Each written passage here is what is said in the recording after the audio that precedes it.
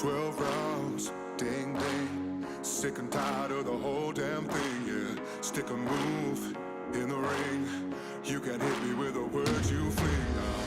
You're never gonna keep me down. You're never gonna keep me down. No, no, no.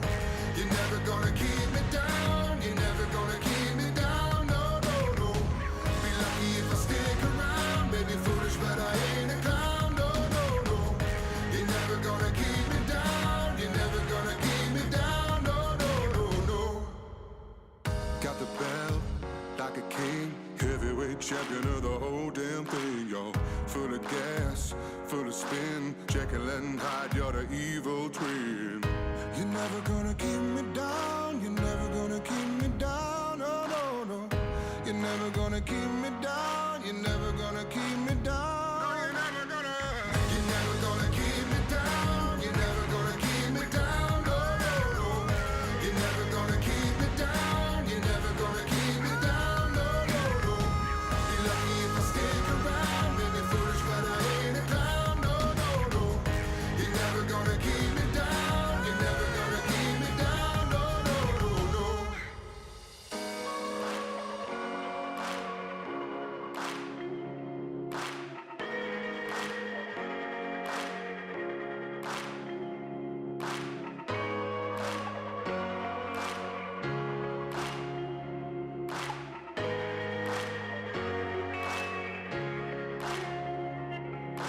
Down, down, down.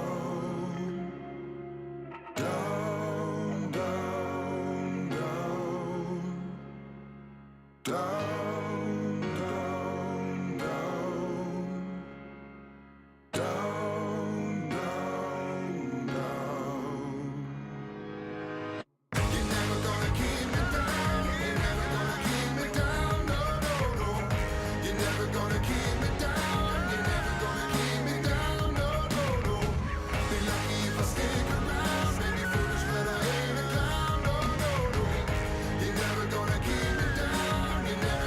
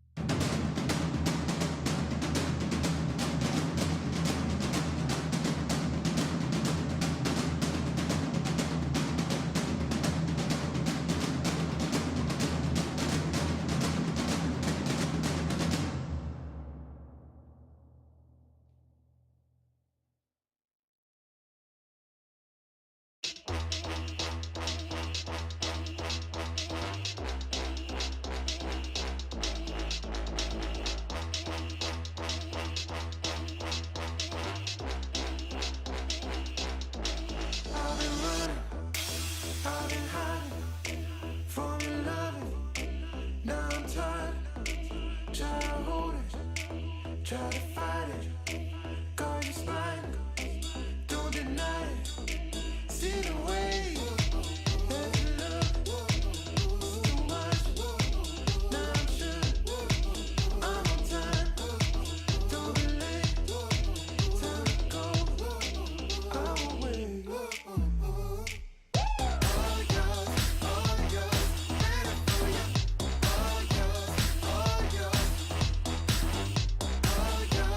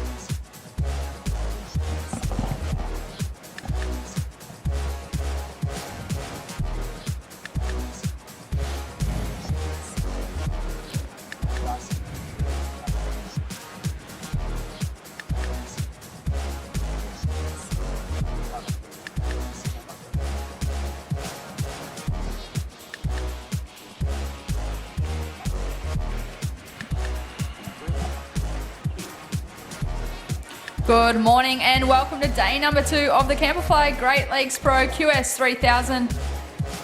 The first stop on the VISSLA New South Wales Pro Surf Series. We are at South Boomerang Beach again today. My name is Britt Nicol, joined in the booth with Steve Robertson. How are you, Robbo? I'm very well, and what a beautiful morning we've got here. We've got clean conditions and fun little waves on the same bank as yesterday. We're at South Boomerang and we're in for a great day. Opening with the women.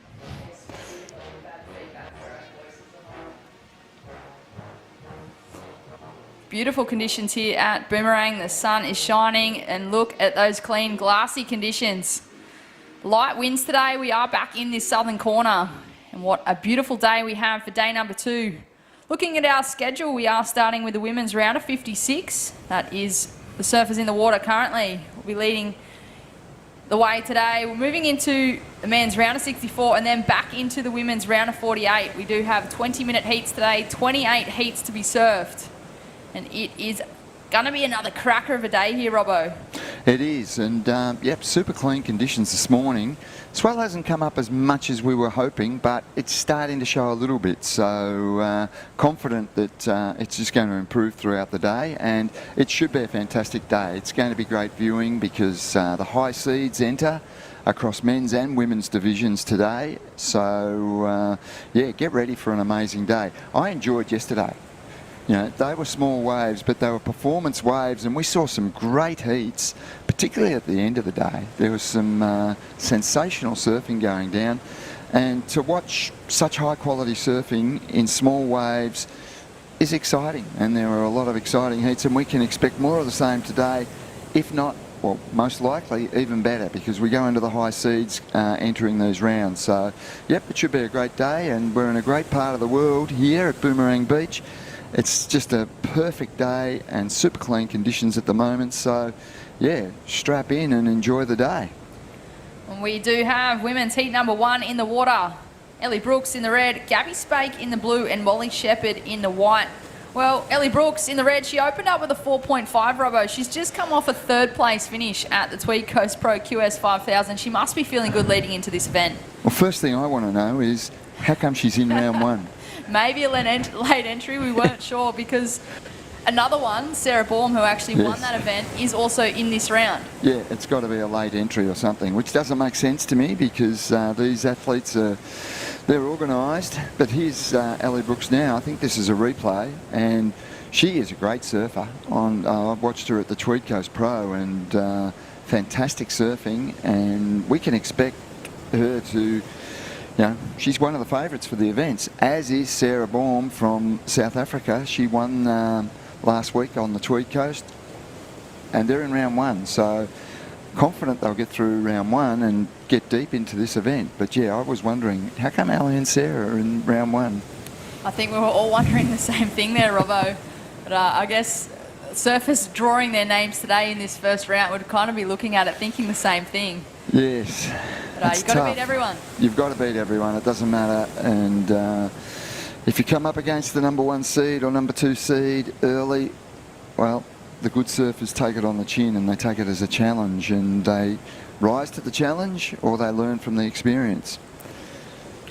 Ellie Brooks, she has certainly been rising to the challenge this year for 2023. She's been off to a good start. She had that 3rd place at the Tweed Coast Pro QS 5000, and she was also a crucial component to the M&M board riders team who took out the Usher Cup earlier this year as well.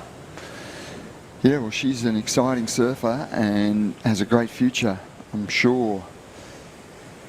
We look at how the women off the Australian circuit progress onto the Challenger Series and how they progress onto the CT, and showcasing that at the moment is Molly Picklum. I mean, it was only a year ago she was on these circuits, and now she's winning championship tour events in Hawaii, and there's a number of young women behind Molly Picklum that are doing, you know, using Molly as an example of how to progress through these stepping stones that the World Surf League's created, and this is a major stepping stone. This event here, a 3000 QS. You get a win or a finals result here, you're well on the way to making it onto the Challenger Series. And once you get onto that Challenger Series, the window is there to get onto the Championship Tour. I guess, Brittany, when you were surfing, you would have loved this sort of format and this sort of pathway. I would have much preferred this format, to be honest, Robbo. I think it's just a great opportunity for surfers to be able to surf in their own regions. They don't have to travel as much. They can stick to their routines as much as possible, being in their own country, and yeah, save a bit of money as well. When I was competing on the QS, we had to travel internationally if we wanted to make that world tour, and obviously, yeah, those funds do add up. And I think having events like this, not only are they great points, like the winner takes 3,000 points for this QS, but they also have good money on the line if they take the win as well. I think that's Ali Brooks again, is it? Sure is. That is the surfer in red. But yeah, I feel like it's an opportunity not only to rack up those points and qualify for the Challenger Series, but you can also make some good money competing in these events, which can then fund your tour on the Challenger Series. And that's excellent feedback. And I know a few of the people that were active or proactive in creating the change, and I'm sure they'd love to hear that feedback, because that's exactly what the design was meant to cater for, meant to help people stay in their own regions, and you can still get plenty of travel because they dual sanction into the Asia region. So yeah, there's still some travel, but like you said, you're not running all over the world spending copious amounts of money just to try and qualify. You can do it in your own area, and that's a fantastic thing. And yeah, one of the reasons that change was made, for anyone that's tuning on in and not sure why we have this WSL regional qualifying series, it actually came off the back of COVID. The WSL had to change their restructure with the QS. What used to be a global series has now been regionalised. So the WSL, they do have 7 regions, one of them being where we are now, the Australia-Oceania region. And each region hosts their own qualifying series that will then qualify the surfers for the Challenger Series, where they then compete for their spots on the World Tour. So it's a great initiative from the WSL. They did adapt to the world situation, and it's worked. It has worked. It's been outstanding. One of the very few positive outcomes of COVID.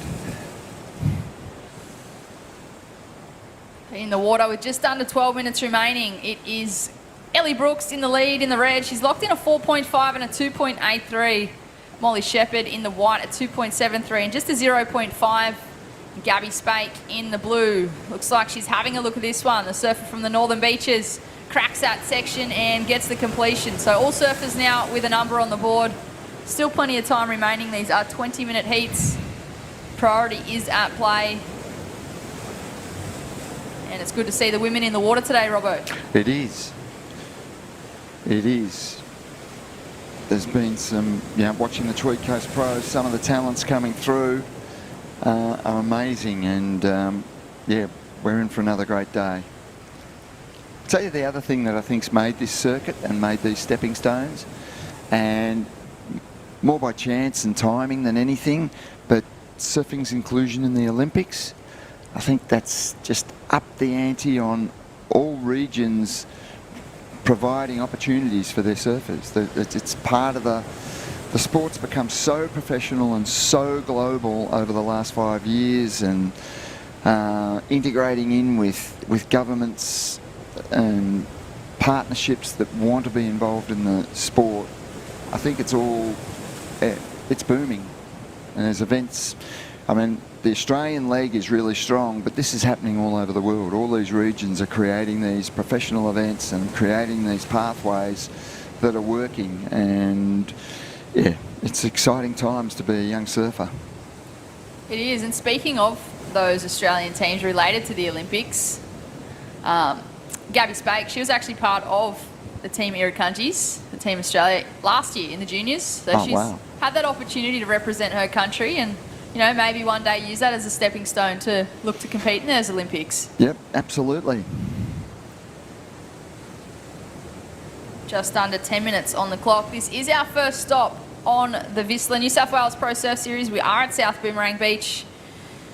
Great to have VISSLA back on board again this year. They have partnered with Surfing New South Wales on QS events for the past 4 years or so. They're great to have them back this year. This event would not be possible, and neither would this whole series. There's 4 events in this leg along this New South Wales coastline. If you're tuning in live, maybe open another browser on webpage. Type in VISSLA.com or sisterevolution.com. Grab yourself some gear. Got some great clothing, great accessories. Fantastic partners. And they're pretty environmentally friendly as well, which is a bonus. Great to see VISSLA jumping on board with sustainability. Great to see Ali Brooks getting a nice wave and some good opening turns. Blue answers back. That's Gabby Spake. It's a bit of a flat, fat section on that right-hander, but they'll make their way back out there, reset. Only 3 surfers here in heat number 1 of the women's. We're starting with the women's round of 56. This is the first time they've hit the water in this event, day number 2. Molly Shepherd up and riding, cracks that section. Can she get a finish? I just feel like she could have been a little bit more energetic on that last little foam climb there, Robbo. Yeah, the first turn was strong. But yeah, you need to back it up with more moves to get up into the good scoring range. But yeah, the opening turn looked really strong. Here we have the Destination New South Wales wave replay. It's a really strong first turn. I just feel like she could maintain that flow and momentum to kind of sell the judges on that last section. Yeah, it could have been, yeah. The finish could have been better. But the first turn was quality all the way.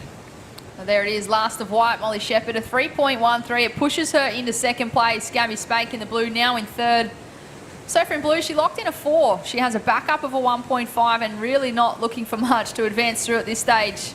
We have a surfer having a look at this one. It's a quick up and out there for Molly Shepherd in the white.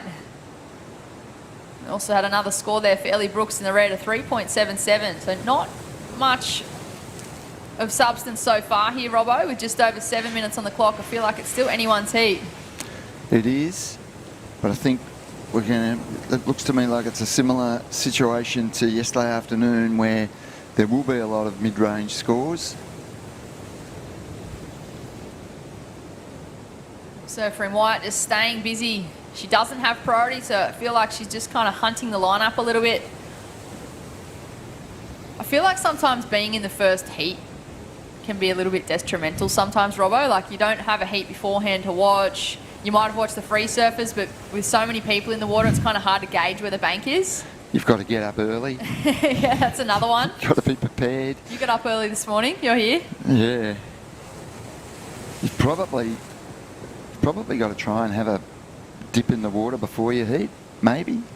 I feel like even if you're not catching many waves, like sometimes you can get to a QS event and the lineup is just scattered with QS surfers. It's so competitive, it's so aggressive, and some surfers choose not to go out there of a morning, but I feel like sometimes it can pay off just to paddle out. Even if you're not catching waves, you can just find your position in the lineup and get wet. Just get a feel for it. Yeah. Yeah. But yeah, first heat is a tough one. Conditions should improve as the morning continues. I think we have a high tide around, say, 20 past 11-ish. It was 10 past 10 yesterday. And it did improve as the water hit the bank. Surfers were able to get that inside connection and link them all the way to the beach in the afternoon yesterday as the tide started to run back out. Just got a bit slower. Has its moments, that's for sure. Absolutely beautiful day here at Boomerang Beach. The day number 1 of the Camplify Great Lakes Pro QS 3000. Day number 2. I'm still in yesterday's time zone. There is just over 5 minutes on the clock. This event wouldn't be possible without our naming rights partner, Camplify. Tell you what, I'm definitely a fan of that van life. I have a van myself, travelling up and down the coast, and thanks to Camplify, Australia's largest van sharing community, you can chase swells. It has never been so easy. You can hire a camper van from the widest variety and cruise the coast searching for the next set in style. You can download the Camplify app today. Check that one out. I'm going to download that app today. I've been looking at the Camplify and I Googled and I've had a read of my notes and I'm going, this looks like a great idea, and I'm definitely going to look into it further. And like you said, the vans and the opportunities you get to travel around especially the coastline, it's fantastic. And this looks like a great idea that Camplify has come up with, and I'm going to get deeper into the app today for sure. On my next break, I'm downloading the app. Great to have them on board, and well, might be an opportunity for you to get in a van. You told me how you regretted the sale of your van. Well, I did. You can hire one through Camplify. Exactly. I've done the van thing and I've enjoyed it, and I'm looking at it and thinking I could do it again for sure. And there's plenty of people doing it. A lot. I live in Torquay, and whenever I go down to Point Danger at Torquay to check out the surf, there'd be a dozen vans down there living the van life, and I look at it with envy sometimes and think I could be doing that, and I could be anywhere in Australia enjoying it. So yeah, Camplify, it's a great idea, and I'm sure it's going to be successful. This online share world of how they do things is just growing and growing.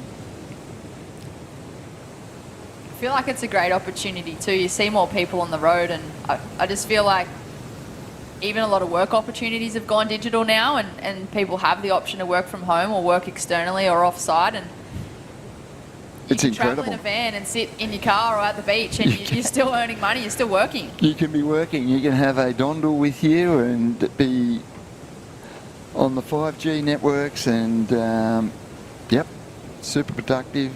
That's what they're doing. It's incredible. They're probably renting their houses out as well and living the high life. Perfect lifestyle. It is. Back to the live action in the water with just over 2 minutes on the clock. It is currently Ellie Brooks in the red in first place. She has a 4.5 and a 3.77. Gabby Spake in second place in the blue. She's locked in a 4 and a 2.77. The surfer in blue is chasing a 4.28 if she wants to take first place. And it is Molly Shepherd in the white in third, looking for a 3.65. So she's already got a 3.13. If she can just slightly improve on that, she'll move herself into second place. And unbelievably, we've got about 1.5 minutes remaining. We've been chatting away. The clock's been ticking down. This is a close heat. It's only the surfer in third that will be eliminated, so there's nothing in it. 3.65 for third to go to second. It's just interesting to note the separation between these competitors in the water. You've got one way further north, surfer in the middle, and then I think another's just paddled further south. So all three surfers Hunting for waves. different banks out here at South Boomerang. Yep. Ellie Brooks in first place, but she's in third priority. Gabby Spake in second, but she's holding first priority. So Ellie Brooks, current heat leader, she has paddled away off the bank, away from those competitors. She's Tell you just what, having a chat to the competitor in the next heat. She's chilled. she'd be glad she got that first wave, the 4.5, because that's going to be the best wave of the heat with 30 seconds remaining.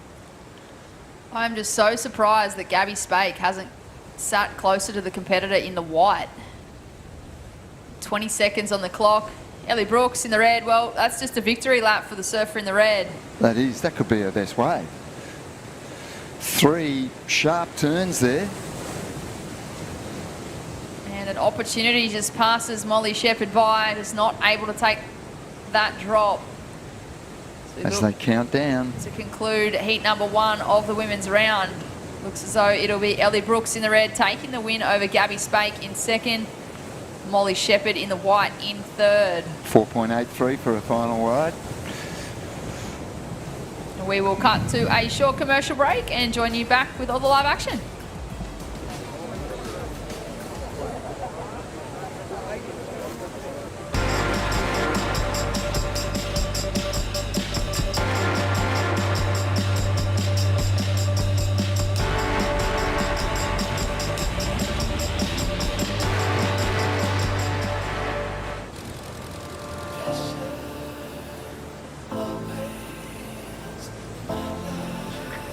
Lay back and just forget the pressure.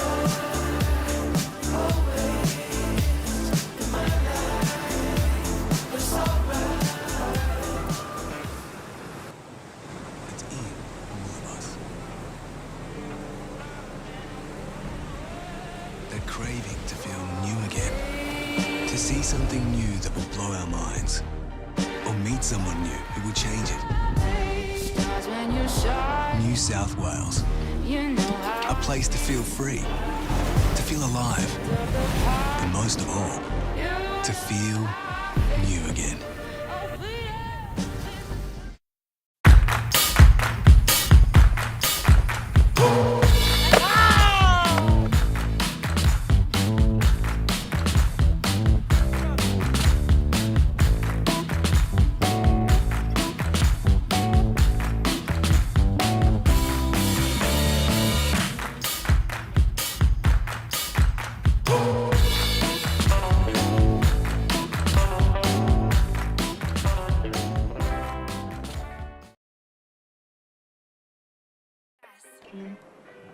Welcome back to the live action of the Camplify Great Lakes Pro QS 3000, our first stop on the VISSLA New South Wales Pro Surf Series for 2023. My name is Britt Nicol, joined in the booth with Steve Robinson. How are you going, Robbo? Yeah, we've got a great day here and we're into the second heat of the day, and there's been a few waves caught already, and Sarah Baum with a 5.83 has the best of them.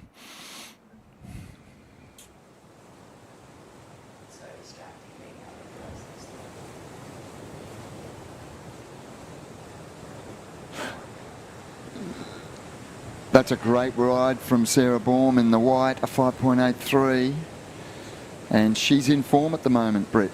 She is. She's just come off a win from the Tweed Coast Pro QS 5000. That's it.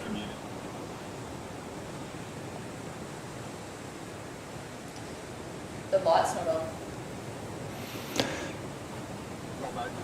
Okay, so Sarah Baum leads the heat and she is in great form. She's just come off a big win at the Tweed Coast Pro, which is probably her best result ever. She's an experienced competitor from South Africa. I believe she's living in Australia now, but representing South Africa, and she's just notched up the biggest win of her career, which was at the Tweed Coast Pro in fantastic waves. And we were wondering why Sarah's in round one, because she would be a highly seeded surfer, and the seeded surfers actually enter this event in rounds 2 and 3, I think.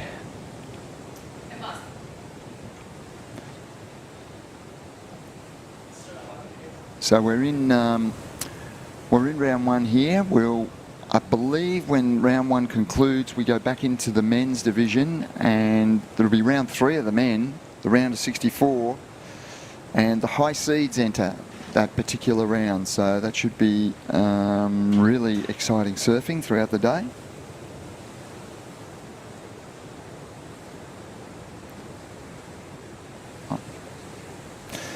So we've got just under 16 minutes remaining in this heat, and Sarah Baum leading the heat quite comfortably.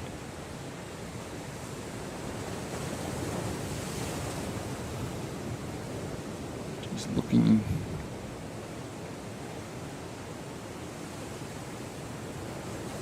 Small conditions, but it's super clean. So we've got Britt back online, I believe. What happened there, Britt? Everyone got sick of me talking. No, not back online. So yeah, it is a smaller day, or a small day today, but super clean conditions. So we're looking forward to another super exciting day. So we have Sarah Baum in the white, Giselle Sinclair in the blue, Coral Duran in the red. A great start for Sarah Baum with a 5.83. She's backed it up with a 0.83, so she'll be looking to replace that.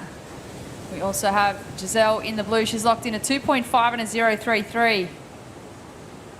And Coral Durant from Western Australia, just a 1.93. She'll be looking for some pretty good scores. She's a well-accomplished surfer. She actually featured in Surfing World back in September. Has done plenty of surfing on that west coast over the years, growing up in some solid waves. But the favourite on paper would have to be Sarah Baum, the surfer from South Africa, now living in Newcastle. She's just come off that first place win at the QS 5000 last week for the Tweed Coast Pro. And we've kind of been scratching our heads as to how she's in this first round. It must have been a late entry. I'm sure we might be able to find out that piece of information. There's just under 14 minutes on the clock for this women's heat number 2. Some good surfing from heat number 1. It was Ellie Briggs taking the win over Gabby Spake in second. Molly Shepherd in third, unfortunately bowing out. I'm sure she'll reset and make her way to the next event. This is our first event on the VISSLA New South Wales Pro Surf Series for 2023.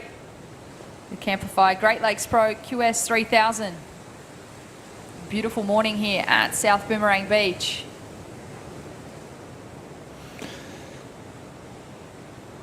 And a lot of the competitors are enjoying free surfs up and down the beach.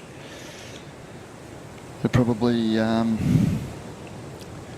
doing their warm-ups on another bank a couple of heats before they're due to go in the water.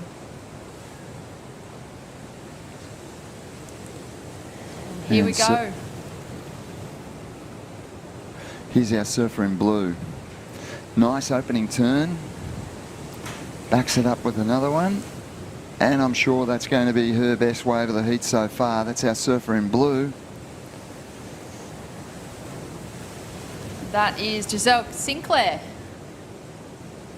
She was in the events further up the coast. Out the back, another, well, it looked like another good wave for Sarah Baum, but she came unstuck on the end. I missed the opening turn.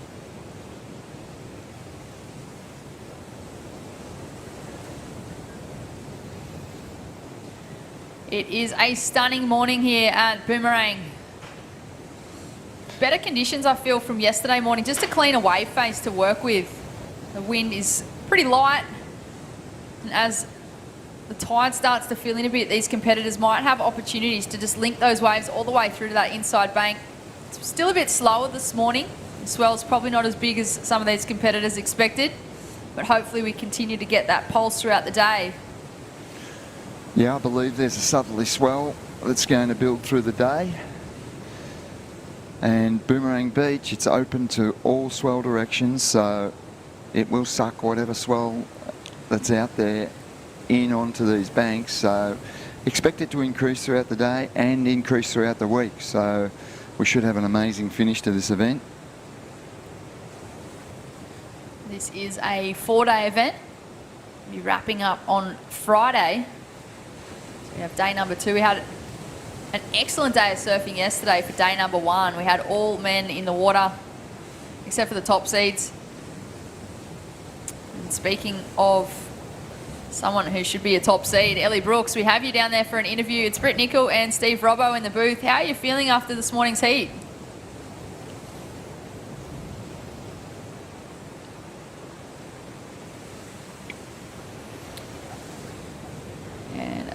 It looks as though Ellie is not in that interview area yet, but we'll be sure to catch a glimpse of her soon.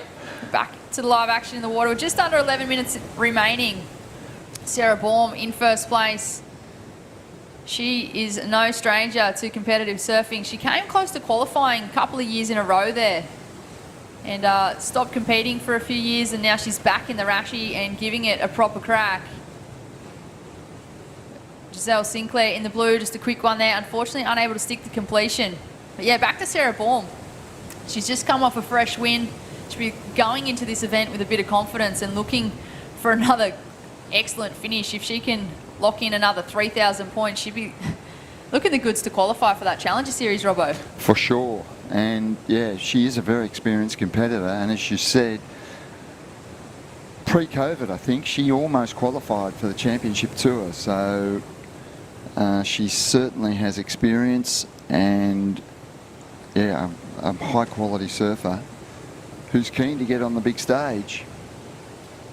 And it must be hard too. Like Baumie, she was competing for so long. She had a major sponsor, came so close a couple of years in a row, and then I think she lost a major sponsor and then stopped competing there for a while. And you know, it's great to see Bormy back in the Rashi. She's been competing again full time for the last couple of years now, and she does have a major sponsor again, and she's got that support, and she's got great support over here in Australia through, you know, friends as well. So I just think someone like Bormy, she's been knocking on that door for so long. I think this year's her year. It's been a few years since we've had a South African woman on the championship tour. I think Bianca, maybe? Bianca was the last one. What a fantastic surfer Bianca was. She was a medalist at the Olympics. And then before Bianca would have been Fergie. What was? Rosie, maybe? Yeah. Rosie Hodge. There was another one there as well. And I've lost her name. But yeah, a lot of great surfers out of South Africa, and it would be great to see another South African on tour. So Sarah Baum out there giving it everything.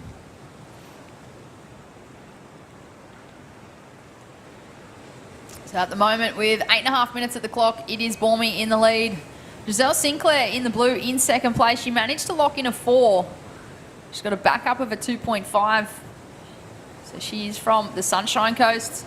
I feel like she'd be used to conditions like this, Robbo. Well, like yesterday, we had a few Sunshine Coast surfers dominate through the day, and yeah, these conditions very much similar to what you'd find on the Sunshine Coast 300 days of the year.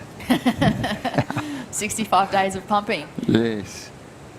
That's a beautiful spot up It there, is. though. I love the Sunshine Coast, don't worry. And there's plenty of...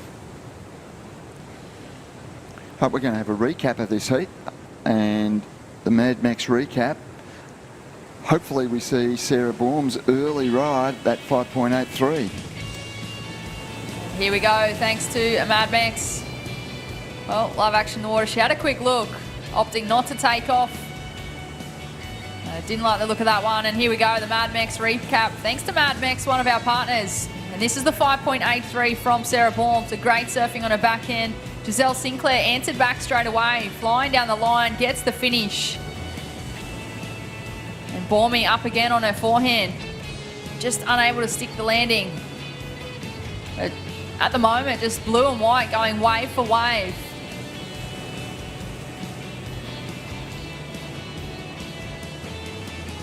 And white again, Bormy, current heat leader, just losing her footing a couple of times throughout this heat. She might come in and have to re-wax that board.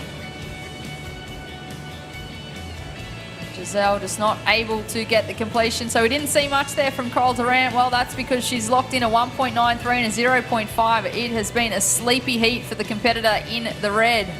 She's from Western Australia.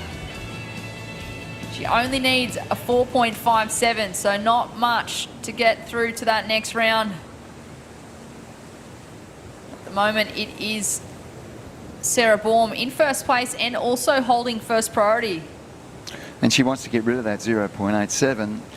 Nobody wants a 0.87 in their counting scores, and I'm sure she will. Here we go. Our surfer in white, the current heat leader. And that's a good finish for that wave. Not a lot of power in the wave, but Sarah Baum was able to execute 2 strong, well-linked together turns, and well, it certainly gets rid of the 0.87, and I think relative to the conditions, that's going to be a decent score that comes in for Sarah, and she'll open up a big lead in this heat. Second place will be the place that Coral Durant will be looking to try and move into. She probably needs 2 new scores. I mean, she could get a 4.57, but she could also replace her 2 low scores at the moment. She's got enough time to do that, but she needs to get busy. That is Bormy on screen.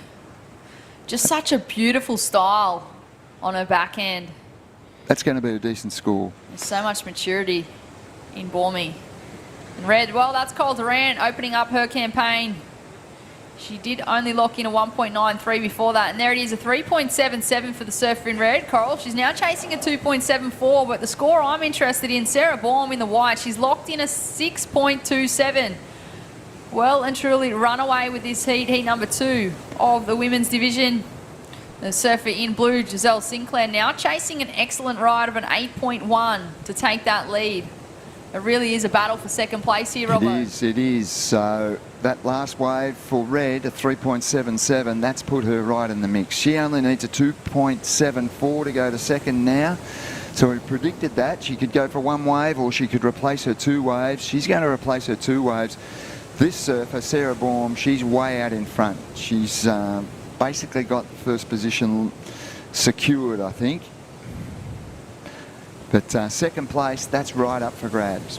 Blue and red.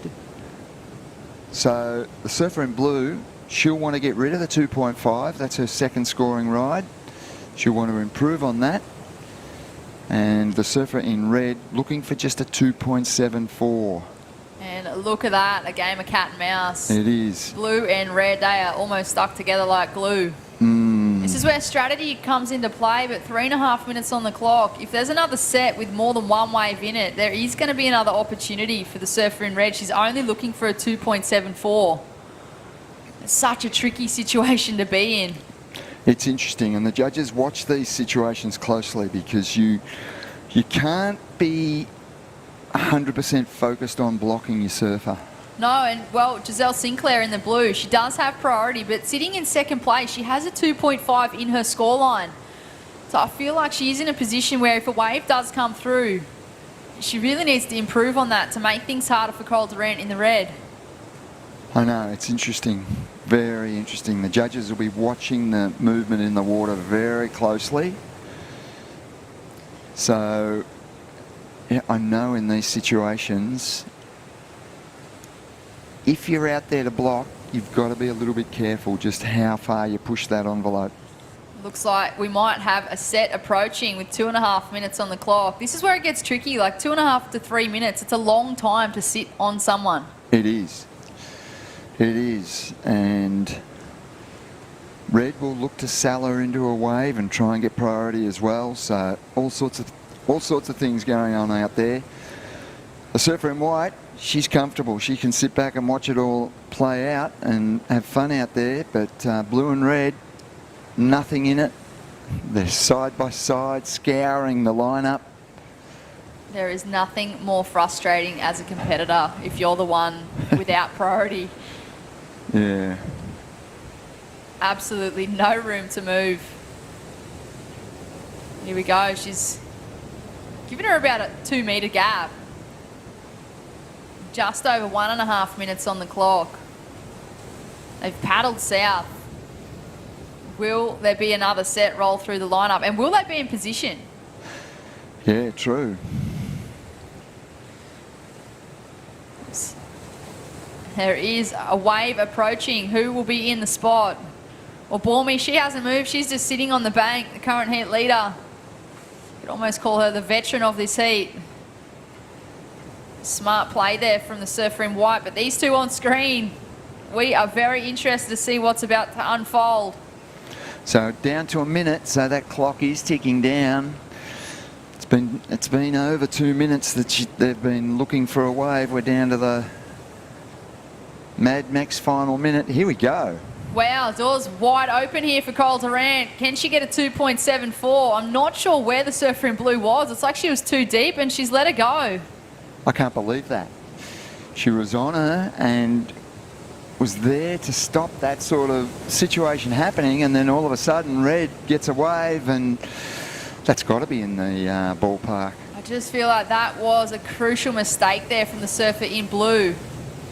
Looked like she was doing everything right, tracking her surfer the whole way for 3 minutes, and then all of a sudden red finds a wave under priority. The wave came through and she just let her have it. I'm not sure what was going through the surfer in blue's mind, but we'll wait and see whether or not that was the 2.74 that Coral Durant was chasing. I tell you what, she'd be happy that she was able to take off.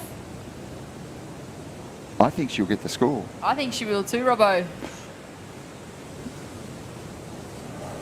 And the clock has stopped. It concludes heat number 2 of the women, but we are waiting for that last score of Coral Durant. She is on screen making her way in.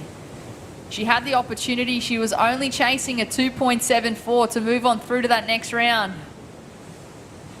interesting scenario did just happen. So we look at the wave replay. Surfer in blue wasn't even on screen. I just feel like she was duck diving and she was too deep. She gave room to this competitor after sitting on her for 3 minutes.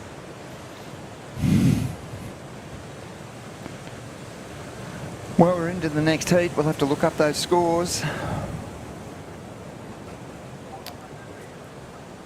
Coral Durant is on screen. We'll be tracking her.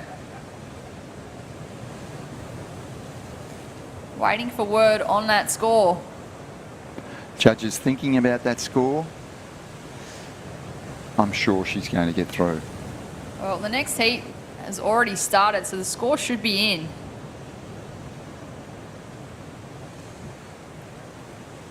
Coral Durant on screen. Did she get the number? We'll cut to a short commercial break and be back with all the live action of heat number 3 in a moment.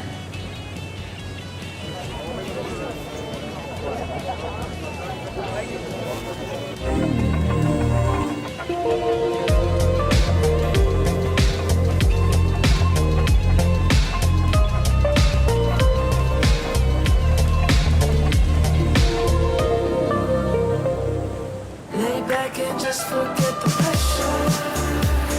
Always in my life was alright.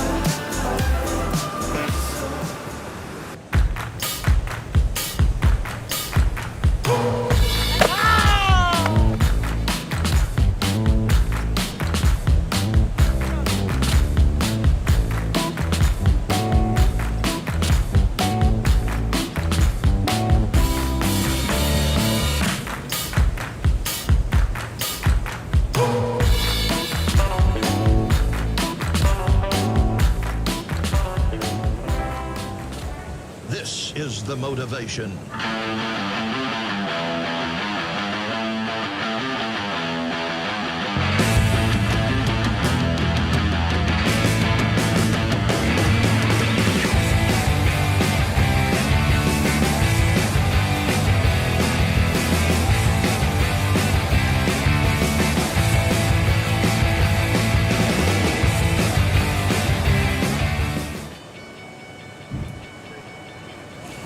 Well, welcome back to the live action at South Boomerang Beach for day number 2 of the Camplify Great Lakes Pro QS 3000, our first stop on the VISSLA New South Wales Pro Surf Series for 2023.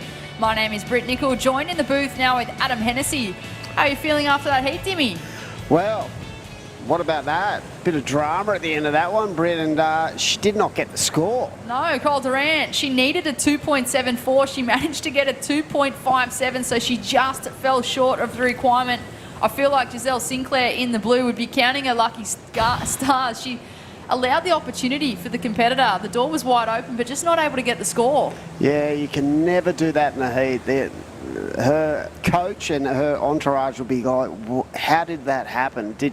Was she going under a wave and just let it go, or was she too deep on the bank? Who knows? But I actually felt that was probably the right call from the judges, because I felt like those 2 turns were sort of not safety turns, but there was a lack of aggression in those turns. So to fall just under, she'll be cursing herself. But for the other surfer, wow, she has dodged a bullet for sure.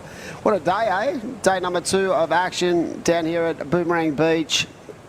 To be quite honest, we thought that little bit of a bump in a southerly swell would definitely improve this venue, and it's due to do that in the next hour or so. But I actually felt like it might be a little bit bigger than it actually is this morning. So it'll be interesting, but it's a beautiful day, no wind, there's waves available, and we've seen some good scores. And what a day we've got. We've got men's and women's action. So kicking off the day with the women's first round, and then into the round of 64 of the men's.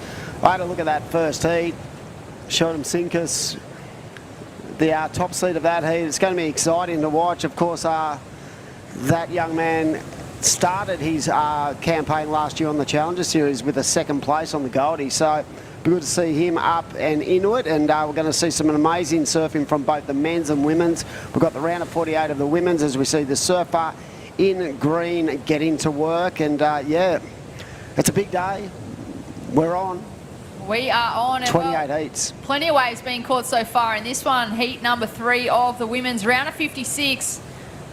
It is just wave for wave at the moment. Wow, that was some nice rail work. And so far, it is Mia Huppets in the green in the lead. Isabella Coldale in the red. Izzy Campbell in the blue and Gemma Holly in the white. We'll wait for all those scores to be locked in. While we wait, we do have Sarah Baum down there for a post-heat interview. Baumie, it's Britt Nicol and Adam Hennessy in the booth. How are you feeling after that heat there this morning? Yeah, really good. I heard you guys talking about the swell earlier. I also thought it would be a little bit bigger. But there's definitely still some really fun waves out there. I had a free surf earlier and it's just super punchy and rippable. So yeah, it's a beautiful day down here. Hey, Baumie, we noticed that you are in the first round. Yes. You're the third name in that heat draw. Can you please explain to us how you ended up in round 1? Be honest. Is it a late entry? Late entry. No. I promise I'm onto that. It's actually, I am registered in the African regional event, so these points don't actually count for me. So I'm currently actually sitting in 0 in the Australian region. So yeah, that's why.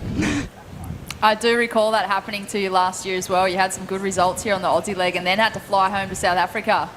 What are your plans this year? You're obviously competing in these events, but the points don't count. Is this just for a bit of extra cash and competition savvy?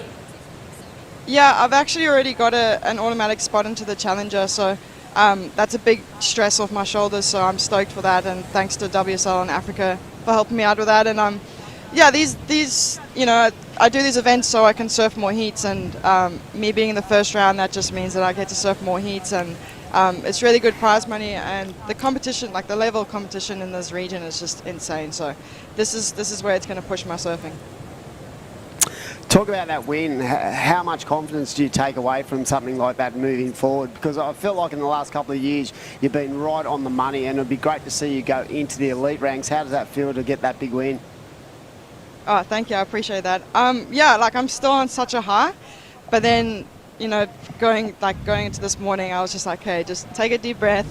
We just got to start again, and we just got to keep the ball rolling and like gain momentum through these events. And yeah, I'm so stoked to take that win. It's gonna help me throughout the whole year ahead. And yeah, we just take it one heat at a time. And on the flip side of that too, Sarah, what about, you know, the prize money, the fact that, you know, that takes us the pressure off the travel and stuff like that? Does that really help you as well? Oh, definitely. After all the events last year, traveling around the world, as my debt is kind of racked up. So the event last week, just like, you know, just paid off a lot of debts, and yeah, that's like a huge financial stress off my shoulders. And yeah, I can just keep trying to save for the year ahead. Hey, Baumie, while we've still got you, I'm interested to just get some insight into your mindset. I know for a few years there, you missed out on qualification by only 1 or 2 spots, and then you had a couple of years away from it, and now you're back in the Rashi full time. Can you talk us through what might have changed with your mental strategy over these years leading into 2023? I've just been doing a lot of work on myself, and just trying to find that belief in myself. Like, I feel like I've always had the surfing ability to be at the top, but it's, you know, between the ears is like, it's just trying to control that, and just, you know, slow it down, and you know, take one heat at a time, one turn at a time, that sort of stuff. And a lot of journaling, and just, you know, gaining momentum and just simplifying everything, and that seems to be working for me. So yeah, just trying to keep on that ball, and you know, just yeah, take it as it comes. Thanks for that insight, Baumie. Well, we're stoked to have you here, and happy to see that you are through to the next round, and also already have that spot on the Challenger. So we look forward to seeing you in the rest of the event, and congratulations. Thanks. Cheers, guys. Well done, Sarah. She absolute freak when it comes to contest surfing. It would be so good to see her eventually get where a lot of people fully believe she deserves to be at that elite level. And it's a great insight when she talks about what happens between the ears, because, you know, as a visual, we only see what's on the screen, but yeah, there's so much mental, you know, stress that goes into an athlete's sort of career. And yeah, it's great to see her actually come back from where she was. And even when she first came back that first year, I felt, wow, this lady just serves so good. But a win and a spot in the Challenger, that is such a good thing for her, and we wish her all the best moving forward. She's going to be hard to stop in this event as well with that momentum. Tell you what, she's certainly carrying that momentum. And yeah, mindset, it's just such a massive part of life in general, let alone with competitive surfing. Like, it's one thing to have the talent and have the ability to surf, but just the mental strategy that comes into it, you know, like you lose more heats than you win, Dimmy. And I just think the adversity that some surfers face over time, it's adapting and finding that resilience to find a way back. 100%. In this heat right now, we have the surfer in green. Very tight heat, Brett, with green in the lead. And a 4.33 and a 4.23, and that 4.47 I felt was on that rail carving manoeuvres for the surfer in blue, and that is Izzy Campbell. Izzy Campbell, and she looked very solid on that little right peak. So there was pretty much rapid fire at the start of this heat, and even surfer in white definitely still in the game for sure. So exciting times. I'm pretty sure our high tide today, Britt, would be around the 10:30, 11 o'clock mark. And I felt like yesterday there was definitely a little bit of a bump in between the tides. So it's going to be a great day, 28 heats.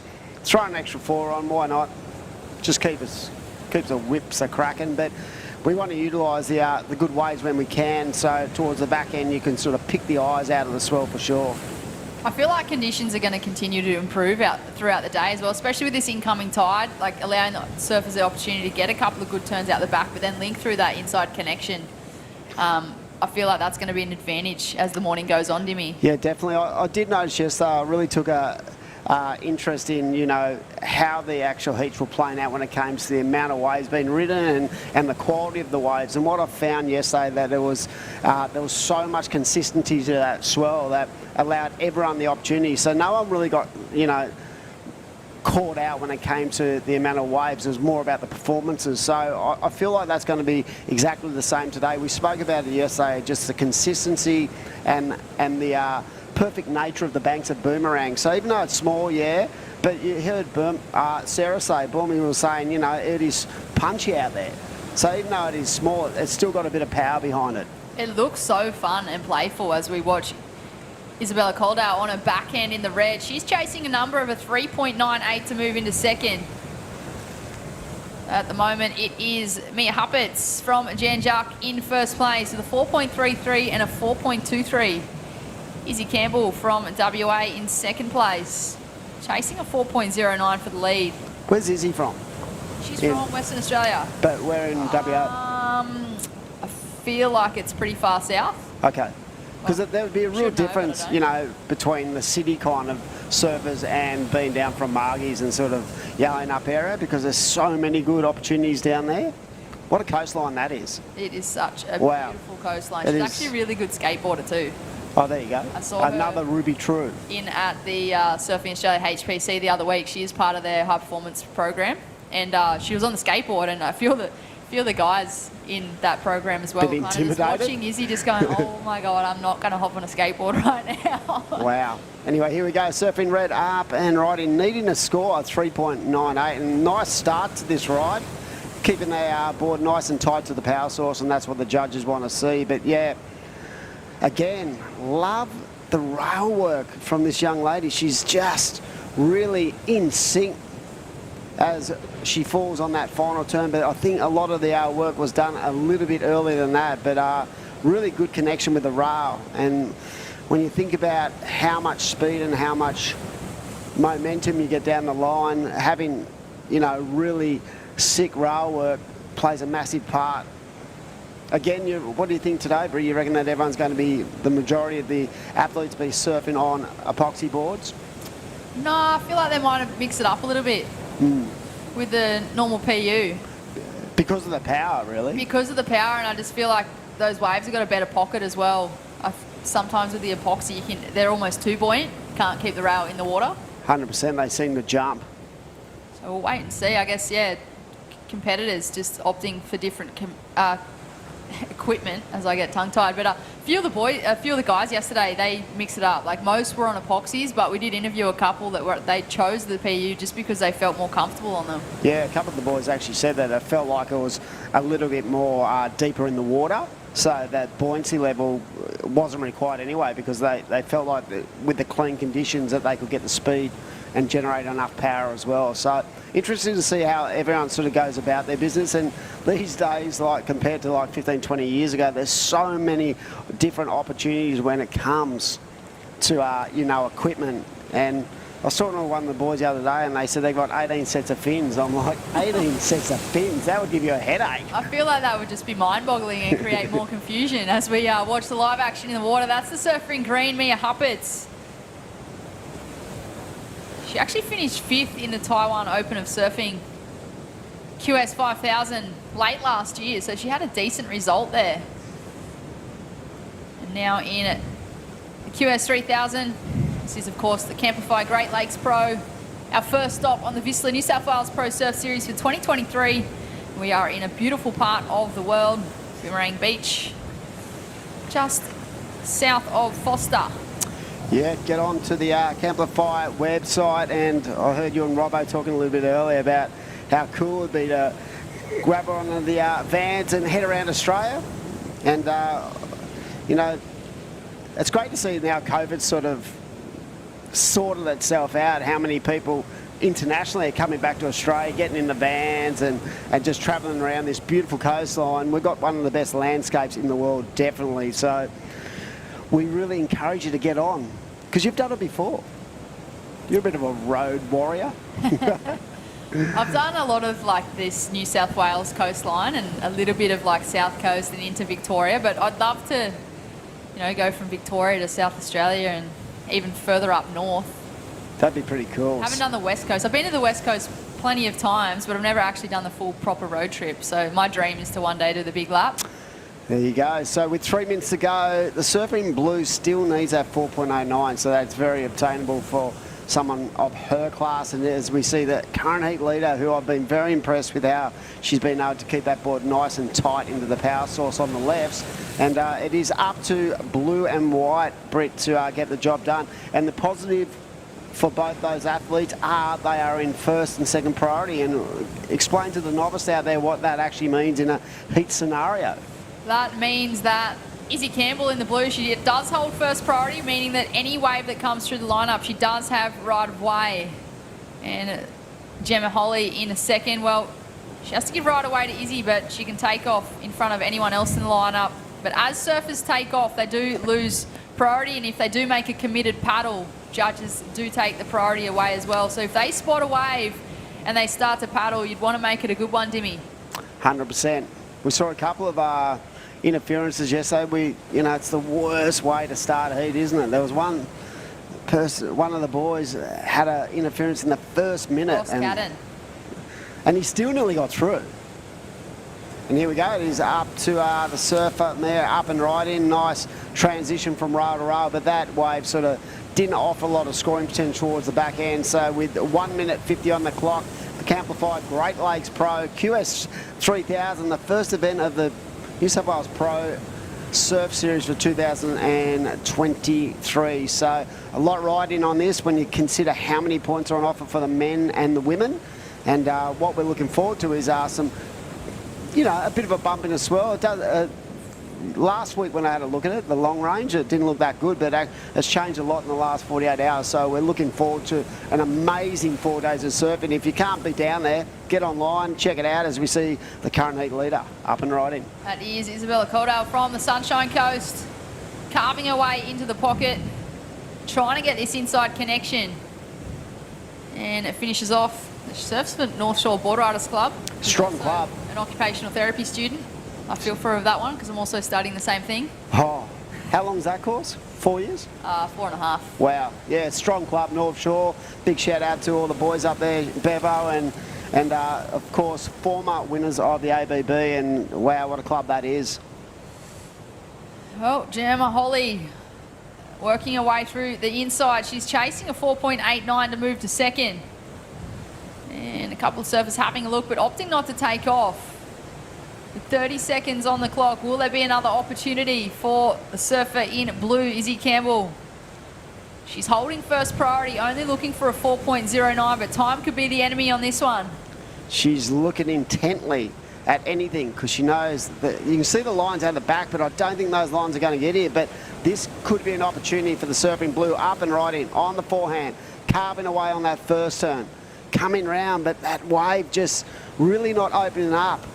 Is it going to be enough to get a 4.09? I'm not a judge, but we'll see what the judges, you know, how they unravel that one. But yeah, that was tough for that young lady because of the size of the wave more than anything. Not the surfing, but the size of the wave sort of, you know, hindered the scoring opportunity there. So we're going to roll it out to a break. Britt's been a great first heat with you, and we're looking forward to a big day. So we'll throw to a break. We'll see you very shortly.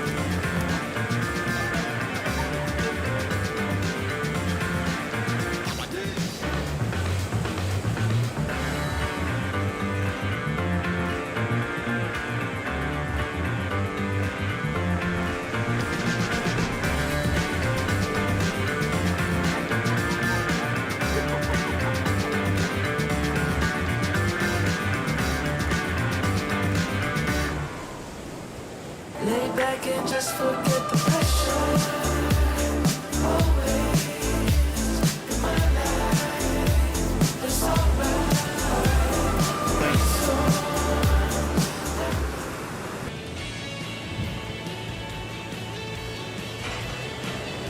Welcome back, everyone, to the Camplify Great Lakes Pro. Day number 2 of action down here at beautiful Boomerang Beach. We got the women in the water for round 1, and joining the box by Steve Robbo. And what a morning it's been, and we're looking forward to a bumper day. How you going, buddy? I'm good, and it should be a fantastic day. We're into the 4th heat of the day already, and in this heat we have Arabella Tarpey, Miller Brown and Charlize Everett. And already the surfer in red, Arabella Tarpey, is off with a 3.5, so that's a reasonable call. Yeah, nice start. We saw the last heat, a lot of those scores are in the 4 to 5 point range, so it would be great to see someone really open up on a set and see if they can sort of, you know, set that judging scale that Ben Dunn and the crew are looking for down there. But yeah, still really good surfing. With that incoming time, Robbo, I feel like the tide's going to play a part in it as we see the surfer up and riding in blue. That is Miller Brown, and nice connection with this little inside corner. And I felt like yesterday, if we analyse what went on yesterday, I felt like the waves got better with that lower tide. So with that little bit of a push from the south, I feel like we are in for a bumper afternoon. It should be a great day. So, of course, Mad Mex is a proud partner of Surfing New South Wales across the Pro Surf Series to help share their passion for healthy Mexican food and make people aware of their sponsorship program. It's so good to have Mad Mex involved in the event. They've been a staple for Surfing New South Wales for a number of years. Their Fresh Food for Life surfing sponsorship program is comprised of the junior athletes across surfing, skateboard and motocross, all working together to achieve their ultimate goals. So to have them, such a great brand involved, keeping us nice and fueled up is great, and a big shout out to everyone at Mad Mex. It is fantastic. It's a great partnership and great food. So we're going to throw down to a post-heat interview with Isabella, and talk us through that. How's conditions out there this morning? Yeah, it's super hard. I just ended up going down the beach a bit to where the girls were because it's 4-man heat and it's pretty slow. So, and I was at the bottom priority. So yeah, I thought I'd just get a few down the beach. You seem to... Sorry, Robo, go. Yeah, you managed to pick up a 5.33, which is a good score given today's or the early conditions today. Tell us a little bit about that top scoring ride. It was the best wave of the heat. Yeah, all the girls were just a bit down up the beach, and I just decided I was in 4th priority, so I decided to go down the beach because I was watching it and saw a couple less were coming through, but it was a bit inconsistent. And as I was paddling out, that gem just came and I was like, oh, yay. So I just took off and went, yeah. That's a fantastic strategy. I mean, you took the chance and it paid off for you, so well done on that front. Thank you. Will you be surfing later today? The next round, I think, does go round in the of water. 48. Yep, they'll be in the water again today.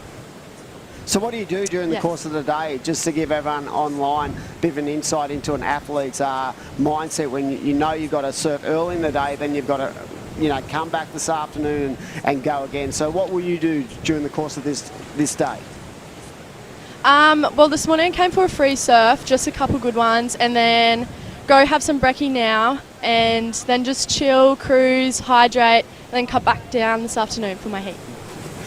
And what about 2023? What are your goals? You started in the early rounds of these QSs. Is this all about sort of building momentum, gaining rating points, and sort of trying to better that seed moving forward in your career? Yeah, definitely. Well, this is only my 2nd ever QS, so I'm still young enough to do pro juniors. So, and then I just decided, I may as well do a few QSs while I'm here. So definitely try and get high ranking in the pro juniors, but just to get a ranking for QSs for next year is my goal.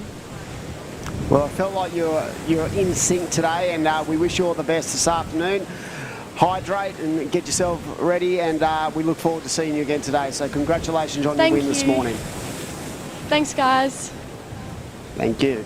Yeah, well surfed, and what a good strategy. Picking up that wave without priority, and it's the best wave of the heat. I know. It's pretty good. Yeah, no, and taking the chance, rolling the dice, breaking away from the pack, and she found the best wave of the heat, and that won the heat for her. It's incredible how many times that would happen, you know, in a day of competition surfing, where people would think that it's pretty structured, everyone's got priority, but so many times you'll see someone just open up without priority and get basically the best number of the heat. Yep, priority can be a problem if you sit and wait too long. Can play with your head. Yeah. As we see the surfer having a look at this wave, that is the surfer in white. But yeah, so great insight to a young surfer, just sort of building the foundation of a career, still in the junior ranks, but able to sort of take that next level and sort of, I think it's about, you know, feeling the vibe as well for these younger generation. When they get onto the QS, they go, wow, this is sort of a different level. It's a raised level from the pro junior circuit. And the fact that they get to surf against so many strong surfers consistently is so better and so important for their development. Yep, they really have to, and she goes into the next round, she'll have to step up again. 100%. The seeds come into it, it's cutthroat out there, there's a lot of experience, and yeah, it is great to see. So with 12 minutes to go on the clock right now, Zarabella out there in the lead with a 3.9 and 3.5, and we've got a wave replay here on a good-looking wedge. Look at this thing opening up. Great transition. And what about the depth of that bottom hand turn to set up that second manoeuvre? That was just so well placed. Not a judge, but I'm feeling like that's easily the best wave of the heat. I'm agreeing with you, and there it is, 6.67 for Miller Brown. So, yeah, that was a no-brainer. Oh, that was flawless. The technique off the bottom. It's such a staple when you think about competitive surfing and just surfing in general. I've always said, you know, the bottom hand turn is the key to success when it comes to, you know, the speed and the power and flow you get. And look, watch this thing. Again, yeah. Watch this. Connected, powerful. Bang, see that little adjustment? Great. Yep. Great depth. And finishes off nicely as well. So, don't undersell yourself, Adam. You are a good judge, mate. I saw some of you. You threw some scores yesterday, and you were on the ball. Here we go, surfer up and riding again. Miller Brown just keeping the ball rolling with a nice little two-turn combination, and yeah, a star of the future for sure, this young lady. And like I said, I just feel like the opportunity at a regional level is so important for the development of these younger generation, and the fact that they can just really, you know, surf multiple heats. Well, she was looking to get rid of a 2.67. So she's done that easy. She's done that easily, yeah. Yeah, I think that's going to probably be maybe the second best wave of the heat. Yeah, there it is, a 5.17, and that has really consolidated her position in the rankings. We're going to be into the men's round of 64 coming up very shortly, so don't go anywhere, ladies and gentlemen, on the web. If you just joined us this morning, it's about 9:30 a.m. and we're going to see a full round of men's, and then, Robbo, to wrap it up, we're going to have the round of 48 of women, so we're going to see these first round women go into that next round where they're going to have to raise the bar just a little bit more. Yeah, well, the top seeds come in the next round of the men, the highest seeded surfers, including the #1 pro junior in the world champion, Adam. And he also is the #1 regional QS qualifier at the moment. Yes. Jarvis Earl.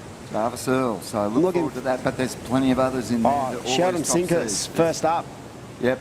What a year he had last year, that second place on the Goldie on the Challenger. And I feel like the waves are getting better. It looks better than earlier. It's clean, so yep, it's going to be an action-packed day. Plenty of excitement out there, and there's plenty of people online watching. Adam, I received a text out of the blue. Out of the blue, I love that. Because we were commenting on Sarah Baum, representing South Africa. Yep. And we were talking about previous women on the South African tour, and I was searching for a name. I know Bianca Buttendag was probably the last one. Yep. And then there what was about Heather? Heather was the Heather Clark. Heather Clark was the name I was looking for. That was the name I was looking for. See? I received a text that said, "Oh, you're thinking of Wendy Botha." No, Heather Clark. Heather Clark was the name I was looking for. Fergie, they called it. Yeah, that's right. Here we go. Surfing wide up and right in on the backhand. So nice first turn, keeping that board nice and tight to the power source and trying to work that way through. So she needs a 5.13, and that's definitely going to be her best ride, I feel, but it's probably going to fall short. But it's going to improve her position. Yeah, 100%. It's going to shorten it up. Yep, 8 minutes remaining. Yeah. So it's all about replacing her two low scores that are on the score chart. She's replaced one of them. That's going to be her best wave, and she's not going to require much now to go to second. No, she only needs a 4.03 now with 8 minutes to go. It is the surfer in blue, Miller Brown, with that 6.67 and a 5.17 in the lead. Arabella out there in second. She needs a 7.94, so you can sort of see the dominance of blue so far. She's picked off the two best waves of the heat for sure. And yeah, Heather Clark. Yes. I've got a great Heather Clark story. She surfed in the Kira Teams Challenge one year, and she got pitted up against former world #7, Kai Otten. And we were just so into Otto going, what if you get beat by her? He was horrified. And she surfed so good. She was such a powerful surfer. Yeah, no. And she was like, you know, other than Wendy Botha, the next generation that led that charge for the South African crew. She was. And I remember years ago when we were running that Aloha Junior event in Sydney, and Geordie Smith was sort of the catalyst to bring all those guys over there, and Bianca was involved in it, and Michael February and guys of that quarter, Ilg, Berk de Vries, and it was such an insight into how much talent the South Africans actually have at their disposal. Yes. And it was just about getting them over here and giving them opportunities. So, you know, Heather Clark was a real sort of leader in that sense. She was, yes, and she had a great career. And yeah, prior to Heather Clark, we had the great Wendy Botha. 100%. What a magnificent surfer and magnificent lady. Yeah, true icon. She is fantastic. I occasionally bump into Wendy Botha and have a chat with her, and 4-time world champion, I believe. Wow. And sensational surfer. But yeah, and now, Sarah Baum will be you know, trying to emulate those ladies and represent South Africa. And here we go. So trying to offload at 3.5 is Arabella there. She needs a 7.94. So what she's trying to do is she's just trying to build on that performance to put the surfing white a little bit more in an uncomfortable position where she needs a bigger score. So these scores around the 4-point range, there's been many of them today, and I feel like the waves are allowing those opportunities, but I'm sure for the surfing red, her whole strategy is to sort of put more pressure, build on that performance, and sort of take it out of the hands of the surfer in white. Surfer in blue has first priority. She is leading the heat, Miller Brown. So she has a 11.84 two-way combination, a great way to start. And if you look at the stats from yesterday, a lot of these heats were won between the 11 to 13-point range. It's all about second place, I think, in this one. Yep. I think Miller Brown's opened up a strong enough lead, but second place, there's nothing in it. Surfer in white needs a 4.03. She put herself well in the game with her last ride. And yep, red looking to improve on a 3.5 and just under 5 minutes remaining. It's a lovely day, Boomerang Beach today. I think it's going to be about 28 degrees. The water is so beautiful, and as we said a little bit earlier, there's going to be a spike from the south. So I don't know if that is the, you know, the best angle for Boomerang, but it's definitely, they said the main swell is going to be 2.4 metres. Well, my experience with Boomerang Beach is it picks up every swell, every direction. It's a bit like Curly in Sydney. Wow. Picks up everything. Yeah. It could be dead flat in Sydney everywhere. Curly would have 2 foot. Well, there you go. And Boomerang's probably a similar case. And yep, we can look forward to an increasing swell today and for the remainder of the event, and great surfing ahead. And like you said, this next round, the high seeds come in, and yeah, there's going to be action aplenty.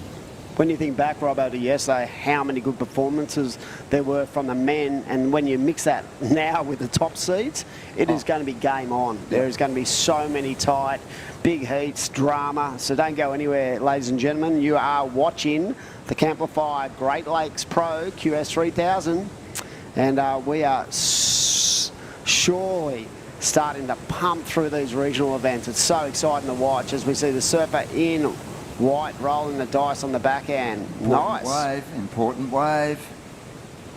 Needs a 4.03. I don't think it's there, Dimmy. No, I don't think it's there, but I did like that first turn where she got a little bit of drift, bit of release out of the tail, but I just felt again it was more about the wave quality than the performance of the athlete. So she's still got time. She's still got plenty of time. Surfer in red looking to push the point as well on this left, going to the forehand, the goofy footer, and clearly that wave just sort of ran out of gas. But it is Miller Brown out there just cruising, knowing how strong her performance has been. And yeah, I love that first turn, surfing. So it'll be interesting. I think it will fall short, but I think it might better that second scoring wave. So it's going to tighten up for sure with 2.5 minutes to go. We are about to round out the first lot of the women's heats and then roll straight into men's round of 64. There are 16 heats, all 20-minute heats today, so it's going to be rapid fire surfing, so it'll be exciting. You'll be able to watch some of your most favourite surfers, and I love the amount of depth and the patience in this young lady's performance today. It just, the visual of her surfing is just so fun to watch. I think she's going to improve her heat tally on that wave, maybe. 5.17 she was looking to ditch. Red up and riding, and use priority, I think. Yeah, that was more of a tactical sort of decision than anything else, especially with 1 minute 45. But it does, Robbo, open the door for the surfer in white, holding priority now. Yep, she needs a 4.03. She's got 1.5 minutes to do it. She has priority. So she just wants the opportunity. Wants a wave to come, and she'll chase down that score. Yeah, big shout out to their crew from the Barrington Coast Council, of course. That's their new tourism destination name for Great Lakes. And what a amazing landscape that area is. It's so beautiful to go to. There's always waves on tap. If you want to get out, just have a holiday with the family, I suggest you get onto their websites, have a look, because it's such a beautiful place to visit. Easy to market, that coastline. Yeah, oh, please. As we see the surfer in white just pulling the pin with the Mad Max minute, and unfortunately cannot establish any open face on that wave. So with 50 seconds to go, will there be another opportunity? Well, she's lost priority as well on that one, so yeah, that's it's a going to bummer. be hard. It's going to be hard for White now. But what a performance. The surfer in blue, I've been really excited to watch this young lady surf, and Miller Brown has really put it to the sword out here with a very, very professional performance. She has.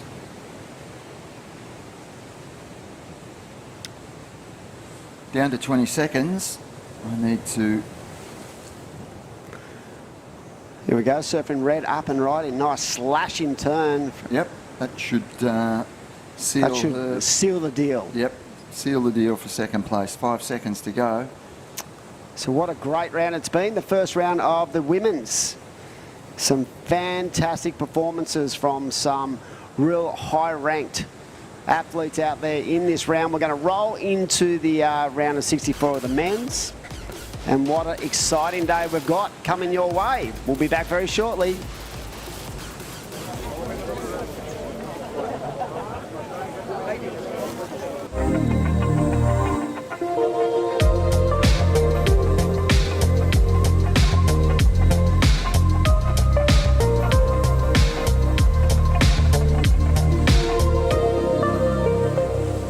Lay back and just forget the pressure.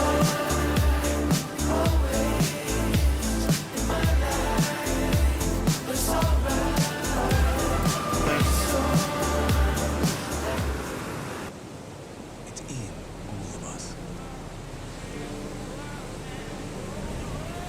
That craving to feel new again. To see something new that will blow our minds. Or meet someone new who will change it. New South Wales.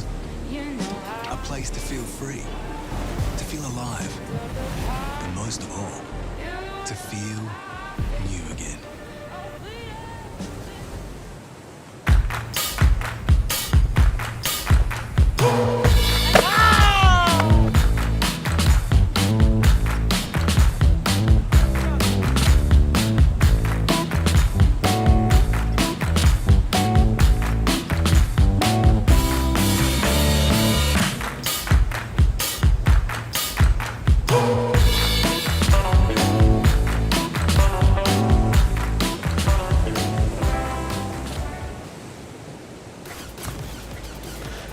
Okay,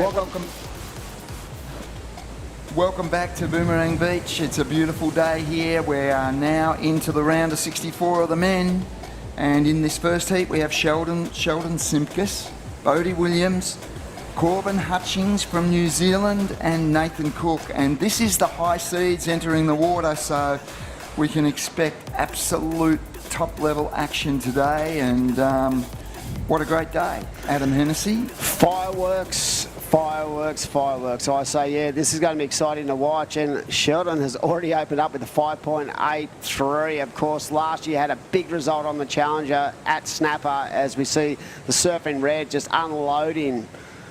Just look at the fluency of this guy's attack. So, yeah, came into last year's Challenger after finishing 9th on the regional series. I think he finished about 25th on the Challenger, but had that sort of breakout performance up at Snapper Rocks, and he's definitely going to be one to watch moving forward for 2023.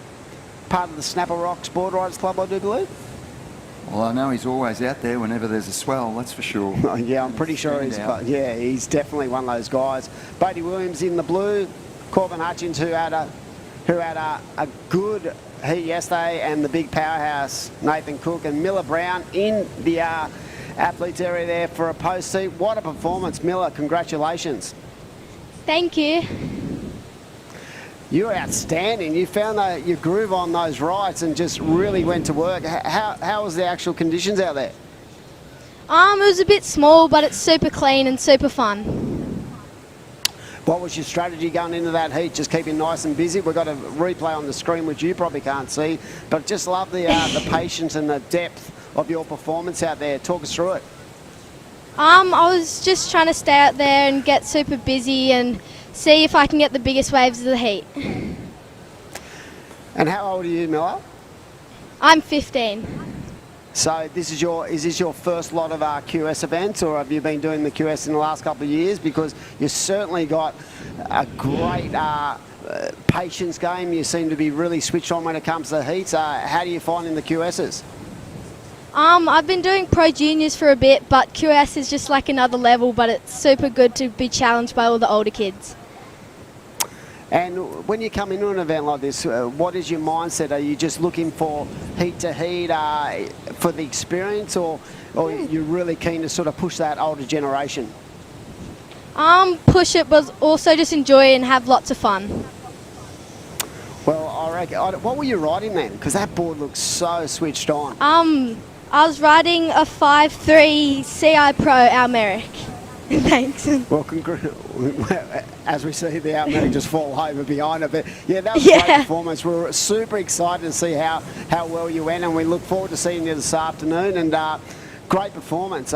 Congratulations. Thank you. Wow, Robbo, she is a star of the future. 15-year-old, mixing it up, and just the maturity of her performance. She had a strategy. She wasn't really pushed that hard into what she was thinking. She knew what she was trying to identify. Two of the best waves of the day, and really went to town, as we see the surfer in white, the Kiwi, Corbin Hutchins, up and right in. Yeah, it is. And those final two heats of round one of the women were both won by junior surfers, pro junior surfers, who are in these QS events to gain experience. They're on the pathway. Like some of these girls, like 14, the fact that the maturity levels they have in their, not only just their ability, but the mental, I know. Their mental state is such in the game and so dangerous for those established surfers. It's because they've got nothing to fear, as we see the surfer in blue up and right in it. But yeah, I love the fact that young gen just come here, all guns are blazing, as we see a surf up and right in again. So rapid fire, goes to the air. Can he ride out? No, he cannot. So we saw Bodie Williams on the left, and look at this thing, flying down the line, the powerhouse, Nathan Cook. So Cookie looked very strong yesterday, but right now, Robbo, it is the surfing red with that 5.83. That is the best wave of the heat so far, and holds first priority. And yeah, if you look through that heat draw of the round of 64, it is so stacked up. And look at this next heat. Taj Stokes versus Zeb Stokes.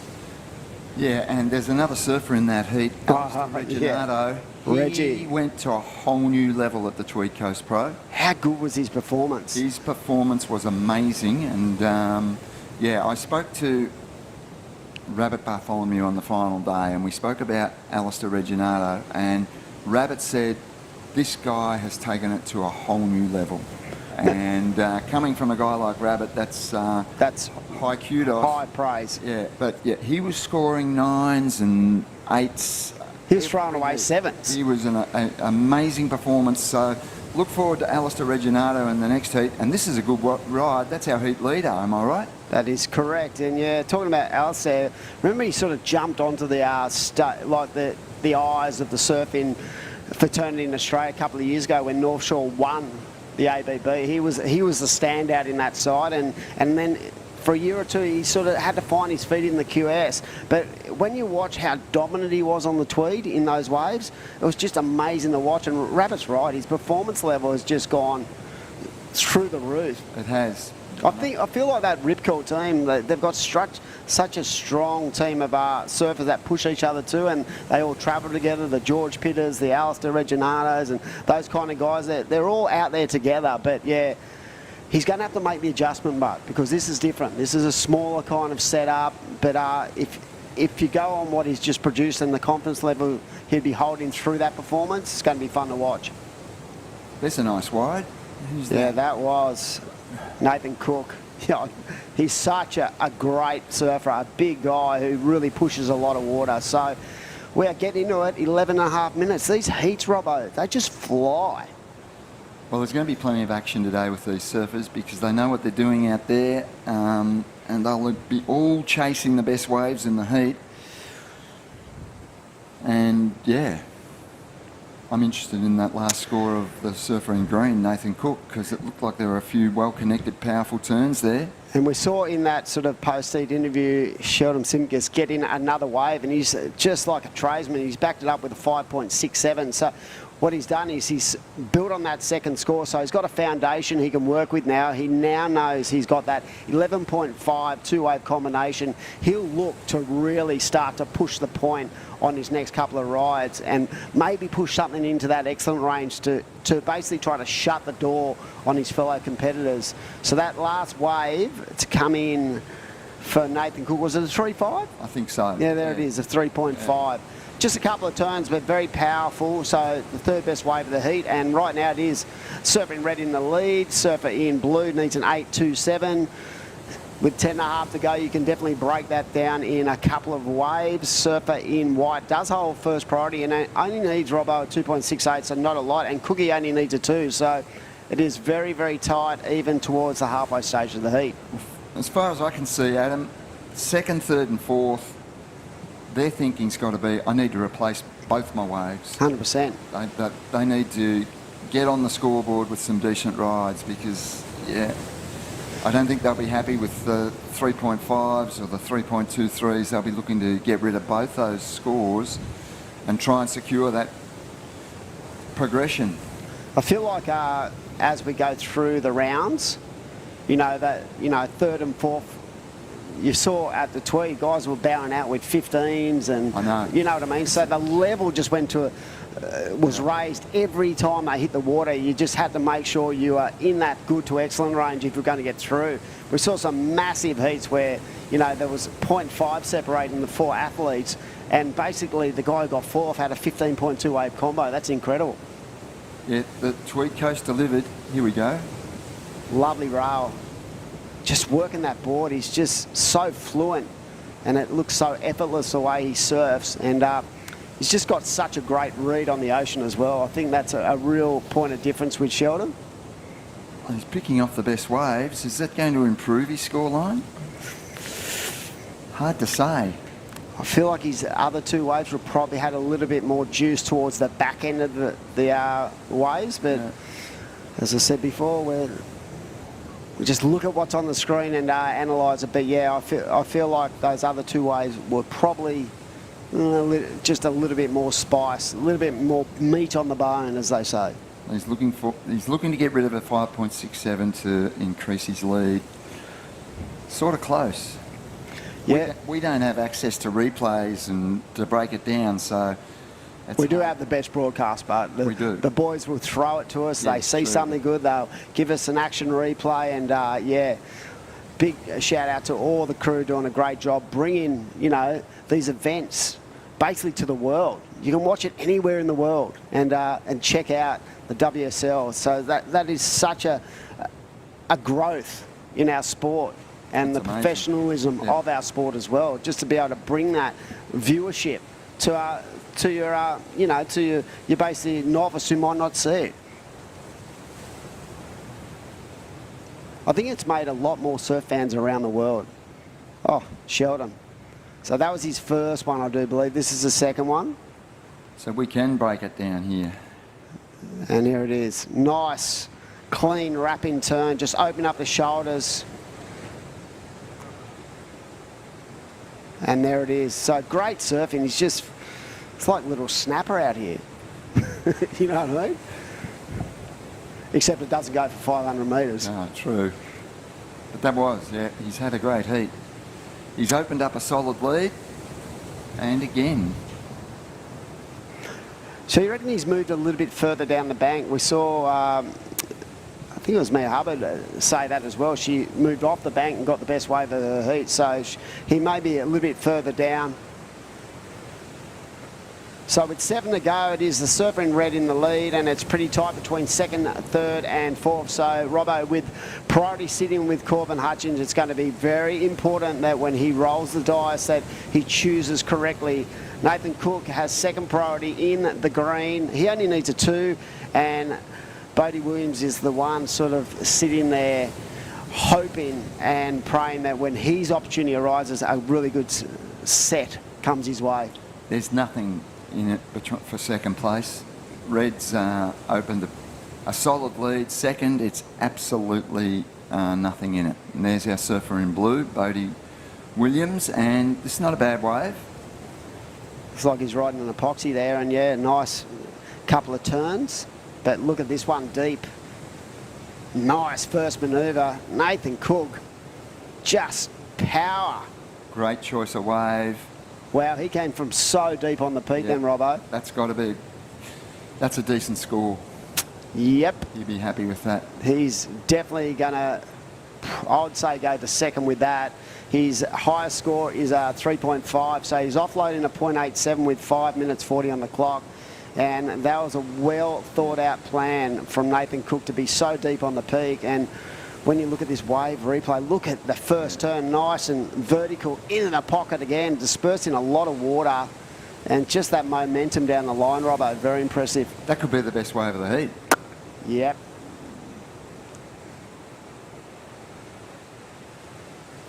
So we're waiting for that score to come in, and there it is.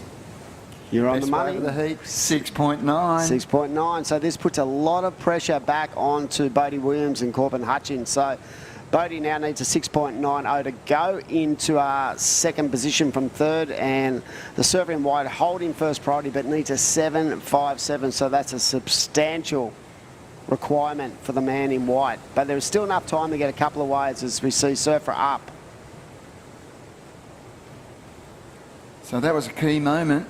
That was. Nathan Cook with a 6.9 went from fourth to second. He's now in a position to really challenge for first position, and it's made the task for blue and white a lot harder. Blue at the moment requires a 6.9. White now requires a 7.57, and that's a hard score to get out there with just on 4.5 minutes remaining, and especially with Nathan Cook looking to just get rid of a 3.5 now. So bigger looking set here, Robbo. Who's going to be on this? It is the surf in red, flying down the line, trying to get into the open face, kicking it onto the foam ball.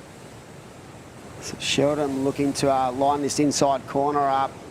He was probably just a little bit deep on the bank when he took off on that set. But yeah, he's been on fire so far this morning.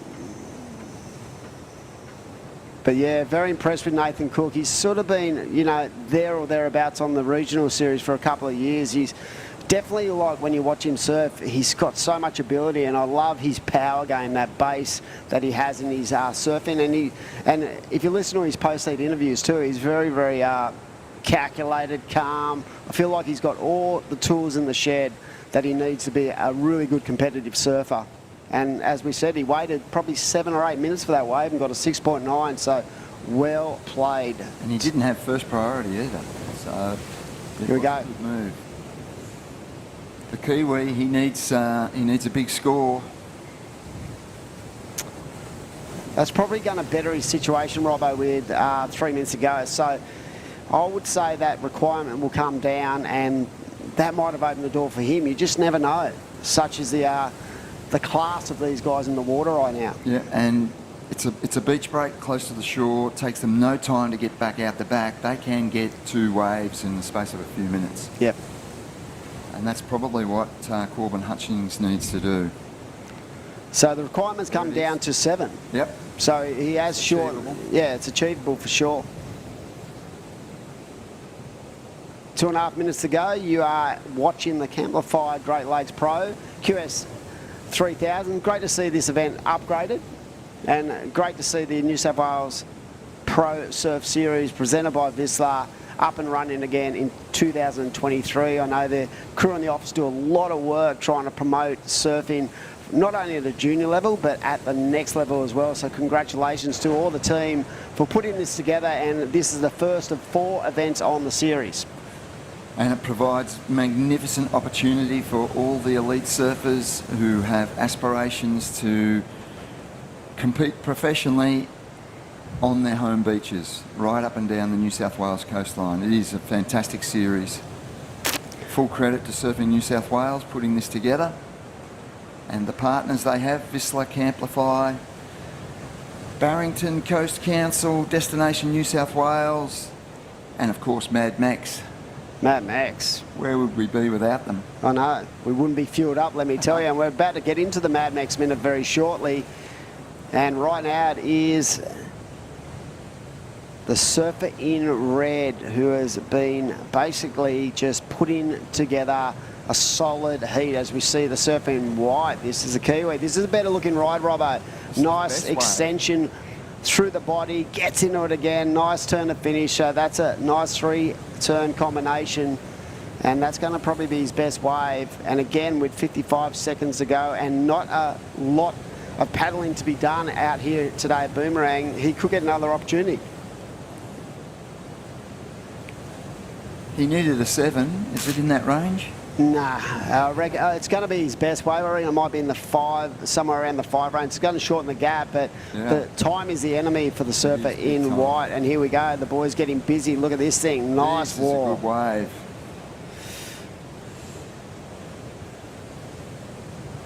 wave. Again, loving how easy he is moving through the water.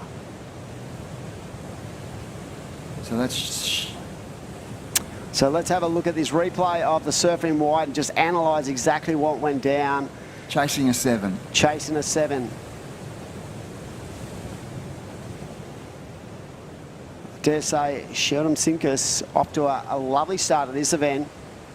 But we're waiting on this wave rate. Here it is. So from behind the peak, comes around, puts that board nice and vertical in the pocket. Great wrap in turn. I feel like it's definitely going to be his best wave, but it's not going to be a 7. Okay. So we'll see what the judges think. We'll get the results after the break, Dimmy. Yep, we'll be back very shortly with another heat number 2 of the round of 64.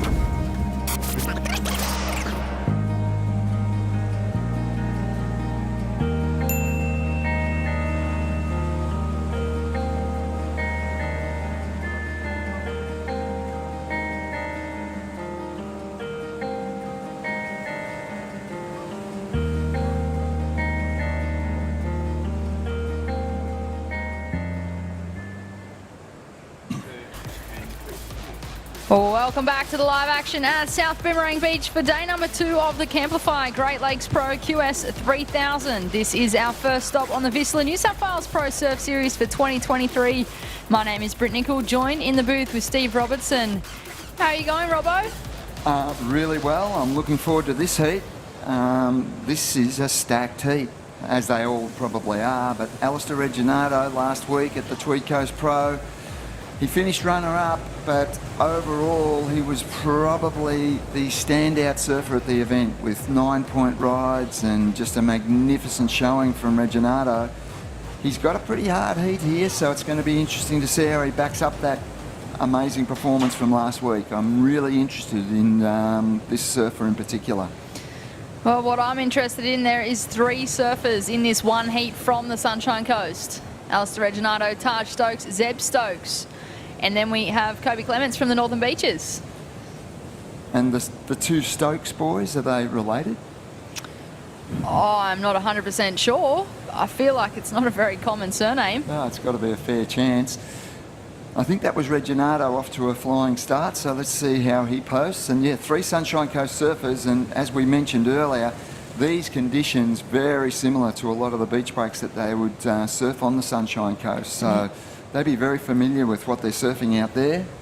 And then we have Kobe Clements. He's just a great all-round surfer and a young emerging talent as well. So this is going to be a great heat. That was our destination in New South Wales wave replay of Alistair Reginato in the red. We'll wait for those scores to be locked in. Still plenty of time on the clock. Just under 18 minutes. They are 20-minute heats. Priority is at play. We are into the men's round of 64, heat number 2. We just wrapped up heat number 1. We do have our previous heat winner, Sheldon Simkus, down there ready for an interview. Sheldon, it's Britt Nicol and Steve Robbo. How are you feeling after that heat? Yeah, very good. That was fun. It was nice to get started this morning, and what a beautiful day for it. Certainly is. Can you tell us how you're adapting to the smaller conditions? I know that you surfed in the Tweed Coast Pro last week, and it's pretty sizey compared to how Boomerang is this morning. Yeah, I didn't do too well at Cabas. I didn't get to surf too many heats in the bigger stuff, so just been surfing a lot of small stuff. We had the Burley QS on the weekend, and the waves are probably smaller than this, so that was good practice for this, I'd say. What do you think of Boomerang Beach as a location for a 3000 QS, Sheldon? Yeah, I mean, Boomerang, it seriously is one of the nicest beaches in Australia. I've come down here a fair bit, spent a bit of time, done this event for a few years, and this whole stretch is so amazing. On any given day, there's like the funnest waves. So yeah, I love coming down here, love spending time, and it's even better to be able to compete down here. Well, you've posted a heat win, you're through to the next round. You must be feeling pretty good. Oh yeah, sensation. As I said, like such a good day down here. You know, the waves are a little bit on the smaller side, but beautiful. Not too much wind just yet, and it looks like there's waves on the way, so no complaints from me.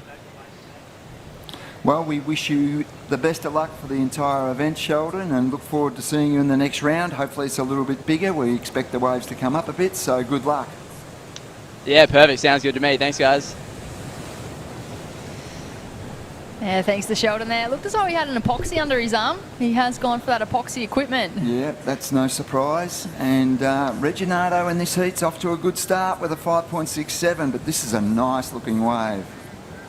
Taj Stokes, I believe, getting a good link up on the inside. Looked like he did some good work on the outside as well.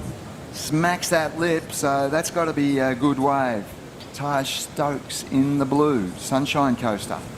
We certainly have a heat on our hands. This is definitely one of the stacked heats on paper, but we are into that next round now. A lot of the top seeds in the round of 64. This is, of course, day number 2 of the event. We saw the women in the water this morning. We've now got the men's, and then we'll be moving back into the women again this afternoon. Our first stop on the VISSLA New South Wales Pro Surf Series. Extremely lucky to have VISSLA again as our series naming rights partner. They have partnered with Surfing New South Wales on QS events over the past 4 years or so. They're great to have them on board again. At live action in the water, that is Alistair Reginato on his backhand in the red. He already locked in a 5.67, and he is looking crisp. Keen to see that first score come in for the surfer in blue. I feel it could be the top scoring ride of the heat. And here we have Kobe Clements. Powerful in the pocket surfing. It's a small wave, but he's doing some damage to that wave. I tell you what, judges are going to have their work cut out for them in this heat. 5.2 for Taj Stokes' ride, so wasn't the top scorer of the heat so far, but it is a decent score for the surfer in blue. Reginato with a 5.67 from earlier is the best wave of the heat so far, but Kobe Clements, he's got a decent score to drop as well. Here we go, Zeb Stokes up and down. So he used his priority, but answering straight back, that's Taj Stokes in the blue. Locked in that 5.2 as Robbo was talking about. It looks as though he's going to back that up. He might even get close to that 4.88 required for first. Yep, there are some power moves in there on his backhand. I want to see this scorer wide as well because it was a smaller wave, but he unleashed some crisp, precise, well linked together turns in the pocket the whole way. It was an impressive performance. There it is.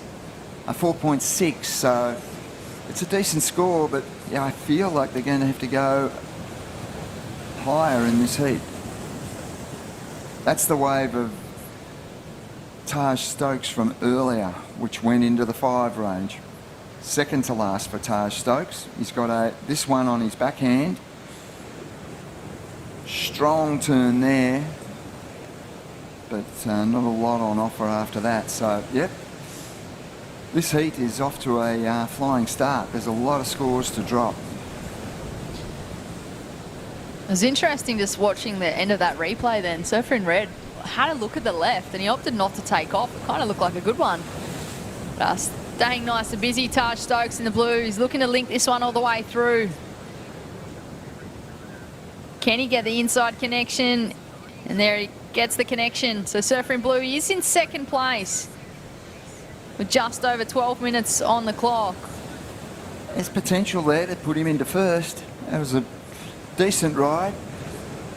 This is, this is a tight heat. Everyone's catching waves and, well, red, blue and white are catching waves and they're all decent rides and they're all tightly bunched on the score chart. So Zeb Stokes is the one who needs to find a decent wave to join them, but plenty of time to do that. We have the Destination New South Wales wave replay. This is Taj Stokes. Puts it up over that first section, gets out on that flat, fat face and works his way back to the pocket. Manages to get a slash in before finishing here with the end section, putting everything into it. And here we have the replay of the Surfer in green. That is Zeb Stokes. Just the one turn. Was a good turn, but the wave didn't offer anything more, so the potential ran out for him, but we can see that he's got the moves. Just needs the waves with 11 minutes remaining. Still plenty of time in these types of conditions. You can get 2 waves in the space of a couple of minutes quite easily out here, so all 4 surfers right in amongst it. There's a good score that's dropped. A 7-point ride for Reginardo. So he's continuing on his run from last week at the Tweed Coast Pro, posting solid scores, and a 7-point ride in these conditions is a definite keeper for Alistair Reginardo. It is. He would be happy with that one. Continuing on that form. I'm pretty sure he finished 3rd at the Tweed Coast Pro. A semi-final finish.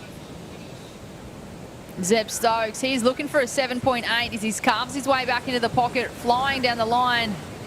And what's he going to finish off with here? Gets the connection, puts it up there and finishes strong. So Zeb Stokes, he's back in the game. Only a couple of small scores locked in with 10 minutes on the clock, and what a beautiful day here at Boomerang Beach. Really light winds, glassy conditions. So that'll be Zeb Stokes' first significant score, so we wait for that to come in and it's going to be tightly bunched. Reginardo getting the best of it. He's got the 2 best waves on the score chart and one of them is a really good score of a 7-point ride. Here's our surfer in blue, Taj Stokes. This is a good wave as well on his backhand. Oh, we'll wait for that number. He's looking for a 7.47 to take the lead, or drop a 4.77 from his scoreline and make things harder for 3rd and 4th. Got a surfer having a look. That is the current heat leader, Alistair Reginardo, racing down the line. He takes to the air and just not able to land. You can see where his head's at, Robbo. Absolutely.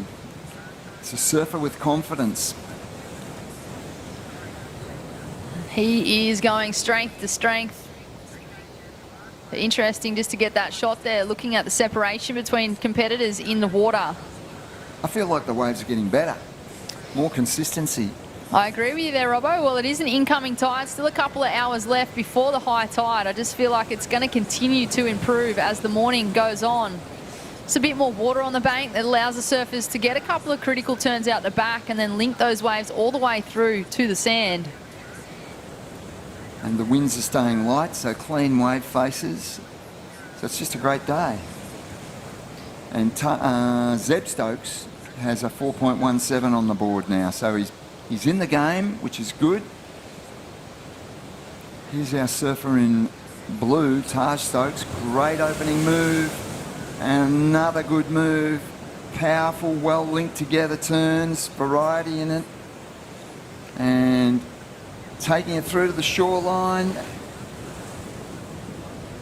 I'd say that could be his best wave.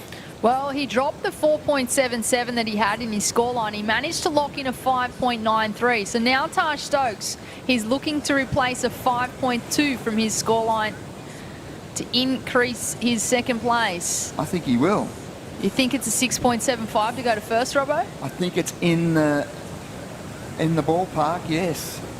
I think he's gone to the lead. I just saw the scores there. Look at this wave. It stands up beautifully. Strong first turn. Bottom to top turn linked together. Smooth, well precise. Cut back into the shore break and tiny at the end, but he finishes off beautifully. And a 7.17. He has gone to the lead. So Taj Stokes with a 7.17 and a 5.93. Alistair Reginato now in second position. He has the 7 and a 5.67. He only requires a 6.11 to go to first. And the equation for white and green has become tough. That is Kobe Clements up and riding, just unable to get the finish on that wave. Well, I'll tell you who'd be happy, North Shore Board Riders Club, because they have two competitors sitting in first and second. Taj Stokes in the blue did get the lead with that 7.17. He's got a backup of a 5.93. Alistair Reginato in second. Kobe Clements in third and Zeb Stokes in fourth. I feel like it really is a battle for second place at this stage. But surfers in third and fourth chasing excellent scores. Yeah, it's a tough battle for them. They've got to get 8-point rides, excellent scores just to get to second. So, but we know they're capable of it. That's the other thing. Kobe Clements and Zeb Stokes, they're great surfers. They can get the excellent rides, but it is a tough ask with 6 minutes remaining. And as we've mentioned, the Sunshine Coast surfers, these conditions, well and truly familiar with these sorts of waves. So they're excelling in this heat. They'd be feeling at home out there. They would. Here at Boomerang, we are, of course, on the Barrington Coast. Thanks to Barrington Coast and Mid-Coast Council. Barrington Coast is the new tourism destination name for Great Lakes, Manning Valley and Gloucester. Well, making the most of this coastline. Surfer in white, he is chasing an excellent score. That is Kobe Clements. Nothing shabby about that ride. On his backhand, there were some powerful, precise, multiple moves there. We need to watch a replay on this one. The wave stands up on the inside and Kobe Clements, I think that's going to be his best wave. Is it an excellent ride? Maybe short of that, but I'm confident it's going to be his best ride and it's going to change the situation. And there's still plenty of time, just under 5 minutes, but I'm interested to see what that score comes through at. Needs to improve on our 4.6, so it's got to do that, doesn't he? The wave itself wasn't amazing. No. But Kobe, he surfed it as best he could. He surfed beyond, I feel like, what the wave had to provide. Straight into backhand turn, into backhand turn. What I love about Kobe's styles, he just seems to link turns together. There's not much like movement. He just seems to have that nice composure throughout his surfing. And you're right, Brittany, because earlier he caught a really good right, but it was a smaller wave. It was a much smaller wave. And that left was also a smaller wave. And that sort of inhibited the score that he could get. So maybe that's the same case, but we'll see. Here's another good wave for our surfer in red. He wants to get back into first place. Needs a 6.11 to do it. Every chance he'll get it off that ride. That looked good. There is just under 4 minutes on the clock. Will Kobe Clements and Zeb Stokes get the excellent scores that they are chasing to move on through to the next round? This is, of course, the men's round of 64, heat number 2 of the Camplify Great Lakes Pro QS 3000. 6-point ride for Alistair Reginato, so it's improved his score line, but he didn't go to first. He needed a 6.11. It's made the equation for white and green that much harder. They now need an 8.4 and 8.83 respectively. And yeah, Kobe Clements did not get the score. So yeah, the moves are good. The wave, as you pointed out, was a smaller wave, and yep, the judges want more. And conditions like this, those surfers are more than capable of locking in those excellent scores, but with the conditions the way they are, they're a tough ask. Like, that's the highest single waves of this heat so far that they are chasing. Well, Kobe Clements, he is looking for that score. He's not going to give up. Got the inside connection. How's he going to finish? Drives hard off the bottom, cracks the lip. Can he get one more? Puts it up there, drifts the tail. So excellent surfing there from the man in the white, but answering back. This is Alistair Reginato on his backhand. I don't think he's going to improve on his situation, but we'll wait and see where the judges go with the last of white, Kobe Clements. Kobe Clements is making this heat extremely interesting. He's catching the slightly smaller waves, but he's the manoeuvres on those waves are first class. So it's keeping the heat well and truly alive. He needs an excellent score. We have Zeb Stokes up and riding. Beautiful first turn, slays into the second. Just unfortunately the wave just fizzles out. But he was looking like he was onto a good number there. Well, the first turn was as good as it gets, but then the wave just let him down. Clements, yep, a 4.73. I think, yep, the surfing's there. The choice of waves is inhibiting what he can get. And, but yeah, the actual surfing is on point.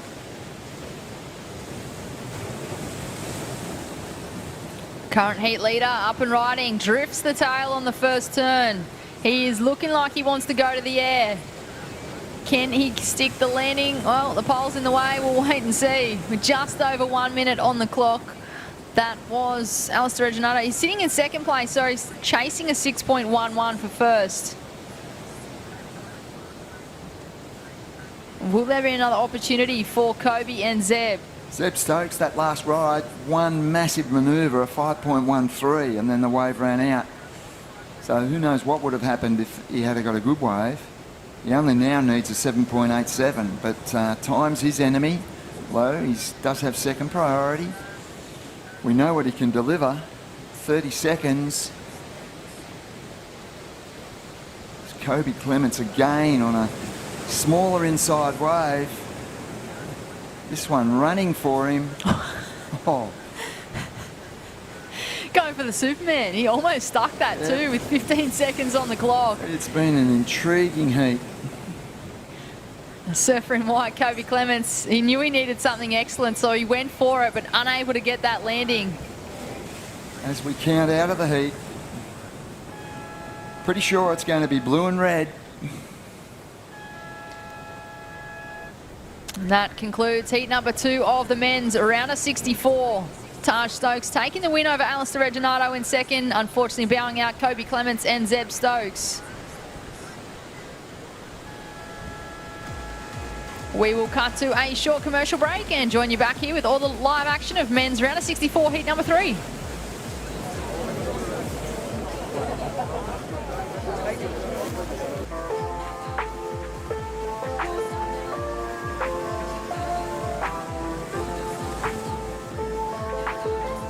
It's a beautiful day.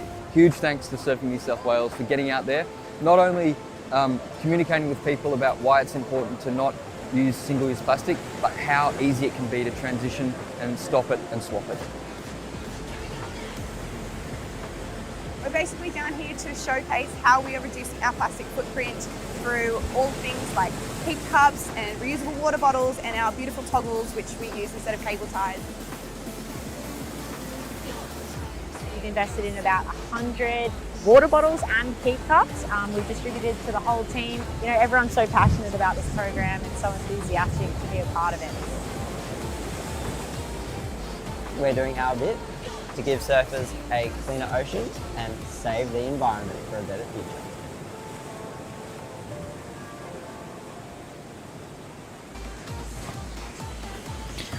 Well, welcome back to South Boomerang Beach for the Camplify Great Lakes Pro QS 3000. This is our first stop on the VISSLA New South Wales Pro Surf Series for 2023. My name is Britt Nicol, joined in the booth now with Adam Hennessy. How are you, Dimmy? Very good. What about that last heat? Kobe Clement sort of pushing the point towards the back end of that heat, and yeah, exciting. And like I said, I feel like there's going to be a little bit of an increase in the swell in the next, say, 6 hours. And as that tide runs out away from that, say, 10:30, 11 o'clock high tide, I feel like these conditions are going to get better, and the performance levels are going to go to through the roof. But yeah, already you've seen, you know, the dominance of some surfers, both in the men's and the women's, and this one is going to be an absolute doozy. Who we got? It is. We have Reef Hazelwood, Cooper Davies, Saxon Reba and Matty Job. What another exciting matchup for the men's round of 64. Yeah, big heat. I'm sure all the Hurley crew or Josh D'Souza and that, big shout out to them guys. They've got a few surfers in this heat, so they'd be watching this for sure, doing a bit of work online. But yeah, this is going to be an absolute great heat to watch as we see coming deep in the peak. That is a lovely first turn and carves around, but unfortunately losing momentum. So we are into the main event round of the men's, and here we go. Looks like the surfer in white, that is Saxon Reba. I'm trying to get used to that new hairdo. Geez, he's got some fluency and potency on that backhand, and he's been using a lot of that in those last two events because he had a really good result at the Tweed Coast Pro when it came to the Pro Juniors, got through a couple of QS heats, and definitely some strong manoeuvres. So what a heat. What a day. Day number 2. It is a beautiful day down here at Boomerang. Oh, I was just outside before, and it's nice and warm, summer. Getting towards the end of summer, but still really nice and warm. Waves. And what I love about these conditions is there is very little wind. So it really opens up the opportunities for these guys. So first of red was a 5-point ride. Reef Hazelwood, Saxon Reba a 4.5. Cooper Davies, 2.5. And what a heat this is. Matty Job, the Burley surfer, undercover. He's out there as well. So this is going to be one not to miss a second of. So big shout out to all our event sponsors. Of course, this is their first event of the VISSLA New South Wales Pro Surf Series. And this is the Camplify Great Lakes Pro QS 3000. Big points on offer and big prize money. We spoke earlier to Sarah Baum about it, about, you know, getting that big win at the Tweed Coast Pro, set her up financially for the rest of the series, and that in itself takes away a bit of the pressure. It does. It is such an expensive sport, especially if you don't have that financial backing from sponsors and, you know, the extra incentives and things like that. So like someone like Sarah Baum, she mentioned she's actually in the South African leg of her region. So these points for these events don't actually count towards her campaign, but she's doing these events just so she can keep on the ball with her own competitive surfing and stay in the Rashi, but also make some money so she can fund her tour this year. It's interesting. I was just thinking back to, I saw an interview with Geordie not that long ago, Geordie Smith, about how, you know, back in the early 2000s, how inflated, you know, the salaries from sponsorships were for the athletes and how lucky they were. And in the last, say, 5 to 10 years, that's had to be brought back due to the economics of the world and stuff like that. So it can be a little bit tough for these surfers to actually afford. A lot of these surfers will work 9 months a year just to get themselves the opportunity to compete at this level. Here we go. That is Matty Job from Burley. A little hung up on the first turn, but he managed to recover well. And it finishes off. So he'll get a number on the board, but at this stage it is Reef Hazelwood in the red, in first with a 5. We'll wait and see where this heat heads. It is heat number 3 of the men's round of 64. We have the destination New South Wales Wave replay. Talk us through this one, Dimmy. Yeah, nice connection on that first turn. Came out a little bit strangely, but it got to work. He's got such a strong forehand, Matty, and he knows he's, you know, right in the game when it comes to these kind of heats. He's probably surfed multiple times against all these 3 other surfers, and that's the thing about these regional events too. You sort of back in the day when you're on the QS and you're doing the international stuff, you'll go up against guys you've never heard of, and all of a sudden you have no insight into what they bring to the game.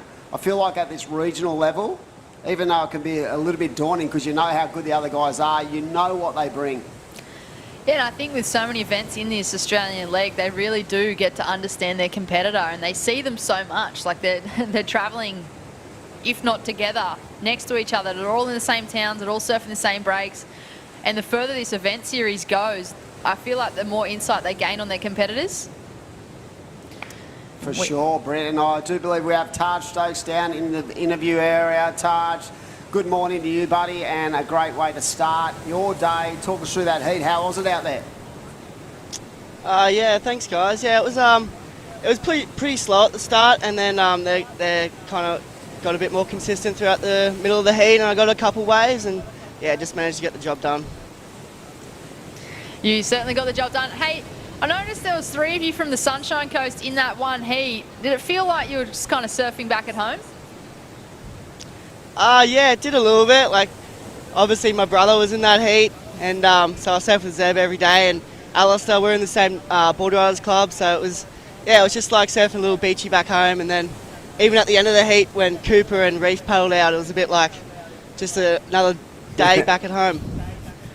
Yeah, it felt like Bevo just had to paddle out as well, and all the boys are out there. So yeah, Bevo's the only one missing. Bevo's the only one on the tools. But how was it going against your brother, mate? Was that fun? Yeah, it was good. We've had a few heats together now in the junior series, and I think this might have been one of our first on the QS together, so that was good. And yeah, we're always talking some smack together in the house before we come down, and then yeah. What do the parents do? Do they have to sit sort of idle and go, okay, 2 guys get through, let's hope both the boys go through? Yeah, they sort of just sit back and let it take its course, because obviously they want both of us through, but as in like just in that heat then, obviously we couldn't both get through that one, but you know, maybe another time, so yeah. Talk us through your campaign 2023. What have you set yourself some ultimate goals on where you actually want to be at the end of this campaign? Yeah, obviously I'd love to be on the Challenger Series, and that's the goal for everyone in this QS, but just enjoying the moment at the moment, and just yeah, like we're down in Boomerang right now. It's a beautiful place. I love it down here. There's always good waves. So yeah, just enjoying my time. Congratulations, mate. You put on a stellar performance in a really tough heat, so we wish you all the best moving forward. We will see you again tomorrow, and best of luck to you. Perfect. Thanks, guys. Wow, great performance in a really big, that was a tough heat. Kobe Clements really came back late, and to get the win over Alistair Reginato, who's been probably, in the top 3 or 4 guys standouts during the course of the Australian leg so far. A great kind of confidence boost for him moving forward as well, Brett. And well, talk about knowing your competitors in the water with his brother, and Alistair's also in the same board riders club. So I feel like those guys well and truly know what they surf like and their own strategies. But back to the live action in the water. These waves. So far, Reef Hazelwood, well, he's locked in a 7.67 while we were having that interview. Just kind of took off under our noses. He's locked in a 5 as a backup. So Sunshine Coast surfer again in the lead. Yep. And for myself, as we see the surfer up and riding, look at that attack. First turn into a second turn. This is why I feel this guy is tailor-made for getting himself on the elite ranks. His fluency, his power, he's got such a strong base in his surfing, and I love the way he goes about his business. So I feel like he's right there, ready to roll, and hopefully 2023 is going to be the year. And look at this attack. Take us through this, Brett. It's beautiful first turn, straight into a second. Absolutely no downtime. He got beyond vertical, and he put it up there for a third. I am going to call it best wave of the event so far, Dimmy. Yep.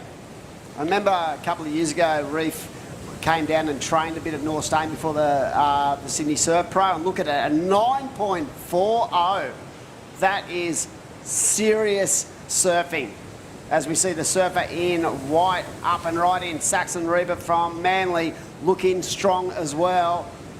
So this is a really good heat. These rights, very, very long running rights offering plenty of scoring opportunity. But yeah, I remember seeing Reef a couple of years ago. He came down to do a bit of training before that event, and the one thing I noticed, even in small waves, just how fast he went. Like, it was just next level. And he's such a genuine human. Like, here we go again. This is Reef on his forehand now, flying down the line. Just talking of speed, he has got so much flow. He's looking for the section. He puts it up. Can he stick the landing? Just not quite making it. But he's looking to replace a 7.67 if he's wanting to extend his lead further. But yeah, back to Reef. Just, he's a genuine human. But then I just feel like I've seen a lot of him kind of in and out of the Surfing Australia High Performance Centre. Yep. And he just seems so engaged and intrigued and wants to learn. And I feel like a lot of athletes, that's a point of difference when they actually want to be there. They're not just there because they've got to be there or part of a program. They actually want to be there. He wants to learn and wants to improve. Yeah, 100%. And look at that, 17.07 two-wave combination. I dare say that is the best two-wave combo of the whole event so far. And you're going to get that. When you get into this round of 64, you're going to get the performance levels grow. The athletes know that they're going to have to be on the job. And talking about on the job, Matty Job, a 5.9 and a 5.50. He is in second right now. He's such a strong competitor when it comes to heats. He knows what he's looking for. Cooper Davies out there as well with a 5.43 and a 4.43. And Saxon Mariba in the game needs a 6.90. He has a 4.5 and a 4.07. So far it's been the Surfing Red who's been the standout. But here we go. It looks like flying down the line. This is the surfer. There he is, Saxon. Thrown a bit of innovative manoeuvre into that one turn, but not riding out. But yeah, he is like a sponge, Reef, isn't he? He'll take it all in, and that's what impressed me about seeing him down at Manly like 2 weeks before the event, because I was like, wow, he was the only one out there really sort of trying to get used to the banks and stuff like that. But yeah, I feel like his professionalism holds him in good stead.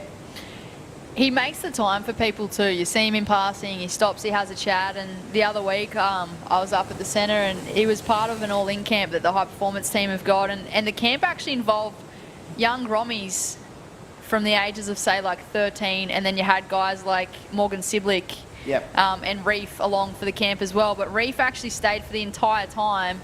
And just watching him and how he held himself and how much time he had for the younger Groms coming through, they kind of idolise him. One of them even said, "Well, like, I look up to you, Reef."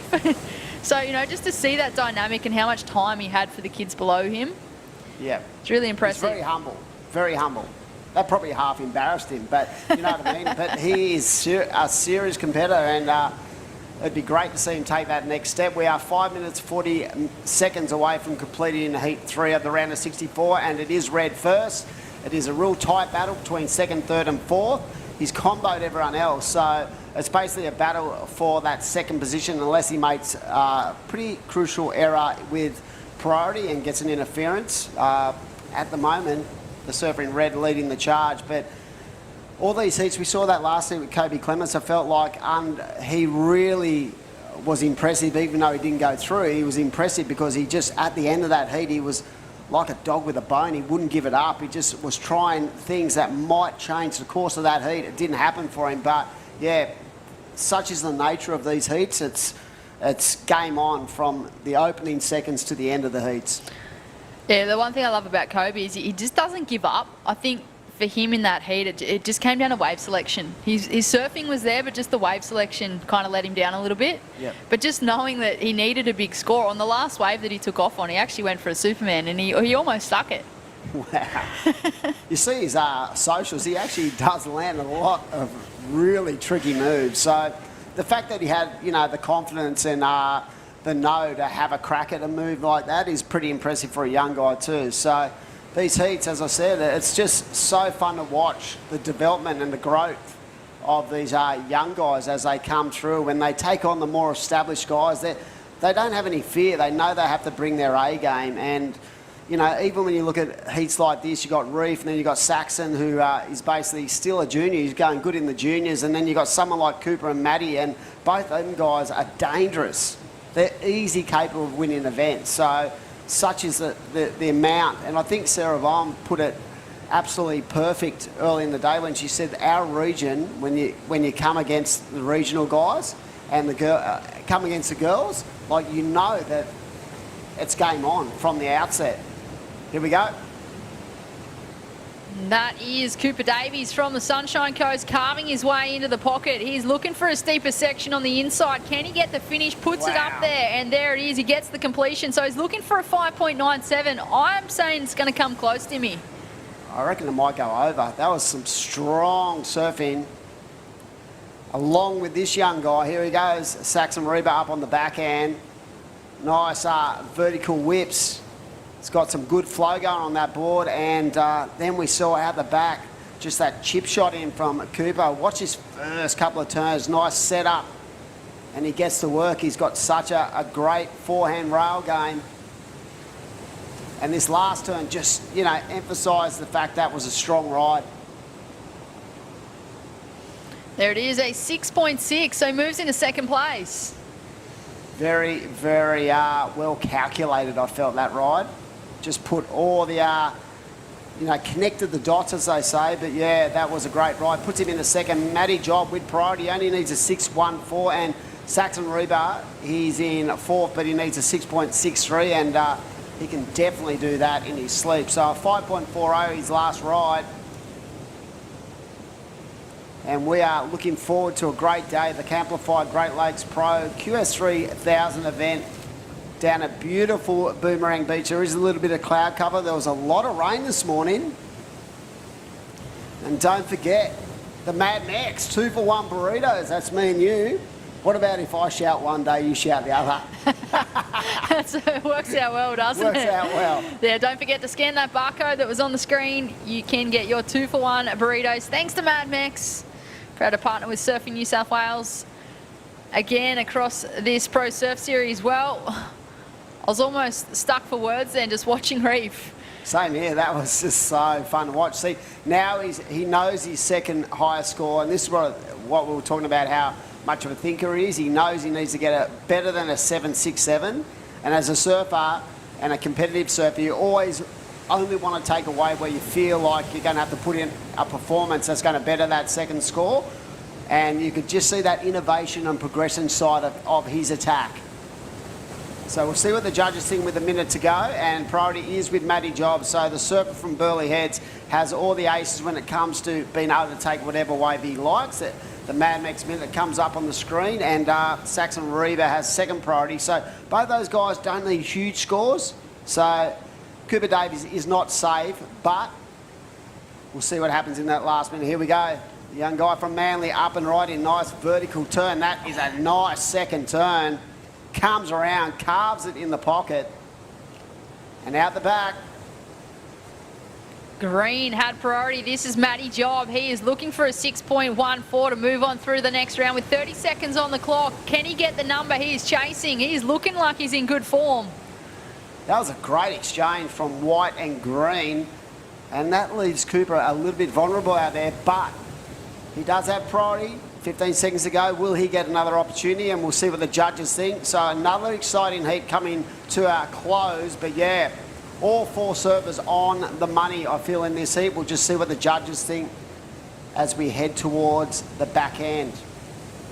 So we might look at some replays here, Britt, and just sort of try to analyse exactly where we think these scores are going to be. I loved those first two turns from Saxon Reba. 100%. That second turn was money. Money for jam, as they say.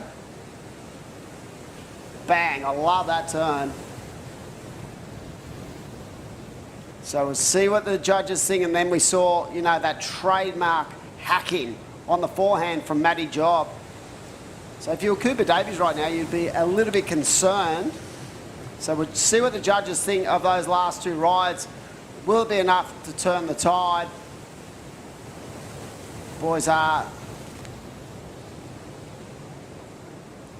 congratulating each other and probably just stand there going, come on, throw the score, throw the score, throw the score. And it looks as though that concludes the men's round of 64, heat number 3. So they make their way back up the beach. Yeah, we will get those results to you as soon as possible, just to see what happens in that last minute. And we're going to throw up to a break. And by the looks of it, Britt, it was Maddie Job who went up into second position. We'll throw to a break. We'll be back very shortly at the Camplify Great Lakes Pro QS 3000.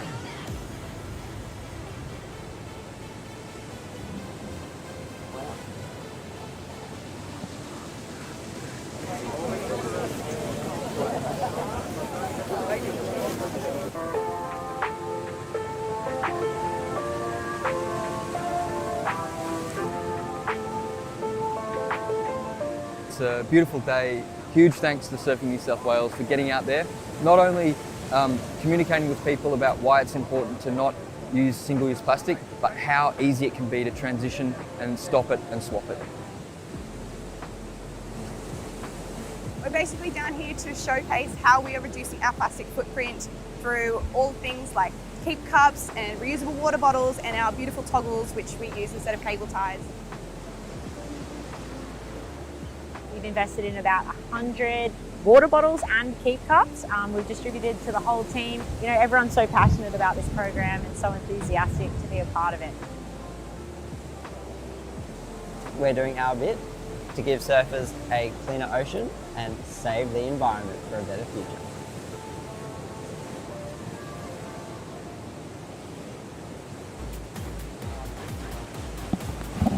Welcome back to Boomerang Beach for the Camplify Great Lakes Pro QS 3000. This is our first stop on the VISSLA New South Wales Pro Surf Series for 2023. My name is Britt Nicol, joined in the booth with Adam Hennessy, and we are straight into the next heat, Dimmy.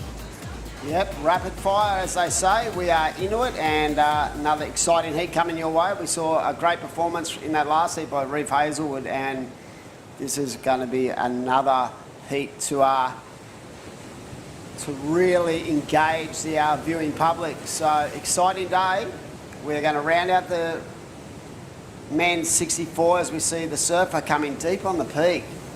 Nice opening turn, just trying to find his groove, his rhythm.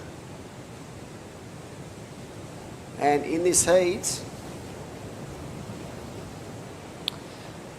that was our Destination New South Wales Wave replay. In this heat, we have Joel Vaughan in the red, Darcy Crump in the blue, Dom Thomas in the green, and Mannix Skyers in the white. Oh, the Super Grom's out there. Super Grom.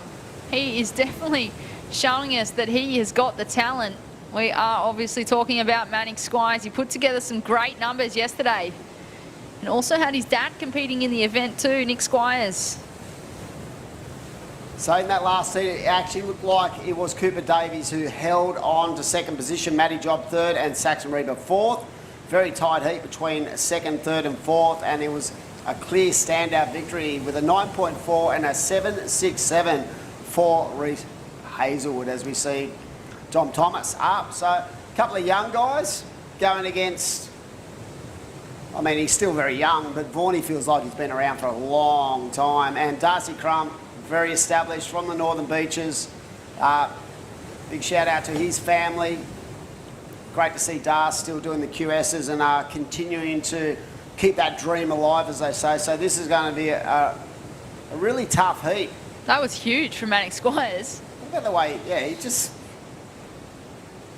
astonishing would be the word for a grommet of his age. I'm interested to see where the judges go with that one, actually. We're just under 16 minutes on the clock. They are 20-minute heats. So, from a viewer looking at this heat, right, people go, oh, Joel Vaughan is probably, you know, this is a sort of easier heat than you've seen, but it's not, because he'd be so aware of the danger of these grommets, because they just have no fear. Even though he's quite a bit older than these guys, except Darce, I feel like Joel knows that he has to bring his A game every time he hits the water, because he's so well regarded. He's got a target on his back. He does, and there it is, the last of white, 4.93. Mannix Squires in first place at the moment. But yeah, I do agree with you there, Dimmy. Joel Vaughan, he's an excellent surfer, but he knows what these younger guys are capable of. And well, this one here, he's older. That's Darcy Crump. A couple of nice backhand turns there. He's been competing for a while now. He's had some good results at the regional level for a long time, and comes from a pretty strong club up at North Ave. Maybe some of them have gone over to Bungan. They've sort of gone over to the dark side. But no, Das has been a solid campaigner from our region for a long time. So I've seen a lot of him growing up. I saw Letty Mortensen yesterday, who's another surfer from that region who's just brought out a movie as well. So get on and check that out. It's great to see these guys sort of transition through the QS, and they might take a different path, very similar to what Craig Ando did, as we see Vorney up and riding. Wow.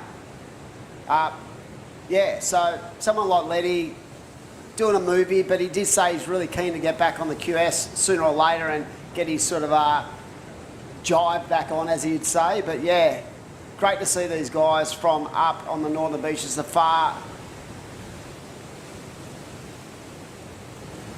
furthest end when it comes to a board riding club. So North Avalon Board Riders is definitely sort of the furthest club we have up there. I don't think there's a club at Palmy. But yeah, some good surfers. And like I said, Darcy Crump, definitely one guy who has been around a long time. And he's still real. Like I say, he's an older guy in this heat, but he's really not that old.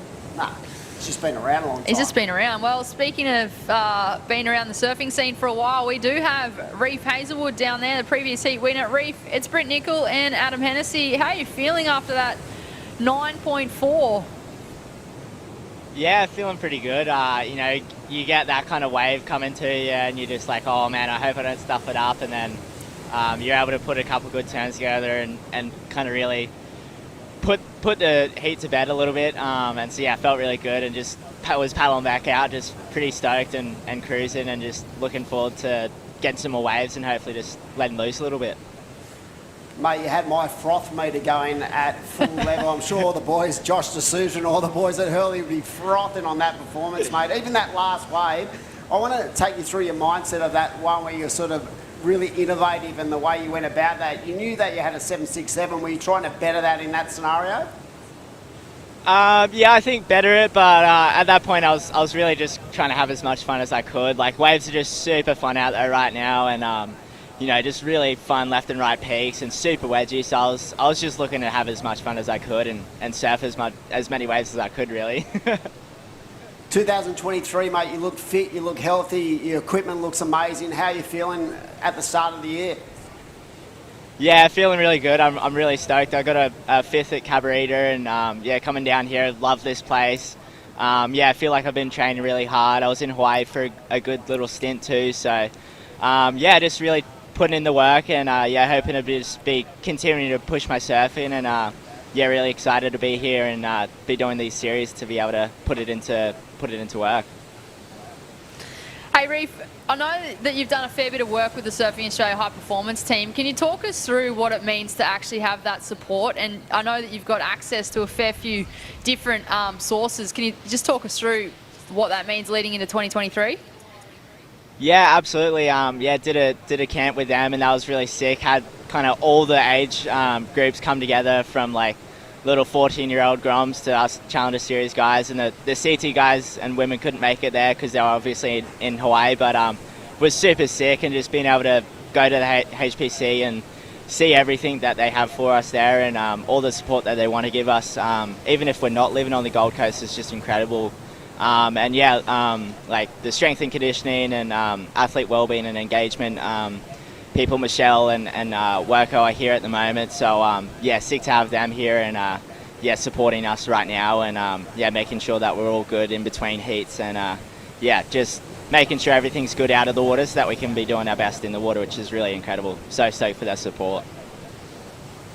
Well, you're certainly doing your best on land, but also in the water. You just posted the highest single wave of this event. We look forward to seeing you in the next round, so congratulations to Reef Hazelwood. Thanks so much. Wow, absolutely ripping. He was having an absolute ball out there. Yeah. As he said, I wasn't even looking to improve on the 767, I was just having fun. You probably knew too that he had everyone in combo. As we see Vorney up and riding, nice powerful first turn into another one, and wow, just could not stick the landing on that final manoeuvre. And right now he's actually in third position with just under 10 to go, Britt, and he needs a 4.21. I don't know if he'll get it on that wave, but yeah, very tight heat. Right now, Dom Thomas, The young gun in the lead with a 4.9 and a 4.87. Manic Squires out there in second with a 4.93 and a 4. So very tight heat between first, second, third and fourth. So no one really opening up just as yet. And I'm sure that will happen. We're probably right on the high tide mark at the moment.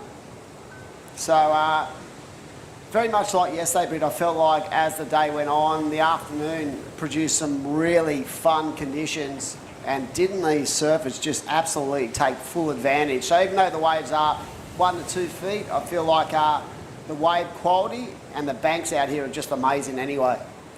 They are, and all the men made the most of it yesterday, but today it is day number 2 of the Camplify Great Lakes Pro QS 3000. We started with the women's round of 56 this morning.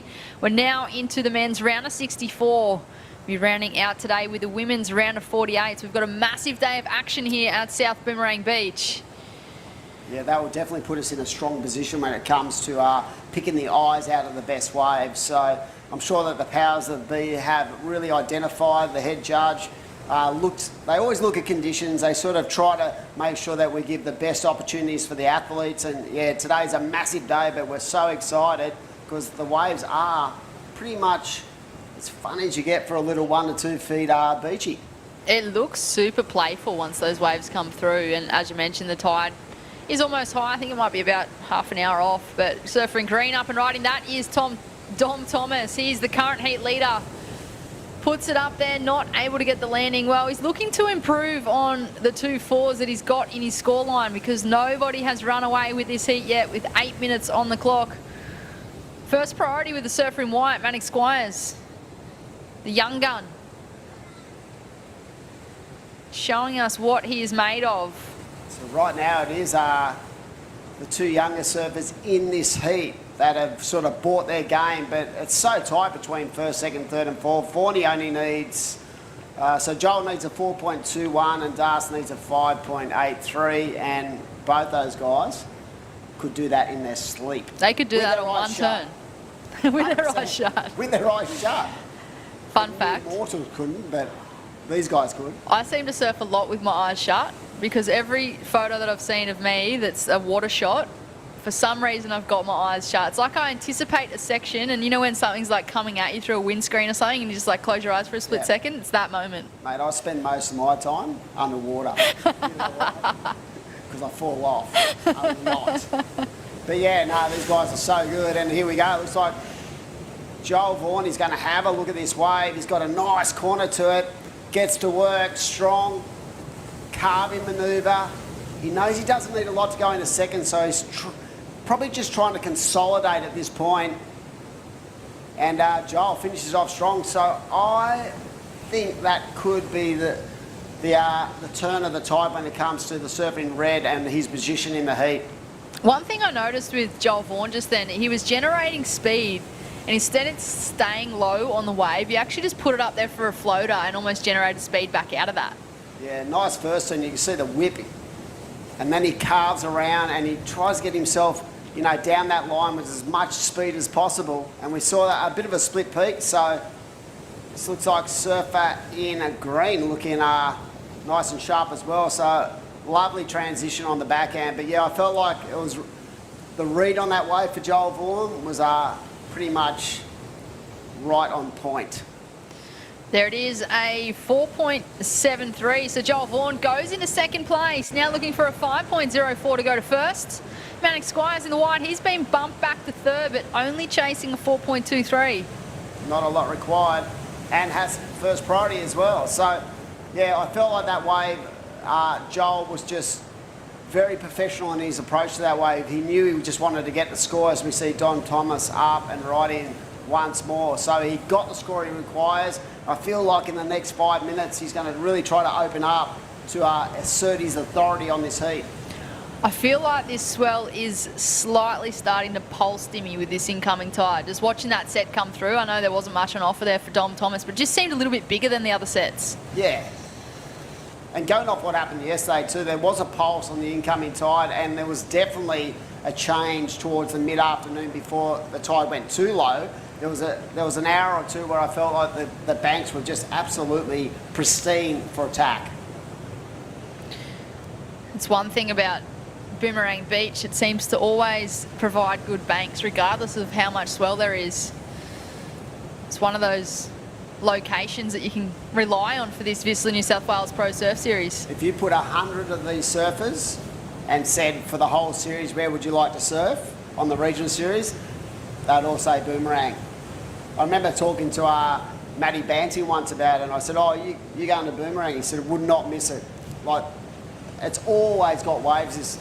This event has always traditionally found itself in a position where it's had really good waves. Some of the clips that have come from this event, even at a 1,000 level of the QS, just incredible. It is, and well, we are on the Barrington Coast, thanks to Barrington Coast and Mid-Coast Council. Barrington Coast is the new tourism destination named for Great Lakes, Manning Valley and Gloucester. This region spans 10,000 square kilometres from its highest point at the Barrington Tops down to the Pacific Ocean right here at Boomerang Beach. That's a lot to explore beyond the beach. And check out their website, barringtoncoast.com.au, or follow them on their socials at Barrington Coast. Beautiful location, beautiful part of New South Wales. If you haven't been here, be sure to check it out. As we watch the surfer in the next heat look to make his way out. Looks like it might be Kehu Butler. There he is, the big Kiwi, ready to roll.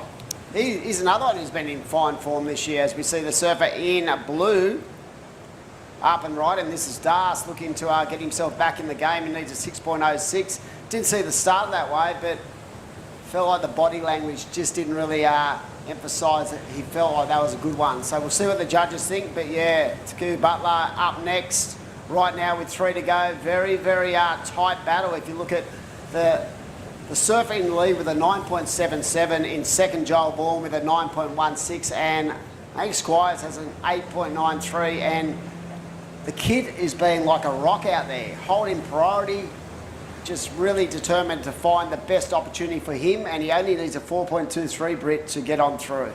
There are certainly glimpses of his father, Nick Squires, in Manic Squires. He is showing so much maturity in his approach. Except the size. If you look at him, put them next to each other, they are like twins.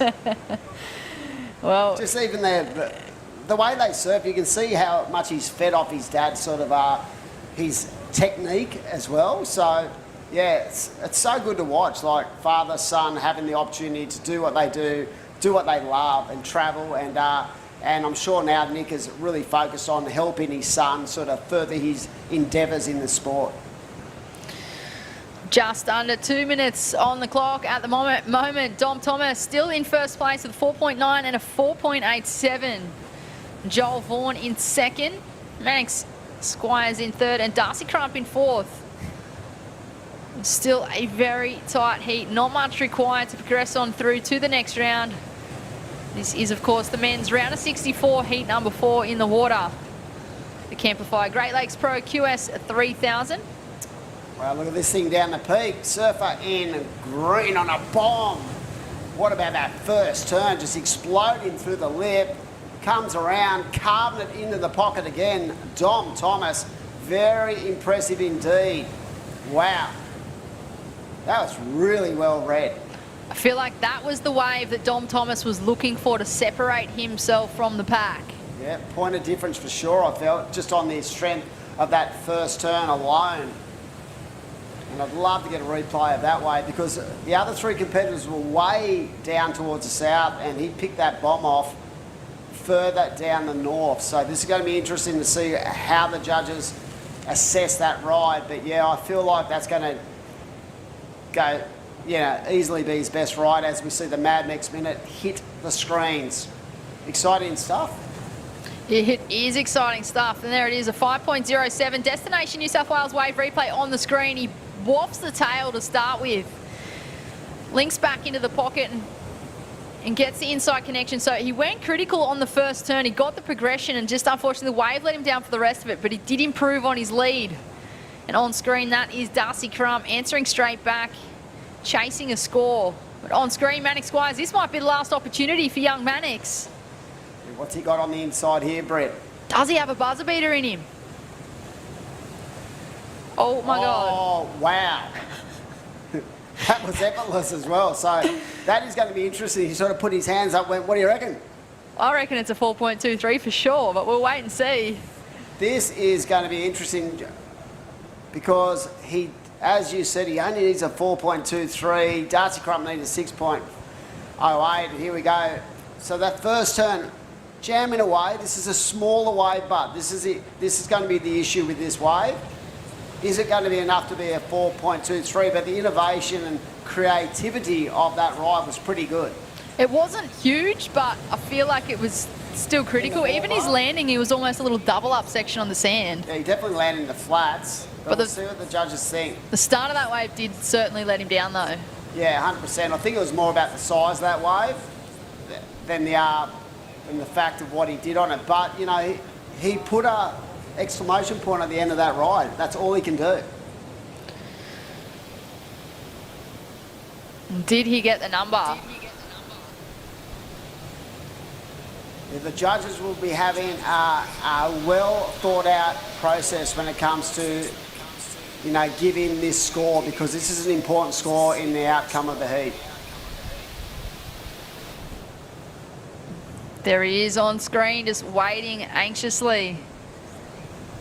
It's going to be interesting to see how they score this. He got a 4.93 earlier on an air, but like as you mentioned, Dimmy, just now that we've seen the first start of that wave, that could be where it lets him down, but he certainly finished off well. Here we go, we've got another look thanks to Destination New South Wales. Talk us through it, Dimmy. He did power through that first turn and nice carve to set up this inside run, but I just felt like the wave itself wasn't that strong, but the surfing was really good. So it is going to be right there in the ballpark. He only needs a 4.23, that is not a lot, and he already locked in a 4.93. And it looks like we are into the next heat. So we'll be intently looking at the screen to see what the judges locked in for that last ride.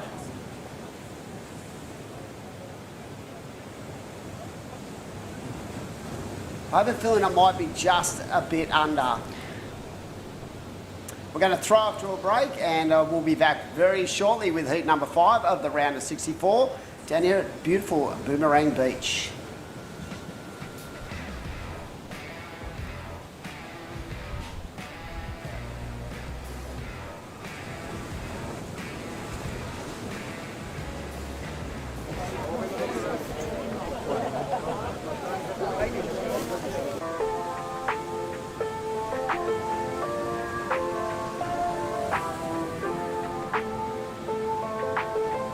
It's a beautiful day. Huge thanks to Surfing New South Wales for getting out there, not only communicating with people about why it's important to not use single-use plastic, but how easy it can be to transition and stop it and swap it. We're basically down here to showcase how we are reducing our plastic footprint through all things like keep cups and reusable water bottles and our beautiful toggles, which we use instead of cable ties. We've invested in about 100 water bottles and keep cups. We've distributed to the whole team. You know, everyone's so passionate about this program and so enthusiastic to be a part of it. We're doing our bit to give surfers a cleaner ocean and save the environment for a better future.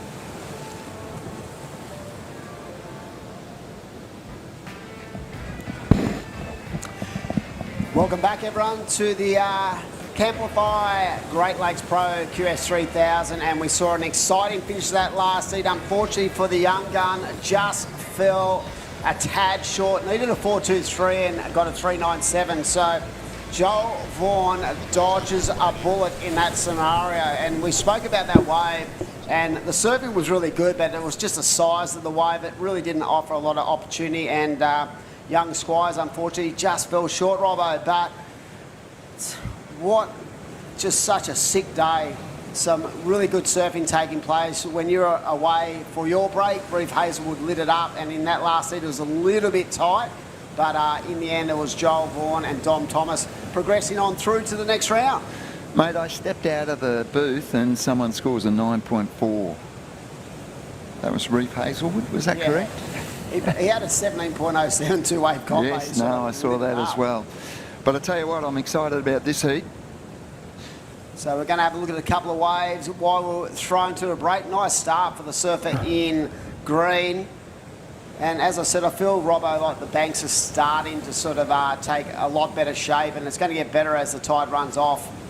And that little bit of a south kick in the swell too, I feel. And that looks like the hog, is it? It is, yep. Oh, wow, Nathan Hedge, what an inspiration this man is.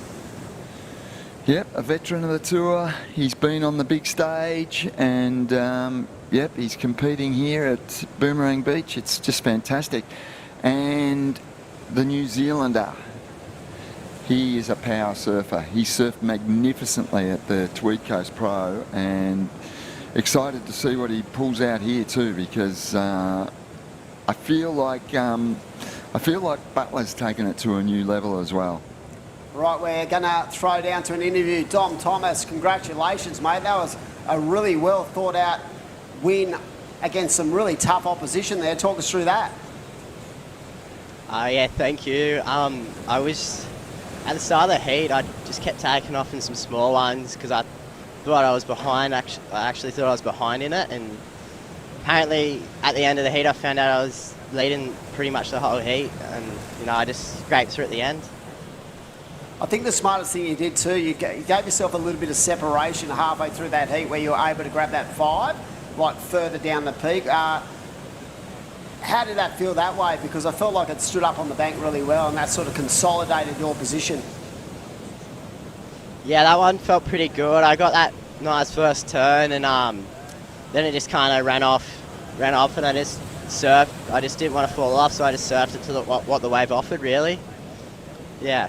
And talk us through, as a young guy, right, you go against, some of the more established guys like Vorney and that. How do you go about that mentally? Do you just shut that out and worry about your own performance, or in the back of your mind, is it always sitting there that those top guys are there to get you? Yeah, well, at this level right now, it's like anyone can do it, really. There's not... The top guys are always there, but everyone in your heat can always get a drop a 7 right at the end, so you just got to watch out for everyone and know everyone can, win. It looks to us that the waves might be improving out there. How did it feel in the water? Oh yeah, it's for sure getting better. There's maybe a couple more sets coming through now, and there's a lot more power in it. So yeah, it's really fun. Well, that's good to hear, and it looks like the rest of the week's good. So congratulations on your heat win. Good luck in the coming up rounds. Thank you. Thanks heaps. Yeah, Robbo, a very mature attitude for a young kid, and yeah, like you said, when you take on the likes of Joel Vaughan, yeah, he's a worry, but all the surfers in these events and at this level are just capable of locking in some big numbers. So that is a really well thought out kind of answer to a question where, as a young guy, it can be intimidating, but no, they all back themselves in. Yep, they're in these events for experience, and they know what to do, and they're serving it up. And talking about experience, how about this guy? Yeah, the hog himself, been around a long time, but he seems to just mature like a fine wine. And what I get out of talking to other surfers around the events is just how warm and how much inspiration they get from Hog. Like, he's so engaged in making sure the next generation have support, and that's the great thing. He's like the ultimate mentor to the next generation because he's been there, he's done that, he's had huge results in his career. In fact, last year he basically nearly jumped from the pack at Newey and got himself onto the Challenger. I think he finished one position outside of that ranking, but he just showed everyone just how solid he is. It's incredible. He looks super fit. He's surfing at the highest level. He went to Chopu and knocked out the world champ. Knocked out Philippe Toledo, I believe, and with some incredible performances. So yeah, Nathan Hedge, he's gone to the lead. He has a 4.07 and a 3.9 now. That's a vulnerable scoreline that he's got, but he is in the lead. Second place at this stage is the surfer in green. He has a 4.67, only needs a 3.3. And third is White. Tane Dobbin with a 3 and a 2.3. And Butler, the New Zealand surfer, in the green, has a 4.73 in his scoreline. He's in 4th position, but that's actually the highest score of the heat so far. So watch the New Zealander. He had a fantastic event last week on the Tweed Coast. He finished runner-up, but he was an absolute standout throughout the event. Looks to me like he's taken it to a whole new level with his fitness and his power surfing, and yeah, this is a tight heat. There's nothing in this at all. Nothing in it at all. Don't forget that if you're a bit of a novice, it's the top 9 men and top 7 women that will go from this region into the Challenger Series events, and a lot of these guys are sitting, you know, pretty much up towards the top of the rating. So this result, Robbo, is massive. QS 3,000 points is a big chunk of your qualification position, as we see Nathan Hedge again just raising that bar and putting that board nice and vert right into the power source. And I'd love to know what he's riding these days. Would he be in your standard kind of board, or would he go to an epoxy? I have no idea. I think that's a standard. Yeah, old school maybe. Yeah. He's a veteran, you know, and hard Nathan, to change your ways, isn't it? It sometimes? is, but look at how he's surfing. I know, it's incredible. Wow. Like another bald-headed performer on the big stage. Mate, can you believe Kelly's my age? When you think about, you know, the longevity of his career, it's amazing. The decades he's been at the top, not just in the sport, but just at the top level, he's truly the GOAT. It is. He's a freak of all sport. There's always that talk around, when is Kelly going to... I know. When's he going to give it away? And every year you go, oh, maybe this year. And we've been talking about for he pops up 15 with a years. massive result. I know. Like last year at Pipe. And yeah, it's just incredible. But these are, I think, you know, the older generation play a massive part in the development of the sport. Nathan Hedge right now, just given his all, training as hard as he's ever trained, been as fit as he's ever been, and just his experience to throw off to that next generation is such a positive aspect of what he brings to the game. As you alluded to as well, Nathan would be a very giving surfer. Ask him for advice, he would give. He'd give the shirt off his back. He would. Honestly, that's his personality. He's always been like that, and always been very appreciative of, you know, if back in the day when I'd write some media, he'd always ring you and go, thank you very much. And yeah, he's a freak. And I hope he stays in the game for a lot longer, because at his level, his fitness, age is just a number. I know.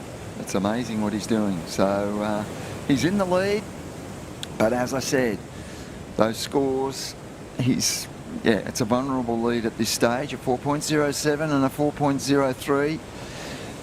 Nathan will know his scores and he'll want to improve on that in a big way. Yeah, Takuya Butler's definitely got the best wave so far, that 4.73, and he holds priority. And as you said, what an amazing campaign at Tweed it was for...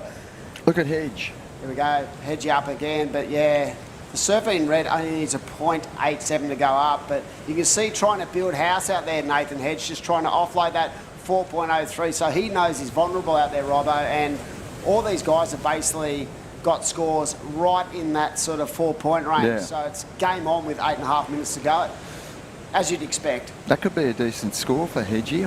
It'll be interesting to see how it comes through.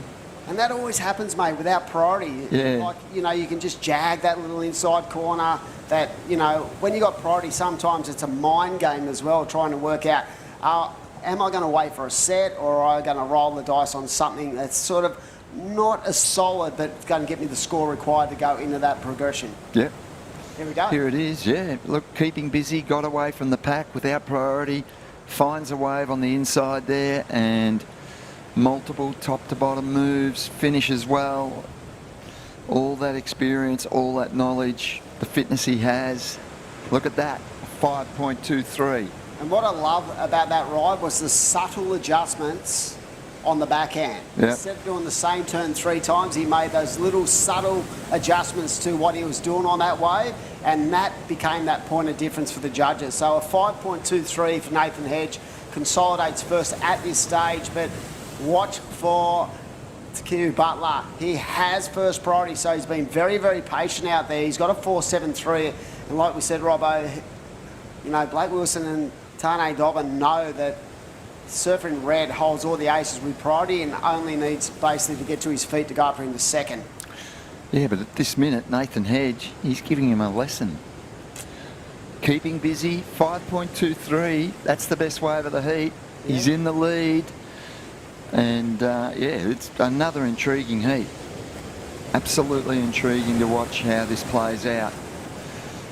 I think, too, they've probably identified the high tide point, so it can get a little bit slow. For someone like Hedge, he's probably thinking, you know what, I want to keep busy outside of that priority window. Yep. And something might pop up, and that did at 5.23. But I'm still predicting there's going to be something in the good to the excellent range in the heat. Yep. Because all these other guys are so switched on when it comes to surfing heats, and their ability in the water is just incredible. Yep, like a lot of these heats, they're close, they go down to the wire. This is another one that's going to do that. As we speak, up and right in, Tane Dobbin. Good flow on the backhand. Would love to see what happened at the start of that wave. Can he ride out? No, he cannot. So he only needed a 2.61. To go to second, yeah. But again, I'm still waiting for that second ride. So we're down to the 15-minute mark in this heat, and the Surfing Red, the highest seed in this current heat in the water, he has only had one wave. So look at Hedge. Look at that for Hog. Wow. How did he find that wave? And jammed away 2 big turns. So I'd love to see a replay of that wave for Nathan Hedge. And I'm predicting that's going to, you know, push his lead a bit further out. He is schooling his opposition at the moment. His first turn. Yeah. Bang, underneath the lip, into the second turn. Yep. Just the timing and the execution of that wave was pretty sick to watch. And waiting on these scores to lock in with 5 to go. And you can see now Q Butler really having a good think about what he wants. But he'd know, he'd be aware, Robbo. He's that switched on. He knows exactly what he needs. So he's not going to be, you know, ultra stressed out there. Well, yeah. He's a pretty casual dude. They'd be starting to think about it. Look at that. Nathan Hedge, a 6.5 under priority. His last 2 waves, the best 2 waves of the heat, have been caught completely under priority. He's now opened up a big lead, and I think the other surfers out there will be going, well, what's happened? What's happened here? Yeah, I'm getting schooled by a master of the game. Well, that's what happens. Yep. The master and the apprentices. So, yeah, he's very in tune on day number 2 of this WSL QS 3000 event. The Camplify Great Lakes Pro. Big shout out to Camplify. Get onto their webpage, check it out, and plan your next trip around Australia. It's amazing what's happening in that space. The online, you know, new entrepreneurial stuff that opens up to everyone. If you have a van, you've got a business. 100%. You can work remotely these days. It's incredible. They reckon the workforce around Australia has dropped about 60% when it comes to working within the boundaries of a company. So it's pretty cool. It is. Work for yourself, be your own boss. Yeah. You know about that world. Yeah, I know about that word, as you do. But, yeah, no, it's good. And right now, 3 minutes, 20 seconds. Now, probably the heart rate's going to start to go up a little bit more for the Surfing Red because he needs a wave. And, to be honest, he only needs a 1.84, which is seriously nothing for the quality of the surfer in the lineup. But he's going to have to make a move and pull the trigger very shortly, Robbo. And he's looking at that wave now. He's moving about. Yeah, he's on the move. It's not that panic set in, but he just knows he's going to have to go very shortly. Under 3 minutes, he's got priority. He's got the tools. We know how well he surfs. Nathan Hedge, it's been a pleasure watching this. It has. Absolute pleasure to watch. And the strategy, the thinking, the experience, the surfing on top of it, everything's come together, and yeah, I think it's all about second now. Here we go, good looking wave, up on the backhand, nice first turn, clean wrap, Up there again and puts it nice and vertical. Some good rhythm and flow in this ride for the man in green. Comes down the inside and jams away again. So that is a nice ride. That is definitely going to put him in the second. Yep. He only needed a 1.90. I'm calling that could be his best ride so far. And that is going to put a lot more pressure on the surfer in red, who must have got a wave because he's either got a wave or he's paddled for one. Yeah. Here we go. Takiri Butler up and riding and out. Yeah. That last wave of green is going to play a massive part in this heat. And there it is. And we have the surfing wide up and riding, climbing over that first section and a big second turn. Wow. So Blake Wilson went up to second. Tane Dobbin went down to third, but he needs a 5.70. That is going to have to be the second best wave in this heat. Yep. And I don't know, I'm not a judge. It's going to be close. And it's going to put a lot more pressure on the surfer in red with 1 minute to go. Here we go, Nathan Hedge having a look. The hog. Look at these waves. Yep. It's pumping. Underneath the lip, up into the vertical position, and you can just see Nathan trying to get a bit of inside corner, but that wave sort of filters out. So the big thing we're going to talk about right now is that last wave of white. Robbo, what do you think? Well, yeah, I think he's got the score. I think he'll go to second. The Mad Max minute. But it's tight. Yeah, it's going to be close. I think about the 4.67 that the green scored, yeah. It's a sizable wave. Yep. That first turn was nice, strong in the pocket, and this turn, critical. Well timed. Yep. But was there enough meat on the bone to give that a 5.7? It has to be the second best wave of the heat. And the judges will have to have a good think about that with just under 10 seconds to go. So, and we're counting out of this heat. How many times have we seen this towards the back of the heats? Just today alone. Here we go. Up and riding once more. Great flow to his surfing. And throwing a little bit of innovation there. So we'll see what the judges think. We'll come back with the results. Yeah, but I can tell you right now, it'll be one elated Nathan Hedge, and that ride was under a 5.37. So Robbo did not get the requirement, but he still has another wave to get in. We'll get that back to you very shortly. We're going to throw off to a break, and we're going to pay some bills, and another exciting heat coming your way. Don't go anywhere.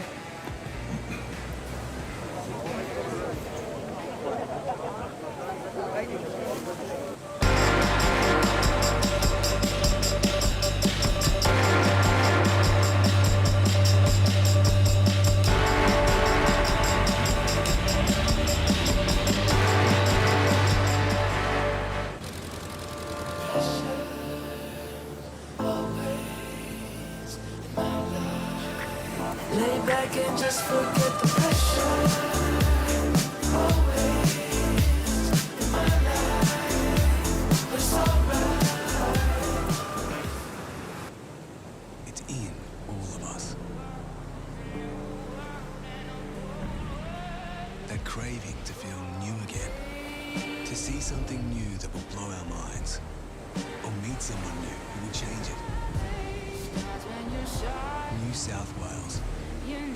A place to feel free, to feel alive, and most of all, to feel new again.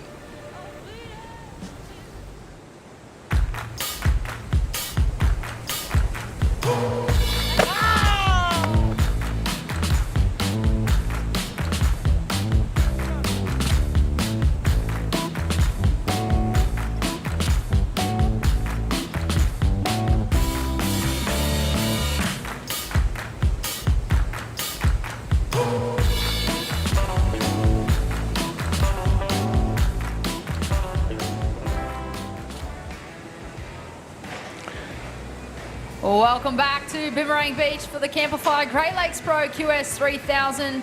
This is our first stop on the VISSLA New South Wales Pro Surf Series for 2023. My name is Britt Nicol, joined in the booth with Steve Robertson. How are you going, Robbo? Yeah, fantastic. What a great heat we've just seen, and it was an absolute lesson for surfers eyeing a pro career. We saw Nathan Hedge, the veteran of the tour, and yeah, he schooled his opposition in that heat. He scored his best 2 waves under priority. He won the heat easily, and yeah, it was an incredible heat to watch. Amazing. It was the New Zealand competitor Tekehu Butler moving on through with Nathan Hedge. Unfortunately, bowing out was Benny Wilson and Tane Dobbin, but we are now into the round of 64, heat number 6. We have Billy Stammen in the red, Jamie Thompson in the blue, Jay Okalupo in the white, and Ben Spence in the green. And the surf's getting better, Britt. It's definitely getting better. More consistent and higher quality wave faces and big scores. It certainly is getting better. We are just about on dead high tide. So waves are improving with more water on the bank. It looks as though the wind might have picked up a little bit.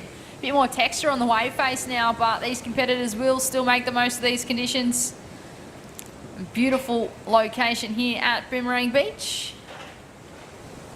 We've both spent a fair bit of time here, Robbo. I have. I enjoyed a lot of great sessions at Boomerang Beach when I was a young surfer. It's going back quite a while, but just yesterday, wasn't it? fond memories of surfing Boomerang Beach, right up and down the beach. You go there knowing that there's going to be swell and there's going to be good sandbanks on that beach, and it's just a great location. The whole area, it's just beautiful, and great to be back here and enjoying a fantastic event. The Camplify Great Lakes Pro Men's and Women's WSL QS 3000. Important event for these surfers. They're trying to take the step from the qualifying series at a regional level through to the Challenger Series. That's what it's all about, and serious points on offer here to live that dream and try and get to the big stage of surfing. So far, not much on offer. Just a 2.83, the highest single wave of this heat so far. They are 20-minute heats, so still plenty of time on the clock with 16 minutes. Heat number 6, the men's round of 64.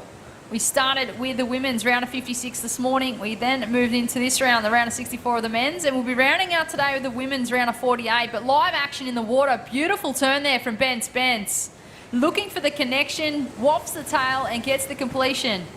He opened the shoulders on that turn. It was complete and impressive. Ben Spence in the green. And there it is, a 4.5 for Ben, so that's a reasonable start.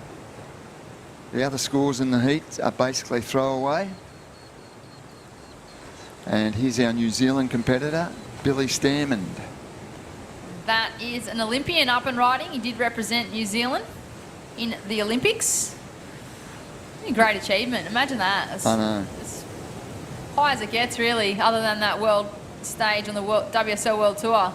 It just adds to the whole equation of competitive surfing, the Olympics, and it just becomes another, very serious event in amongst everything that's happening.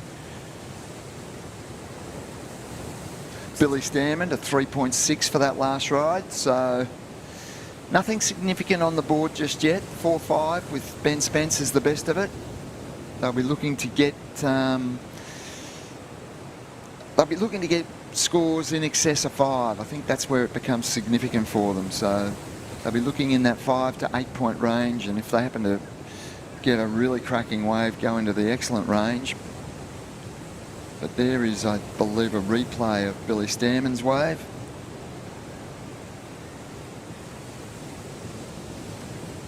I'm going to be intrigued to talk to the winner of the last heat. Edgy. Yes, it was an amazing heat for the surfer in blue.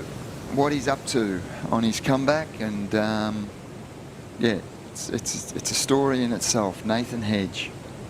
It is. He's looking fitter than ever too. I know. He's dangerous in these events. Here we go, Ben Spence, current heat leader. Beautiful first turn again, straight into a second tap. Not able to get the completion on that one, but you talked about it earlier, Robbo. Just that rotation and opening up through those shoulders, really allowing that surfer to make the most of that first section. Yep, technically it looks good. Wait for that number to drop. But Billy Stammen in the red, he locked in a 3.6, so he is in second place with a backup of a 2. Jamie Thompson in the blue opened up with a 2.57, and we also have Jay Okalupo out there. Quite a famous surname, that one. It is. Oki. We've heard that name in the water for a long time. Here we have the surfer in white, the man we're speaking of, Jay Okalupo.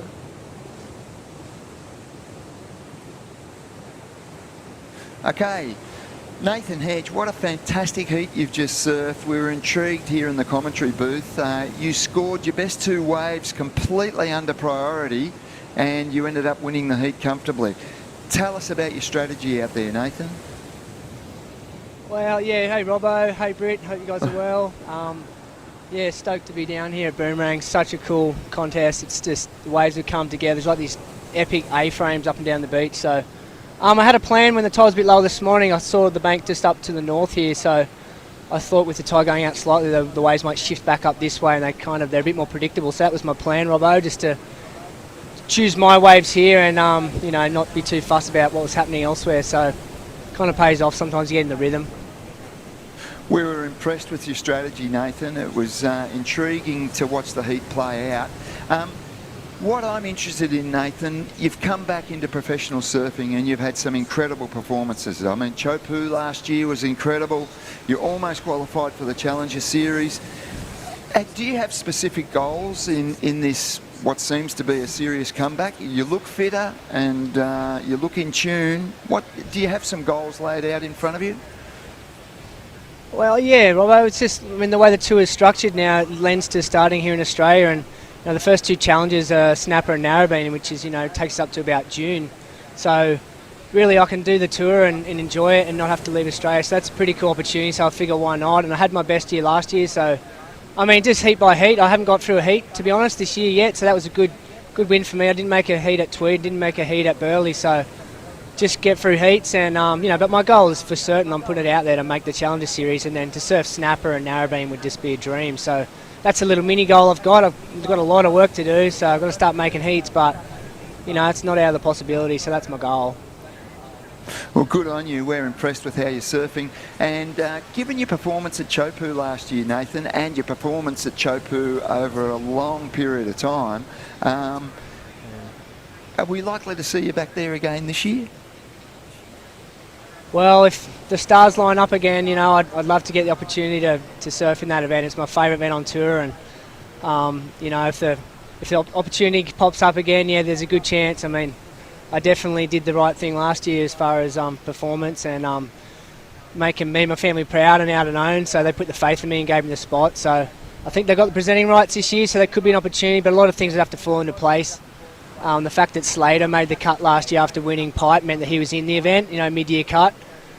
He's heavily out and owned, so there's things like that could be contributing factors. So we just keep doing the hard work, Robbo, and see what comes, you know. And if a door swings open, I'll be freaking jumping through it.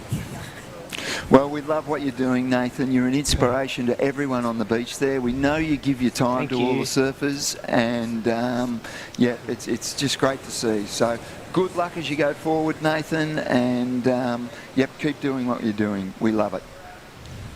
Thanks so much. Surfing's given me so much. It's nice to give back a little bit where I can. So thanks for your time, and thanks for the support. Excellent. What a surfer and what an inspiration. What a human. He is an absolute gem. Known Hedgie for a fair few years now, and yeah, just great to see him back in that Rashi, and he just hasn't run out of grit. He's got that mental resilience. He's putting in the hard yards. He's an exceptional surfer. He's got all the experience in the world, and he's looking fitter than ever. I know, it's incredible. And yep, yeah, it's the story. It's a new story in surfing, and it's just fantastic to see it play out. Now, we have a significant score on the board here, Britt, and it is with Billy Stammen, the New Zealand surfer, a 6.17. Now, that's a significant score. And he's out in the lead. He's looking to get rid of a 3.6. Ben Spence in second place with a 4.5 and a 3.9. Jay Okalupo has a 3.6, 3.27.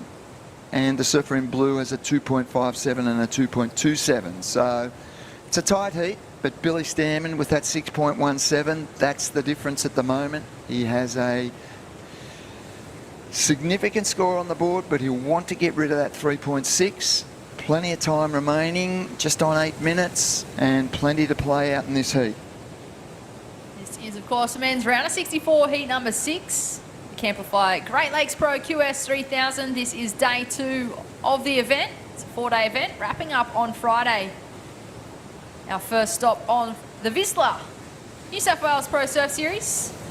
And VISSLA has partnered with Surfing New South Wales on QS events for the past 4 years. So great to have VISSLA on board again this year. They are doing amazing things for grassroots surfing, both at competitive and free surfing levels. And if you're sitting here with some time and can open up your browser if you're watching online, be sure to punch in VISSLA.com or SisterEvolution.com. Grab yourself some new gear. They've got plenty of clothing options, plenty of accessories, and they are leading the way with their environmentally sustainable materials. I think around 80% of VISSLA's product range is made of environmentally better materials, so great to see them leading that charge. They are an amazing company, and they make great gear, great fashion wear, great surf hardware, and it's a great company. So VISSLA, right behind pro surfing in Australia. There's a good wave for our surfer in blue. He needed a good wave. That should be his best ride so far, and he needed it because he only had a pair of 2s before that ride. This should put him right in the mix, because second place at this stage is close. It's tight, as most of these heats are. Surfers like Jamie Thompson in the blue, he'd be looking at Nathan Hedge as a bit of a role model, both from that same region. So Jamie Thompson, he is from North Narrabeen. It was his 21st birthday last week. I remember. I was going to mention it during one of his heats, but he had a bad heat, so I thought I'll let it go. Let it go. But, there it goes, a 5-point ride for Jamie Thompson's last, so that certainly has put him right in the mix. He had a pair of 2s prior to that. He needed a good score. He's posted a good score. It's the second highest scoring ride of the heat so far, but he's still in 3rd position, so these final waves are going to be critical. Billy Stairman, I believe, on a great looking wave here, and finishes off nicely, the Kiwi. Thanks to Destination New South Wales for that replay. We have just under 6 minutes remaining. It's currently the Kiwi in the red, Billy Stairman in the lead with that 6.17 and a 3.6. Ben Spence in the green in second place. Well, he's from Margaret River. He's now residing at Tweed Heads. He's been there for about a year. He made the move to the East Coast to try and better his surfing career. So great move there from Ben Spence. He's sitting in second place, but closely followed by Jamie Thompson. He's only looking for a 3.5 to move into second. And Jay Okalupo, you definitely can't rule him out. He's only chasing a 4.8. It's tight. And that wave we saw of Billy Stairman, that was the replay, and that was the 6.17. So Billy's in the lead with that care of that 6.17, but he only has a 3.8 backing it up. It's going to get down to their second wave scores right across the board. Whoever produces on the second wave scores, and there's now under 5 minutes, it's going to be the difference in this heat. They're all within striking distance. It's all about the waves to come. So it's a tight heat. They'll know their situation. They'll know they're all in the game. And here we go. Having a look at that wave was Jay Okalupo, assessed it and said, nope, that's not enough. I need a 4.8 or better. And I'm not going to get it on that wave, so he's in second wave priority. Here he goes. I figured he'd take it to the air and successfully rides out of that. So he did that yesterday and he was well rewarded. That's the first time I've seen that move today, so we'll see how the judges react to that. But it helped Jay yesterday get through his heat in a big way, and he's calling on the air game now. Still plenty of time in this heat. Jamie Thompson had a little look, opted not to take off. Well, wait and see what happens with priority, whether or not Jamie gets back into the lineup before Jay Okalupo, and he has. So he's deemed third priority. The surfer in white not quite out there yet, but we're interested to see where that score goes for the man on screen. That's Jay Okalupo chasing a 4.8. The body language at the end of this wave, we watched the Destination New South Wales replay. Beautiful progressive manoeuvre there, but just the body language to finish. He looked psyched on that one, Robbo. He gave the judges a look. He said, well, come on. Giving you something to think about. He has improved his situation, a 4.5 for that ride. Now, Jay Okalupo only requires a 3.9 to go to second. We've got 3 minutes remaining, plenty of time in these conditions. Significantly, though, the surfers in first and second position are also holding down first and second priority. Ben Spence has first priority, Billy Stanman with second priority. They know they hold the advancing positions at this stage. They also know that surfers in third and fourth don't require much. It's cat and mouse out there in a big way. And will they play that game of cat and mouse? Will they go sit next to each other on screen? It looks like the surfer in red sitting with white and green with blue. Yep. They've both taken a surfer each, Robert. That's you've got to wonder, is that an arrangement that's gone on? You take him, I'll take him. I don't know. I don't know, but yeah, strategy's coming into play here. That's an amazing observation, Britt. Well, looks like Billy Stanman, he's just kind of making a move. Oh, no, he's pulled anchor. He's got a 3.6 second wave, and Ben Spence has a 3.9. Normally, that's not going to get you through at this level. And nervous moments, there's paddling going on. This is intriguing to watch. I don't know, who knows? There's an opportunity here, little wave approaching the lineup. Who's going to take it? Billy Stanman, the current heat leader. That is red. The man from New Zealand drives hard off the bottom, hits the lip, throws a fan of spray, races down the line, gets a calf in the pocket. Can he finish off on this inside section? Puts it up there for the finish, and solid surfing there from the man in the red. Only looking to replace a 3.6 to improve his lead. He's done that in a big way. He's definitely done that there, Robbo, with just over 1 minute on the clock.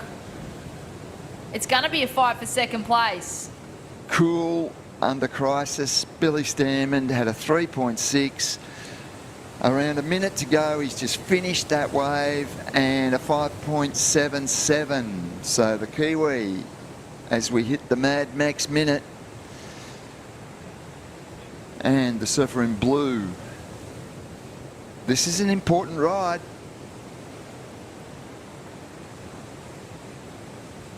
Jamie Thompson is chasing a 3.4. And here we go, Jay Okalupo, he's chasing a 3.9. So the door is open. Can he get the number required?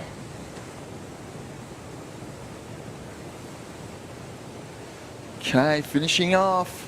And has another look to the judging tower. I've done 3 good moves. I only need a 3.9, 20 seconds to go. What a great heat. Ben Spence will be sitting out there now wondering what's happened. Jamie Thompson goes to third place. Jay Okalupo in fourth with 5 seconds on the clock. So we'll have those results shortly. That is the conclusion of heat number 6 of the men's round of 64.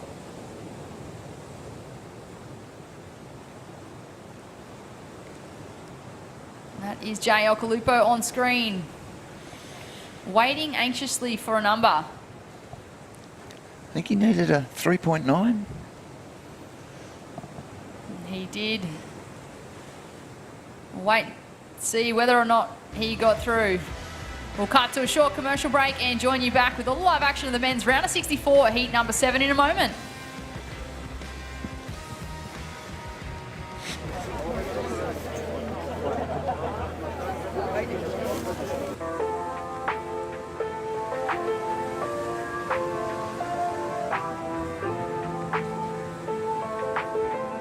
It's a beautiful day. Huge thanks to Surfing New South Wales for getting out there, not only communicating with people about why it's important to not use single-use plastic, but how easy it can be to transition and stop it and swap it. basically down here to showcase how we are reducing our plastic footprint through all things like keep cups and reusable water bottles and our beautiful toggles which we use instead of cable ties. We've invested in about 100 water bottles and keep cups. We've distributed to the whole team. You know, everyone's so passionate about this program and so enthusiastic to be a part of it. We're doing our bit to give surfers a cleaner ocean and save the environment for a better future.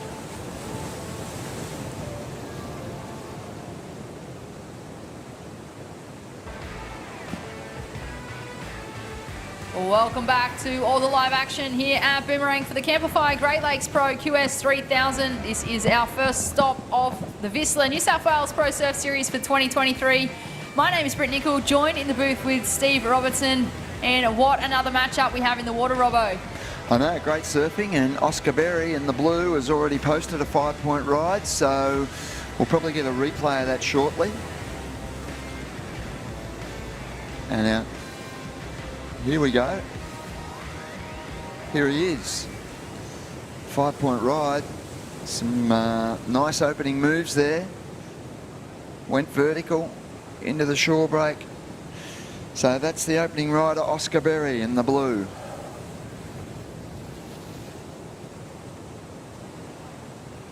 The results of heat number 6, it was Billy Stammer taking the win, Ben Spence in second. Jamie Thompson and Jarek Lupo both finished with a total of 8.1, but both bowing out. It was a tight finish.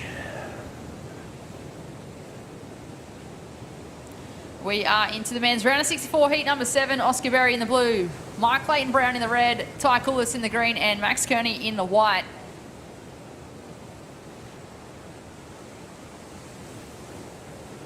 "17 minutes remaining. Still plenty of time on the clock. These are 20-minute heats. We have a wave approaching the lineup. That is Oscar Berry. He is taking off. Late takeoff there. Floats over that first section, looking for the second. Frothy section ahead, but making the most of this one and just catching a rail. That is Oscar Berry. He's already locked in a 5 to start with. Great start there from the man in the blue, but Mike Clayton Brown in the red just locked in a 4.33 and a 3.93. So the man from that Port Stephens region in the lead early. And a 3.5 for the surfer in green, Ty Coulis. And Max Kearney with priority sitting out there patiently. He'd be feeling good about himself at the moment because there's no, I mean, there's a 5-point ride, there's a 4.33. Nothing serious has been posted. And Max has priority. He'll be hoping to get the jump on them on these first wave exchanges. So that said, there's been a lot of heats where 5s and 4.3s have counted at the end of the day. So be interesting to see Max get his scorecard underway. He'll wait patiently and utilise priority as best he can. Plenty of time remaining, 15.5 minutes. A bit of urgency in the paddle to the southern screen there. Surfer in white having a look at this one. That's Max Kearney. Can he scratch into it? He's looking to take off on his backhand. He comes hard off the bottom, hits the lip, straight into a second turn. So beautiful surfing there from the man in the white. Max Kearney looking to get a number on the board. Yep, good use of priority. I wasn't sure when he was paddling for it, but it looked good. We've got Billy Stammen, the New Zealander, online. Billy, great heat, mate. You've won the heat, advanced through to the next round. You must have been a little bit nervous in the last 5 minutes because you only had a 3-point ride as your backup wave. Tell us what was going through your head in those last few minutes, Billy. It was a really slow heat, to be honest. Like not many people had. I think me and Benny both had 5s, or I got a 6 and he got a 5, and then it was just battle of the backups really. And I lucked into a little runner down the beach, and fortunately for me, there wasn't too many after that. So yeah, pretty stoked to make that heat. I know, it was good. That final wave was a clutch performance because that really did solidify that first position. So, Billy, you've been on these tours for quite a while. What's your aim at the moment? Like, what's your goals for this season? Is it all about the Challenger Series? The Olympics is also in play. You must have a few goals on your chart. Speak to us about those. It's for sure a big year for me. Obviously, I feel like I left a lot out in the Challenger Series last year, and I kind of want some redemption. So obviously these Australian qualifying series are all leading up to the Challenger Series and qualifying for that. And then, we've got the ISA World Surfing Games at the end of May, start of June. So we'll be heading to El Salvador for the ISA Worlds, and that's a qualifier for the Olympics. So I'm gunning for that spot again. I want to go again. I left so much out at the last Olympics, so I kind of want to go back and push myself again. And I'm feeling fit and healthy, and I feel like I've got some really good equipment under my feet, and I'm just enjoying the whole process. Not many people get to travel the world and come to these beautiful beaches and surf fun little waves and compete against the world's best. So I'm just enjoying it. I've got a couple of Kiwis here, which is real fun, and hopefully I can help them along the way, and Kehu progressed earlier, so I'm stoked. Yeah, you have got a few Kiwis with you, and it's great to see Ricardo Christie back on tour. Tell me, how's he settling into his comeback, I guess? Yeah, he's looking pretty comfortable. He's super relaxed. Obviously he had a few years off and COVID and stuff like that, and he's looking really good. It looks like his equipment's really good too, so he's kind of doing his own thing. He's in the juicy camper and enjoying his quiet time, I guess. And then, we're all down here, supporting each other. He's coming up in a few heats, and Kehu was before me, and unfortunately the boys lost earlier. But it's good times down here. Well, good on you, Billy. We look forward to your season ahead, and good luck as you progress through this round into the next round. Thanks, guys. Cheers. Billy Stammen, he's been around for a while. He's surfed at the highest level. He's had wild cards into CTs, and he's a great surfer. And it's great to see him and his Kiwi mates on tour, because there's some great surf in New Zealand and a lot of great surfers. There is. It's a beautiful part of the world over there in New Zealand. But it'd be interesting to see whether or not Billy's mixed things up again like this year, just with his approach. He did mention that he left a bit in the water with the Challenger Series, he left a bit in the water with the Olympics, and he still feels like he's got a bit of redemption. So interested to chat with Billy maybe later, just on that approach coming into a new year and knowing that he left a few things in the water that he might have maybe adapted to for this year. But in the water at the moment, we have live action. Oscar Berry in first place in the blue with a 6.5 and a 5. Max Kearney in second place in the white with a 5.23 and a 5.2. Closely followed by Mike Clayton Brown in the red with a 5.67 and a 4.33. We have the Destination New South Wales Wave replay. Talk us through this one, Robbo. Wow, well, the first turn was super strong. Oscar Berry, this is his best ride, and we can see why. Finishes off beautifully. And the surfer in white, smooth, stylish. I think that's Max Kearney. That was his opening ride. He's backed it up really well as well. And the surfer in red. These waves are good. They're standing up on the bank, and plenty of opportunity for high performance surfing. And there's a nice finish off there. It's a super close heat again. We can see their top scoring rides. Oscar Berry, he's got the slight advantage, and look at this wave for Oscar. Great first turn, the wave standing up, and comes unstuck on the second one, but Oscar's out in front, has that point of difference, which is a 6.5 in this heat, and he's backed it up with a 5, so he's in a strong position, but by no means secure, because red and white both have good waves in their scoreline and don't need a lot at all to move up into first. Ty Coulis is the one who's lagging a little bit. He only has a 3.77 and a 3.5. Work to be done there, but still plenty of time to do it, just under 10 minutes. But first, second and third, not a lot separating these surfers. Blue leading the heat. Max Kearney in second position, holding priority. He'll know that the surfer in red has a 5.67 and only needs a 4.76 to overtake Max. So Max will want to get rid of that 5.2. He needs to improve his scoreline to try and get a greater distance between himself and the surfer in red and green. Still beautiful conditions here at Boomerang. I feel as though it has improved as the morning For sure. has moved along. And well, we've just come off the high tide. The tide will start to make its way back out now and conditions will change slightly. Noticed yesterday with the mid tide, it was still pretty fun, but then towards the lower tide, it just slowed up a fair bit. But still plenty of opportunity with the changing tides. And well, hopefully the conditions start to pulse and the swell starts to pulse over the next day or two, Robbo. Well, yeah. Yesterday it did go slow, but I feel like there's more energy in the water today, and it might not go slow. It may actually get better as the tide runs out because, yeah, there's more energy in the water, and yeah, it's going to be great no matter what. But plenty of performance here. They're reeling off 3, 4, 5 manoeuvres on all these waves, so that's testament to the quality of the wave and the sandbank that they're on. And we could have a change in situation here. What do you think, Britt? Well, this is Mike Clayton Brown. He's strung together a couple of great backhand turns here, just linking one straight into another, gets the finish. Mike Clayton Brown, he is looking like he's got a heap of energy in his surfing this year. Well, he only needs a 4.76. I think he's up for another mid-range 5 to 6 point ride off that one. And there it is, a 5.23. So there you go. Red goes to second position. He has a 5.67 and a 5.23. He needs a 5.84 to go to first. Now Max Kearney's dropped back to third position. Max now requires a 5.67, and here he goes, using his priority. Nice opening turn, round that section into another one.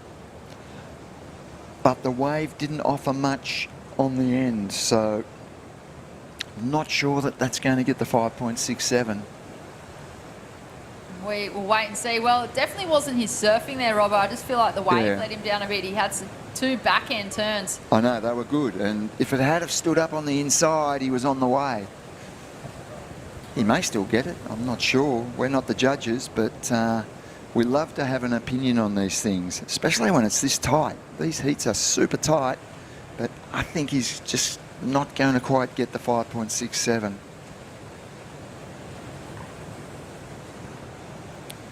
Six and a half minutes on the clock at the moment. It is Oscar Berry in first place. Mike Clayton Brown in second. I'm sure the Merriweather Surfboard Club would be happy about that. Their surfer in second place at the moment. Mike, great New South Wales surfer who came through the junior system. Now competing in these QS events. Oscar Berry, is he still a pro junior? I believe he would be about just on the cusp. I feel like Oscar's 20. Okay. Which would put him on the cusp. It would put him right on the cusp. Pretty sure he represented the Irukandjis last year. Wow. Team Australia, 2022 ISA World Surfing Games. Yeah, I mean, as you mentioned earlier, the Olympics. Okay, we're going to have a Mad Max recap here, and there's going to be some good waves scored here. Talk us through this one, Britt, as they come up. It's a close heat. Thanks to Mad Max for providing this recap.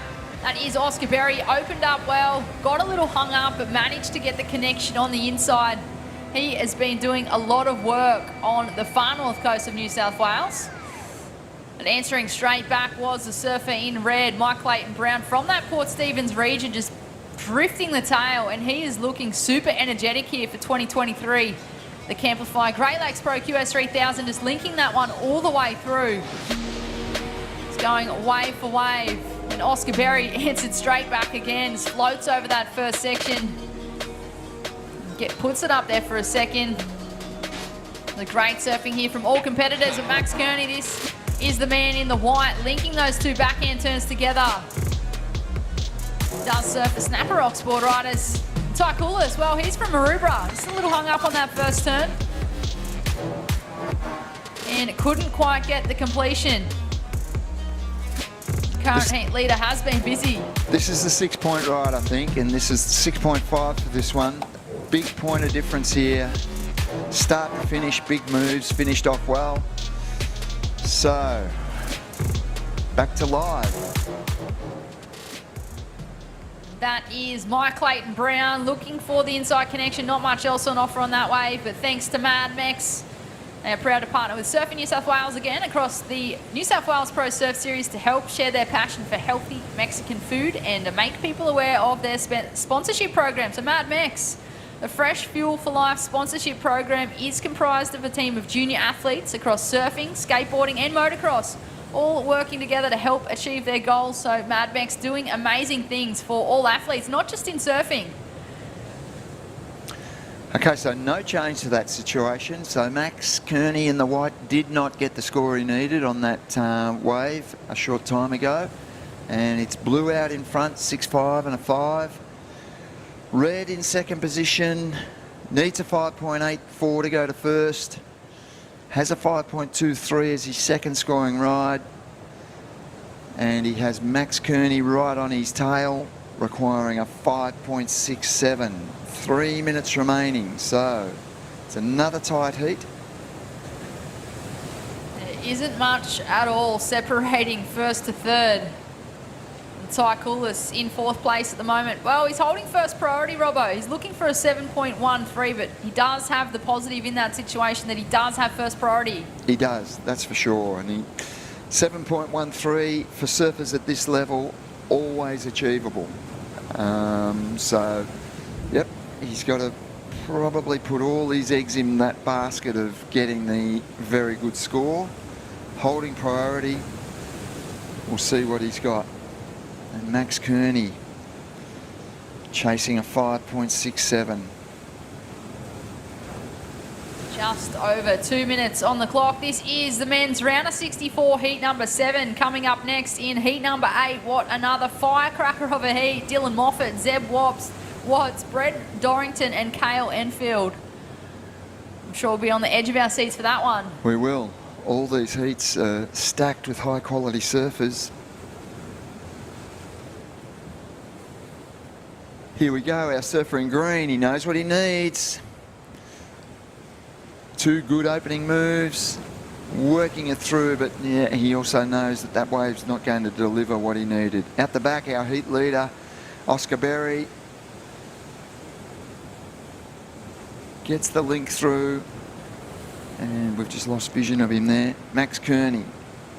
Okay, Max knows what he needs as well.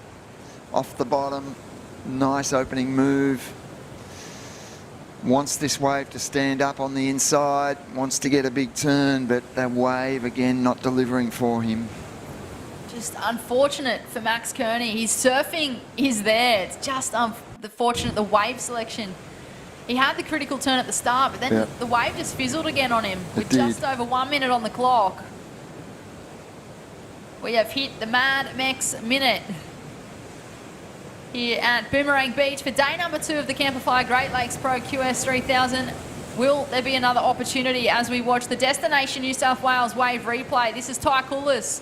Great first opening slash straight into a second turn. He just couldn't quite get the third with the completion, just burying the rail. Oscar Berry, current heat leader. So surprised that he was able to pull that one off, Robbo. I know. And here's Max. He wanted a better wave than this, but still, like you said, the surfing's there. And if the wave had stood up and offered a big move on the end, he would have been in contention. As we hit the 15-second mark, will there be another opportunity? A little bit of urgency and someone on the screen paddling towards this little line in the lineup. Not sure the surfers got to their feet in time, but that concludes heat number 7 of the men's round of 64. Mikey Clayton Brown on screen. He's looking to move through in second place. Oscar Berry in the blue in first. Unfortunately bowing out in third and fourth, Max Kearney and Ty Coulis respectively. We will cut to a short commercial break and join you back here with all the live action of the men's round of 64, heat number 8.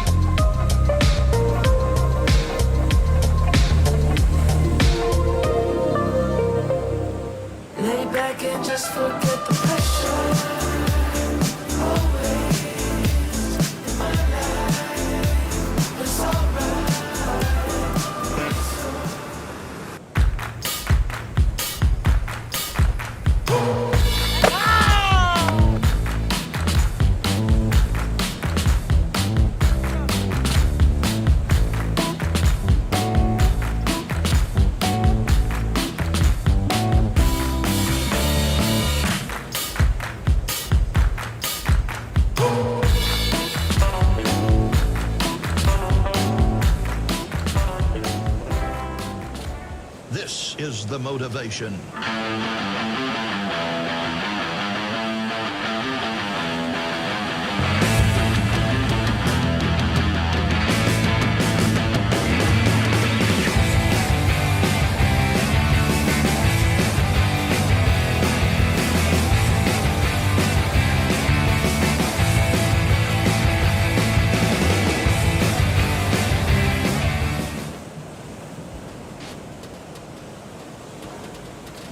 Welcome back to Boomerang Beach for day number 2 of the Camplify Great Lakes Pro QS 3000. This is our first stop of the VISSLA New South Wales Pro Surf Series for 2023. My name is Britt Nicol, joined in the booth with Adam Hennessy, and what another matchup we have in the water, Dimmy. Yeah, mate, a big heat.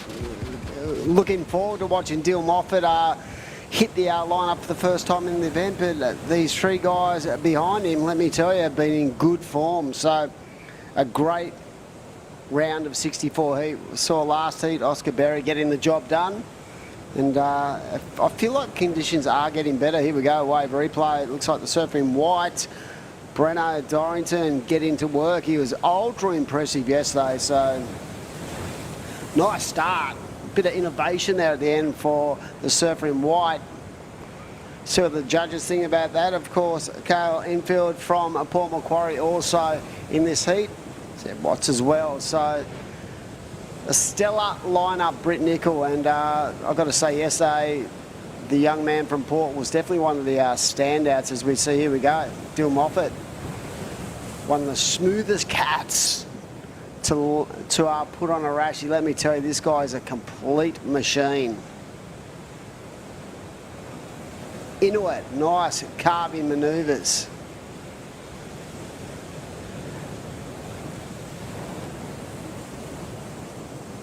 So what the judges think of that. That first ride of Brent Dorrington was a 4.33. And this is the wave replay coming from behind the peak.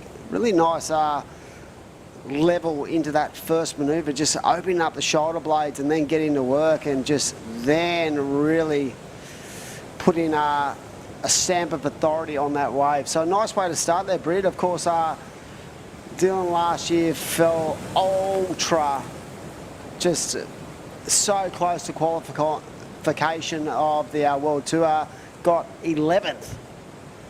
I feel like him and Morgan, 11th and 12th. Dylan knows what he's capable of. I feel like his family, friends, sponsors know what he's capable of, but I almost feel like he was a bit of an underdog in that situation. He kind of came from nowhere and showed the world that he was definitely there to mean business. Yeah, I felt like his consistency played a big part. You know, he had a great Challenger Series for his first real effort on the Challenger, but yeah, from a point of view of knowing Dylan and understanding, and I speak a lot to his coach, and he's just next level as a competitor. So yeah, he did come out of the blocks as a sort of, you could say, an unknown on the world stage, but not from an Australian point of view at all. Oh, he's opened up with a 5. So first of red, Dylan Moffat, a 5. Brent Dorrington in the white in second place at the moment with a 4.33. Cale Enfield in the green with a 3. Well, we've been speaking to Dylan Moffat. He is staying busy, and what a great looking left-hander he has just opened up with. Unfortunately, I just gave him the commentator's curse there, Dimmy.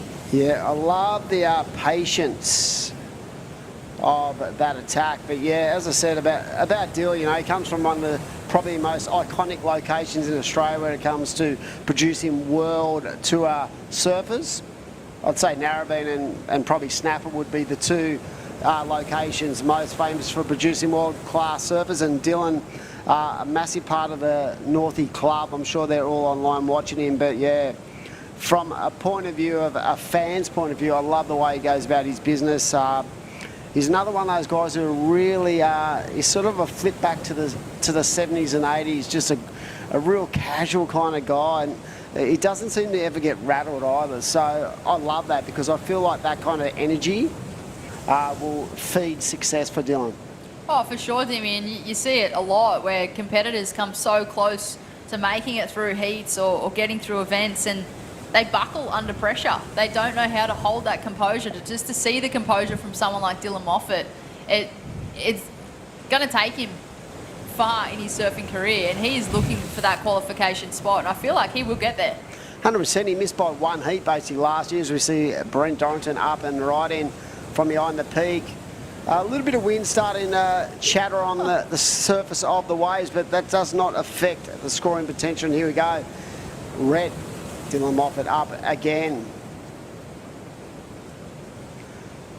And when you think of North Narrabeen, you think of the likes of Duma Hardman, multiple world champion, and to have the likes of those kind of guys along with Nathan Hedge, they've got such a production line of guys who have come through to our world, to our success, and pretty sure Duma's still the actual president of that club, so I'm sure that, Dill can feed off his experiences and go back to someone like Damien Hardman, who's just, an encyclopedia of information.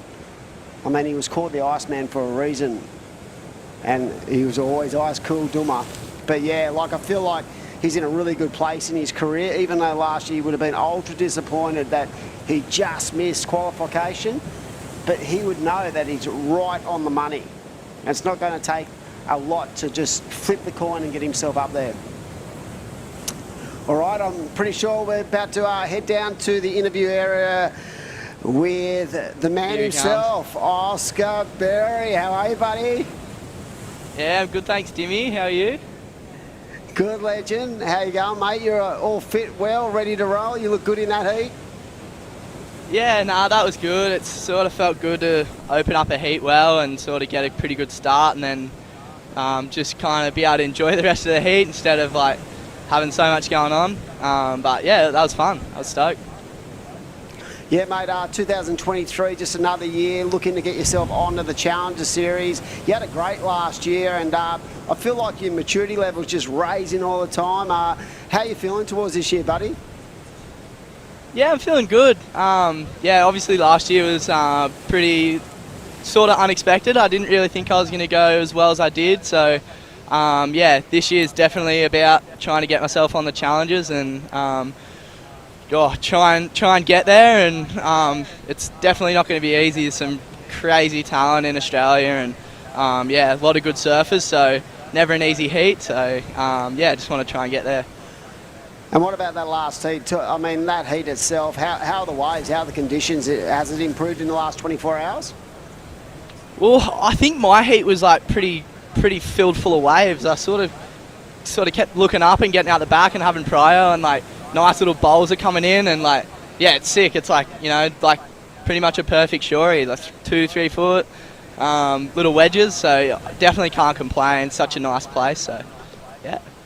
And what about your support crew, mate? How's the old boy going? He'd be there biting his fingernails? Nah, the old boy's at home, probably mum and dad probably watching this together at home. Yeah, I'm down, I'm staying with Joel and Saxon. We got Oscar Lange in there, so we got all the boys. Sort of got a pretty sick place here, and so yeah, we're just having a hell time hanging out and surfing some heats. Did you cut Saxon's hair? No, it wasn't me. I don't know, I reckon it looks pretty good. No, good stuff, buddy. Great to see you going so well in the event, and all the best moving forward. And hopefully the next day or so, we're going to have a little bit of a pulse from the south, so hopefully we get even better ways moving forward. For sure. Thanks, Dimmy. Appreciate it. Thanks, legend. Well, there he is, Oscar Berry, one of my favourite dudes on tour. He's a funny man and maturing really well, and yeah, looks solid. And last year he spoke about that, Britt, about how he sort of came out of the blocks and unexpectedly, sort of put himself in a position for the Challenger Series. He got a few bites of the cherries as well, and he actually went pretty good. He got through some heats on the Goldie, and yeah, I feel like in the next 2 years that guy is going to make a stand. He sort of comes from that free surfing background where as a competitor, as a junior competitor, I don't think he did a hell of a lot, but he was definitely a standout when you watched his free surfing. He was amazing. I sometimes forget how young he is. Oscar. Yeah, and just he's so mature, and mature in his approach with his surfing as well. You kind of think, oh wait, he's only 20. 100%. So he's still got so many years ahead of him to hit that Challenger Series and give it a good crack. But giving it a good crack, Dylan Moffat is linking this one all the way through, right in front of that PA system. Looking sharp. For those scores to be locked in. But Dylan Moffat in the red, he's locked in a 5 and a 5.33. At the moment, it is Brent Dorrington in the white in second place. Zeb Watts in the blue in third, and Kale Enfield in the green in fourth. How fun do these banks look, Brett? It looks super playful out there, Dimmy. Yep, it is, and you can see that just by the, you know, the scores. We've seen some big scores. We saw Reef Hazelwood lock in a 17-point-something two-way combination earlier. We've had a couple of tight heats as well, like the Joel Bourne heat was a bit tight, but I feel like, you know, the cream of the crop will always rise in any kind of conditions, and right now it is tight in this heat. Zeb Watts doesn't need a lot. We've got Carl Enfield out there with priority, only needs a 6.16, and there's still 8.5 minutes to go. So at this stage it is Dozza and Dill Moffat looking pretty strong, but we've seen so many heats. How many heats have we, you know, witnessed in the last couple of days where, like, someone looks secure and ready to go through the next round and then buzzer beaters? Happens all the time. Well, there's been a couple of heats where we've kind of gone into an ad break thinking that someone got through, and then we come back and someone else got through. And then we look silly. And then we look like we don't know what we're talking about. 100%. There was one a little bit early with Takia Butler, so... I watched you as I read that out. You're I was like, like, wait a minute, what? are you reading the right information or what? Anyway, here we go. The young man from Port up and right in. Strong first turn. Really nice elevation in that second manoeuvre and getting to work. Really sparked up, looking very switched on today, as he was yesterday. And as I said, this guy is ultra impressive. A lot of people wouldn't know a lot about him, but yeah, I've watched him since he was a very young junior, and his power game, it's going to take him a long way. He looks psyched on that wave too as we watch Dylan Moffat just having a quick look at that one, opting not to take off. So he obviously deemed that that wasn't going to improve on his lead. He's looking to replace a 5 to increase that requirement for second, third and fourth. So we watch the Destination New South Wales wave replay. This is Kale Enfield, belts that first section straight into the second. And it gets the finish. Wow. Really solid surfing there from the man in the green. When you're talking about connecting the dots, that's exactly what he did. He had that really strong manoeuvre, and he just wanted to, you know, emphasise to the judges exactly what they want to see. A 7-point ride for the young gun. So he's put himself right back in contention in this heat, as we see Brent Dorrington, who's been pushed down to third. He's coming from behind the peak and he's going to get out. So strong combination of manoeuvres, and I think just the effortless nature of his attack was impressive. There was just no downtime in any of those turns, Brett.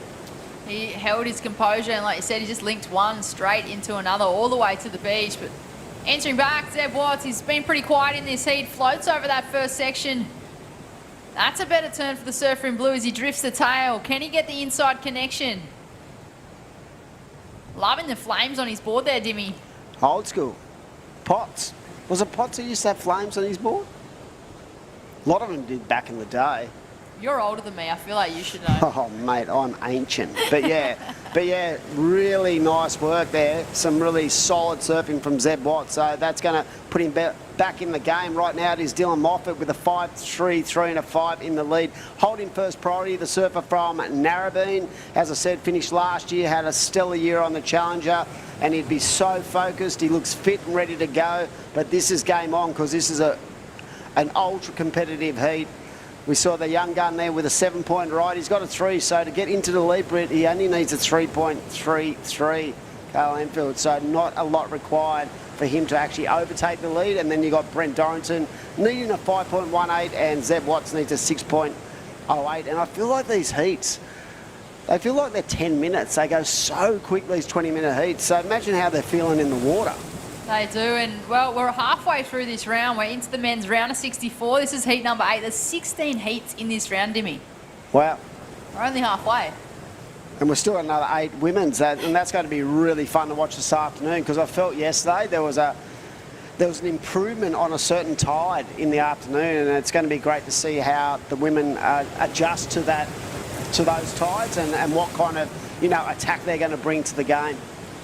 Yeah, you're right. We did start with the women this morning. We're now into the men's, and yeah, we'll be rounding out today with the women again. So another jam-packed day here at Boomerang Beach for day number 2 of the Camplify Great Lakes Pro QS 3000. Thanks to Camplify, Australia's largest van sharing community. Chasing swells has never been so easy. hire a camper van from the widest variety and cruise the coast, searching for the next set in style. Be sure to download the Camplify app today. Imagine me out there.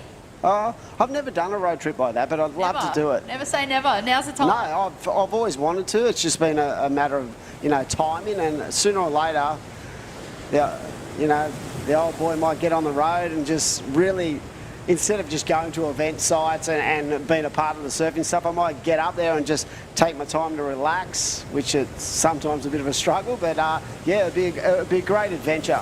And I really encourage everyone to get online, check it out, and great to have them as the naming rights partner of this event.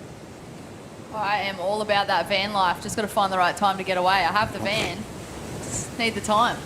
Mate, you got to stop studying so much. Well, funnily enough, most of my study's external these days, so I probably could do it for another 6 months. So right now, 3 minutes to go. It is priority out there with the surfer in red. So the surfer in red, that means he can choose any wave he likes.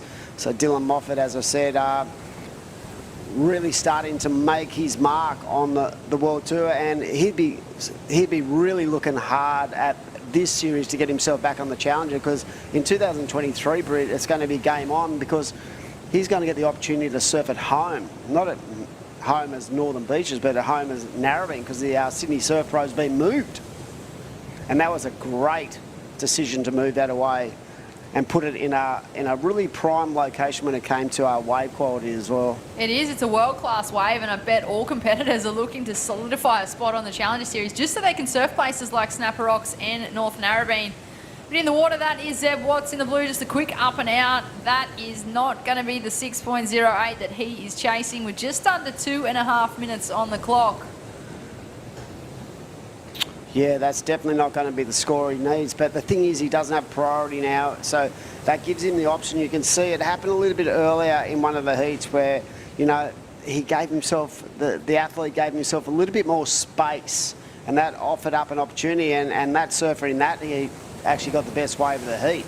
So sometimes, it can be a hindrance having priority, and having no priority lets yourself free up a bit, as we see the surfer in wide up and right in. And you can see that from the high shot then, Brett, that sort of had two swells going into one, so it really didn't open up for Breno. And look at the urgency on screen, the paddle of green, Cale Enfield. He just spotted an opportunity to take second priority over the surfer in white and also blue. He is making his way over to those two competitors just to say a nice hello, stick nice and close, play a bit of cat and mouse. Exactly. So at this stage, right, the surfer in green, Brett, he only has a 3-point right his second wave. So at the moment, he sits comfortably in second position. If he can better that, he'll probably end up in the lead. The priority situation is the surfer in red has first priority, and that is Dylan Moffat. He's going to have a look at this wave. He's deciding to go onto his backhand. We can see the surfer, Zeb Watts, up on his forehand. Nice rotation. But yeah, that leaves surfer in green in the lineup with priority with 50 seconds to go. And sometimes in this scenario, it's not about what you take, but it's what you don't take. So he can use that priority to his own advantage. He certainly can, as we are into the Mad Mex minute with 35 seconds on the clock. Will there be another opportunity for Brent Dorrington and Zeb Watts? Time will tell. Another beautiful day here at Boomerang. Now a bit overcast, a bit of texture on the wave face as well. The wind's picked up it slightly. Yeah, it did say the weather's going to be a bit tricky. It rained a lot last night along the whole north coast of New South Wales, and this morning it was belting down. As we see, Breno up and right in nice first car, but again that wave lacking the potential to get that score required. So with 5 seconds on the clock, we're going to do a replay of that last couple of rides, and it looks like the man in green, he's up and right in nice first turn. So this is going to count, Britt, because this was way before the buzzer, and he's up and into a nice turn. So we'll have to see what happens with the last of Dylan Moffat. Would that be enough to turn the tide and get him in the first? We'll have a look at some replays very shortly, but that is another exciting heat. I personally feel like that surfer and screen might have just went to the lead as we watch the Destination New South Wales wave replay. This is Dylan Moffat. Oh, Just wow. making that look so easy. How sparky was that? That was so sick. Likewise here from Zeb Watts. Yeah, this is a good looking wave. Nice and tight in the pocket on that first manoeuvre, and I felt like he really waited patiently and timed this last turn just to perfection. So we'll see what the judges think. That might have put him into first position, but we still haven't got that. There it is, the score from Dill Moffat too. So there it is, a 4.60. So it looks like unofficially it is the surfer in green and red progressing on through. That's another great heats. And well, I'm excited. The afternoon's looking very, very, good. I'm really frothing out. It is, and we will cut to a short commercial break and join you back here with all the live action in a moment.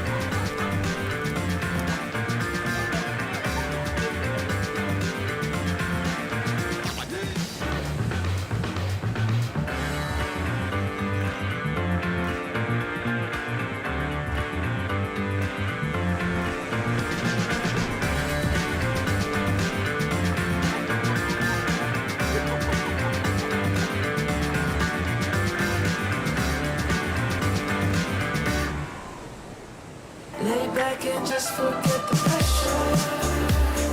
Always in my life, it's alright.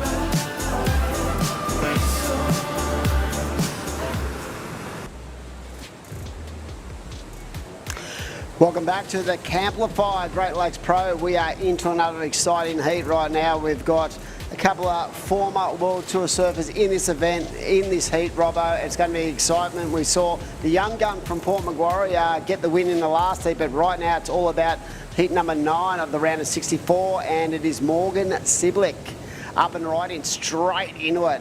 What about that? He is looking really fresh and pumped up for a big 2023. So, Steve Robinson, welcome back in, and you've come in at a perfect time because, as I said, we've got 2 guys who have had World Championship Tour experience in this heat alone. Both these surfers, Morgan Siblick and Ricardo Christie, I believe personally should still be on the big 100%. stage. They are amazing surfers.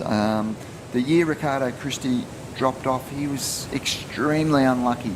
He came up against the high seeds and he matched it with them.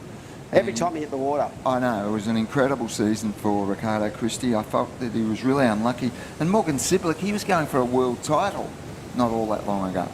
Such is the state of play in professional surfing, you could be at the top one day and then, you've got to reset and re-go again, as we see the surfer in white, Ben Lawrenston up and riding. So yeah, it's the stories that play out in an athlete's career over the course of the time, as you said, like Morgan, he was basically the shining light for that 1 year, and then things just didn't go his way, and it had nothing to do with his surfing. It just, it happens. Yep, it's amazing. It's a cutthroat game, professional surfing, and both these guys, they will have fire burning in their belly to get back on that big stage. And the other thing about this heat is Ben Lawrenston, I have been super impressed with in the last week. Was good. Watching him at the Tweed Coast Pro. And Joshua Levy, I don't know a lot about him, but no doubt he's seen good. a lot of him. You'll know more than me about Joshua. He's good. Yep. So, game on here, early days. Morgan Siblick, a 4.83 for the first ride. Ricardo Christie, just a 1.5. Both these surfers, they will want those scores out of their score line by the end of this heat. So, let's watch it play out. But yeah, it is the changing that happens in professional surfing, and you know you can be at the top of the game one day and a few bad heats and a few bad results, and yep, it's cutthroat. The thing I love about our sport is you've seen it over generation to generation. How many times have you seen a surfer have that situation but come back even stronger? So even though he would have been ultra disappointed, Morgan, to fall off the championship tour, he knows he's got the game to match it with the best in the world.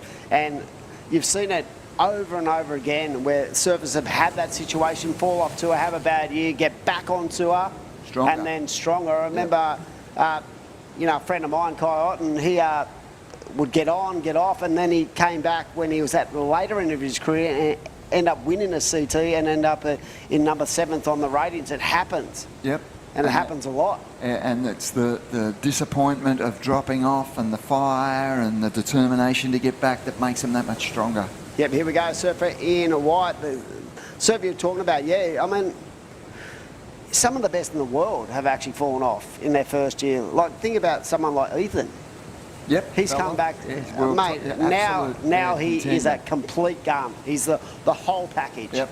So, yeah, and this is a great sort of filter into that next situation where they, you know, Morgan's got to go back to the grind, get it done, get on the Challenger, and then reset again. And I think that whole 3-tier kind of tour situation now is such an advantage for these guys. It is. No, you're right. Okay, Morgan Siblick, he's posted a good score, a 5.77. That's more like it. They're the sort of scores that... we're used to. Yeah, well, they're the sort of scores today that often are keepers, so a reasonable start for Morgan Siblick. You speak about surfers falling off tour and coming back stronger. Tell you who I think is the prime example of that? Andy, I was going to say. Yeah, he fell off and he came back and... remember the hype? Strong, yeah. There was so much hype on him early doors, and he just had a bad year and couldn't get into his groove. But I think that fueled the fire for Andy. Yep. He came back a fierce competitor. You throw that in the mix, and his and his rivalry with Kelly, yep, and the competitive nature of him and Bruce. Yep. I think that all just played into it.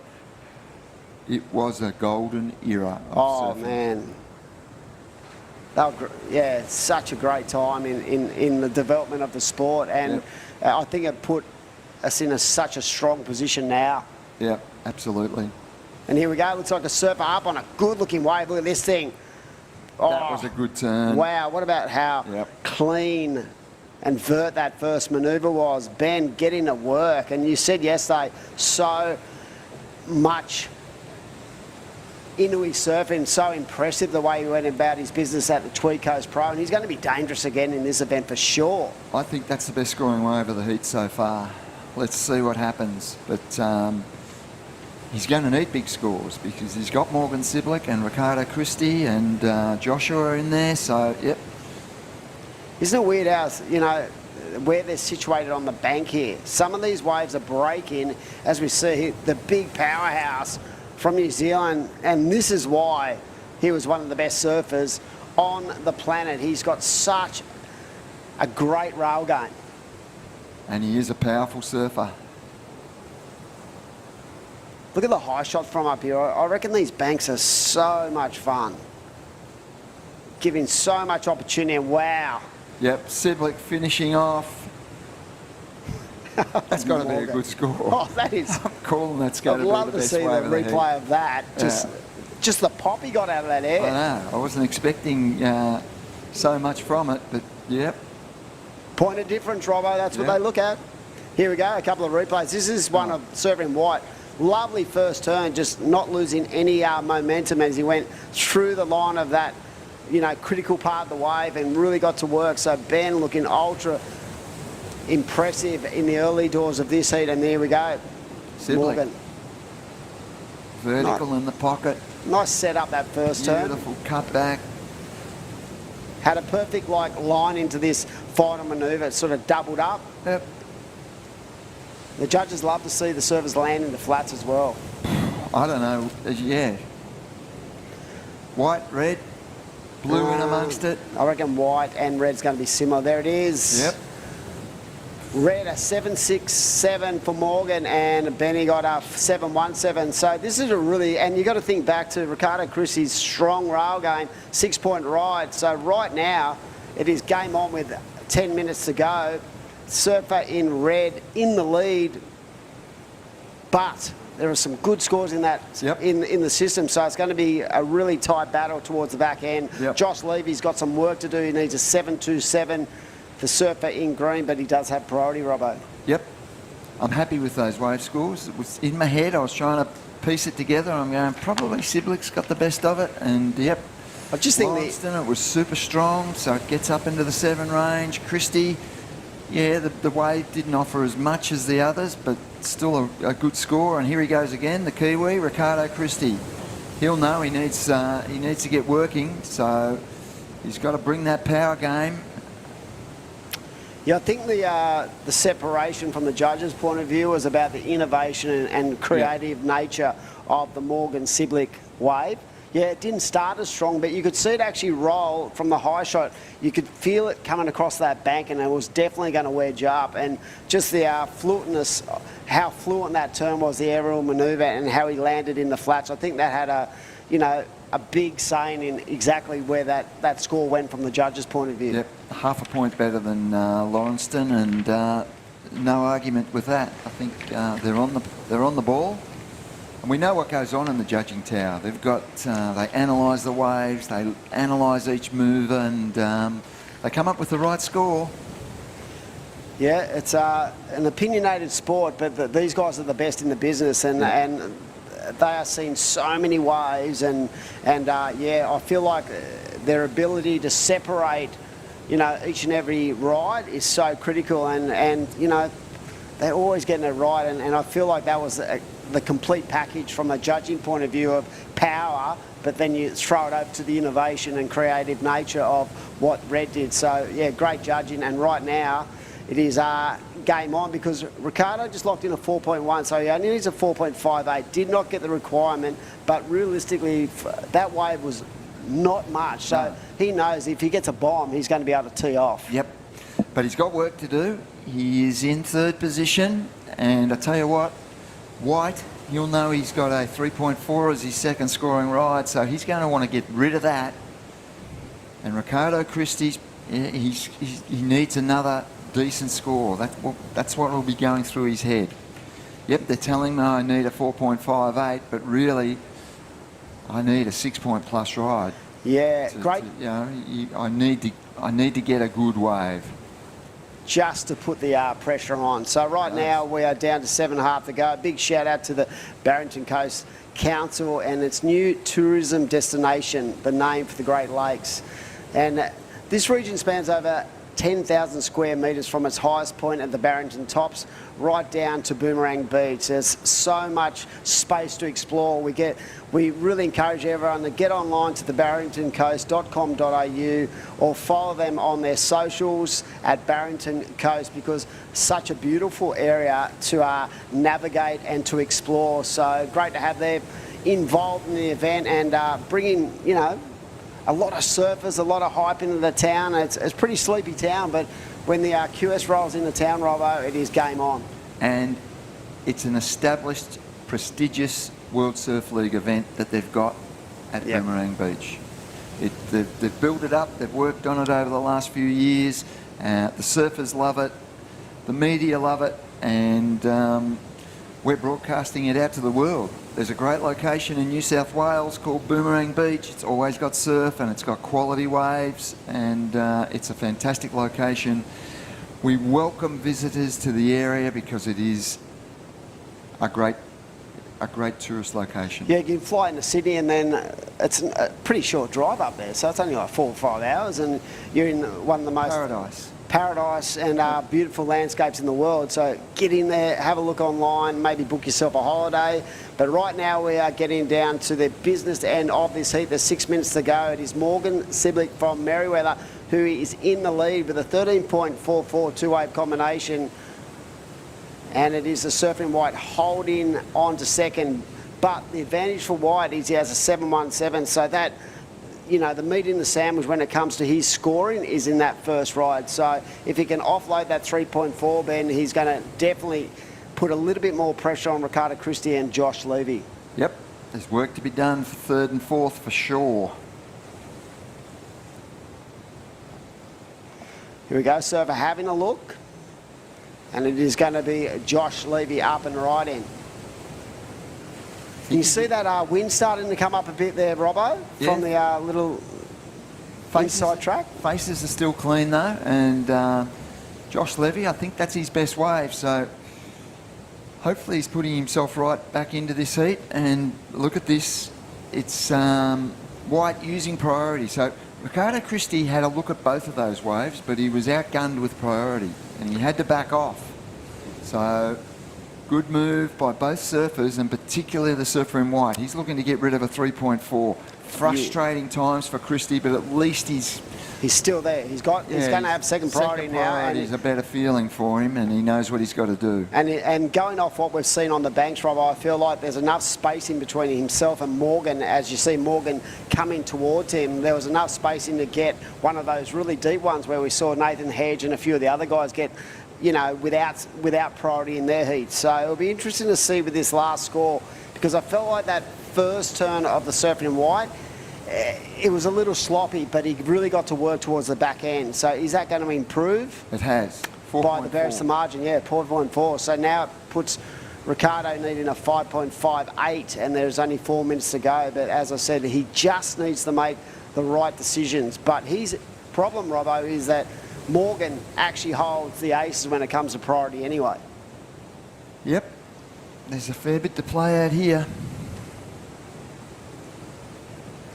So we are running right through the completion of the men's main event round and then into the round of 48 of the women's, which is going to be amazing this afternoon.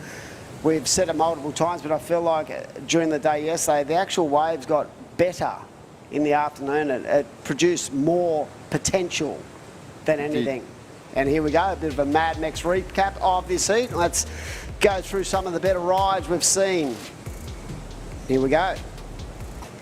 Nice start for Morgan, just looking very spicy and limbered. Gets the fins out. Yep. And this is that traditional rail game we speak about.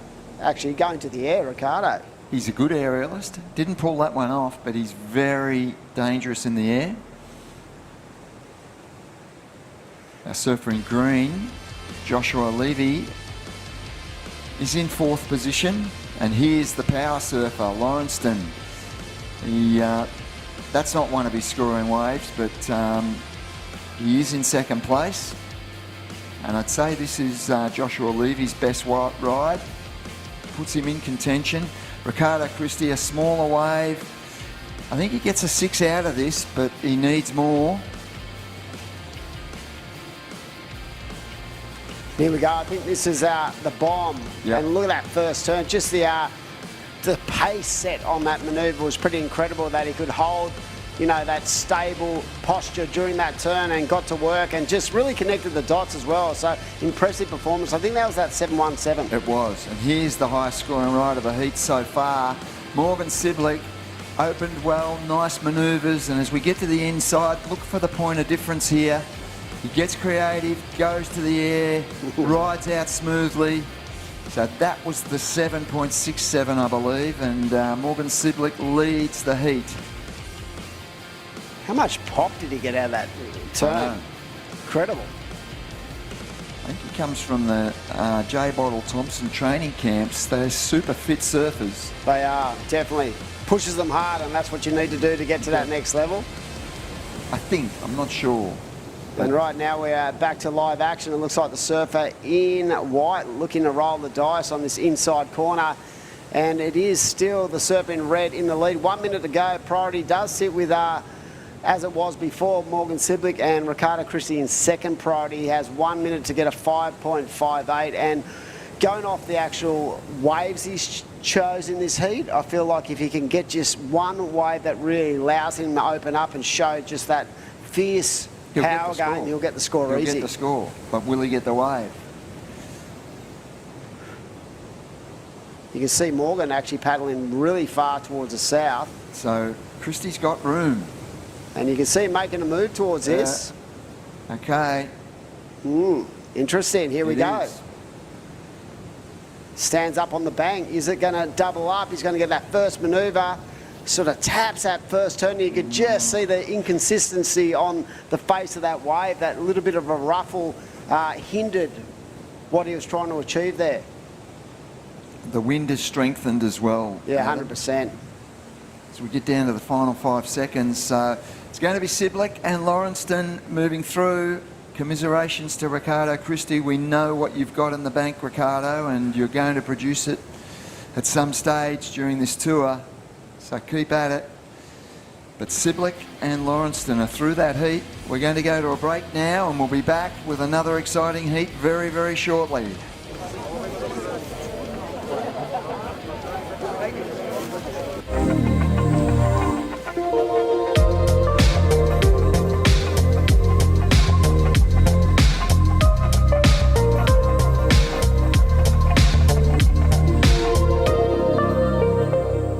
Lay back and just forget the pressure.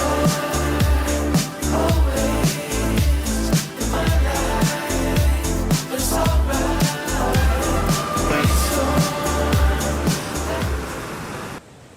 It's in all of us. That craving to feel new again. To see something new that will blow our minds. Or meet someone new who will change it. New South Wales. A place to feel free. To feel alive. And most of all, to feel new again.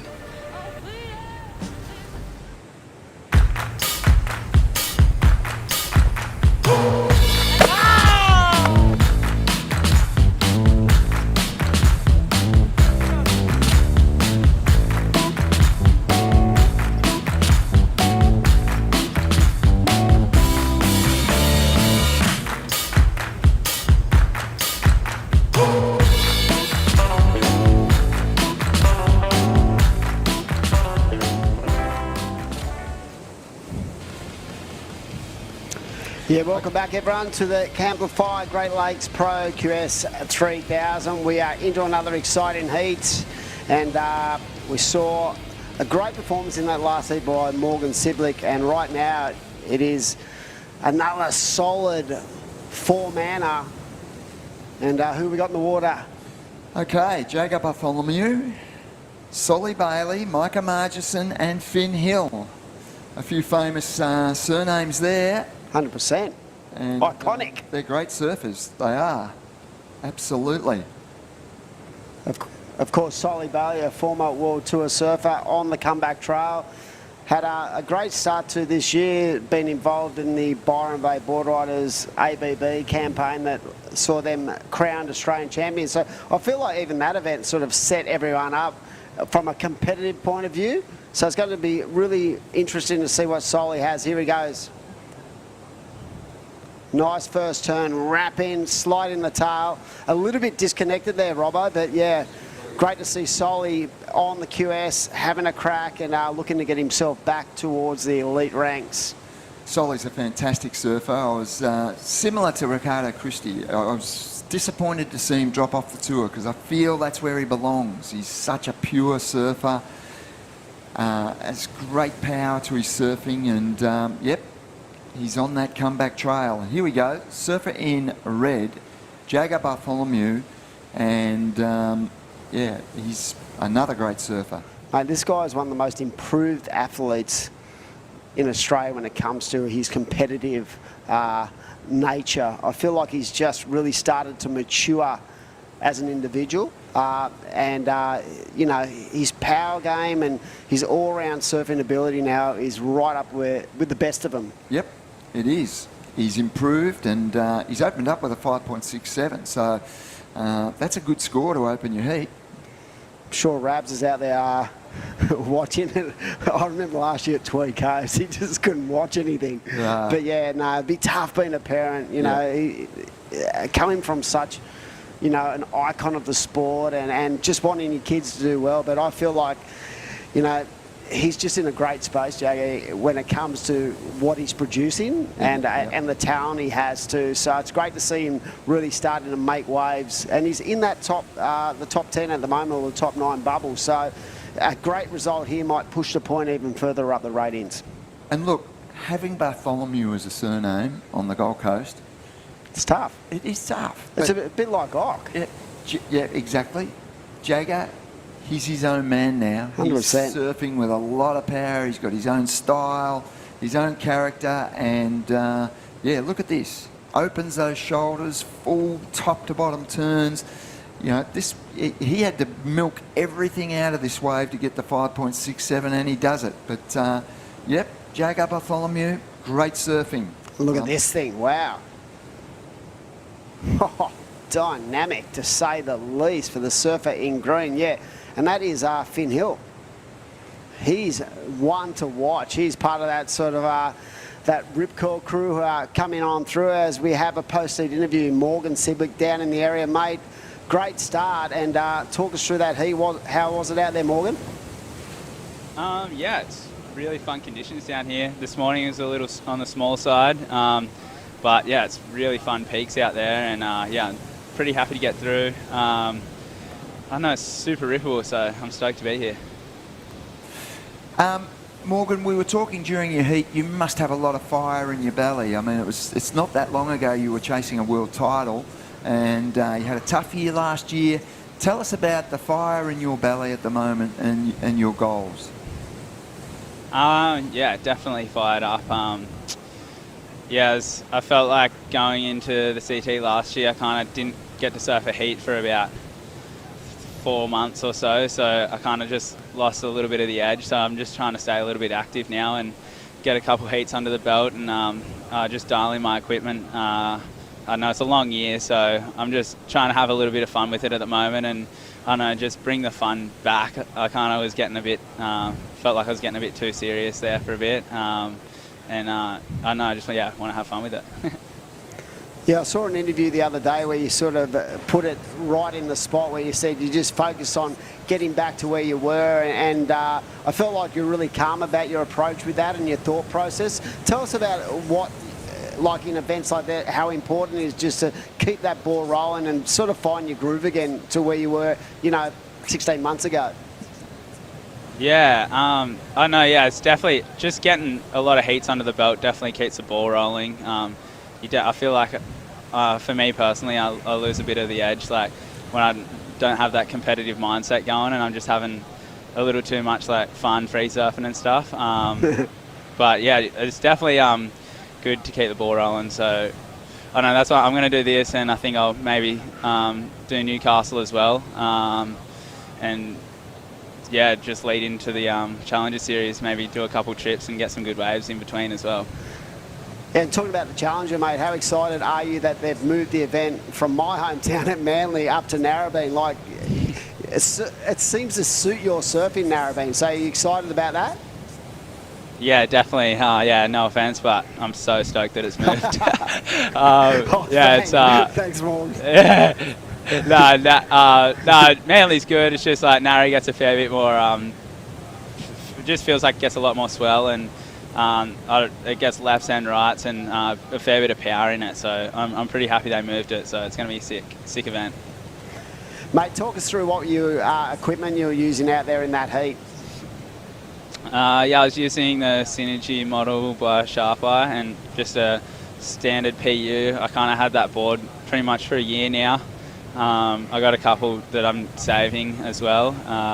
But yeah, so just a squash tail. Don't really ride squash tails too much, and that one's got a fair bit more foam in it than my boards last year. So, well, the boards I was competing on last year.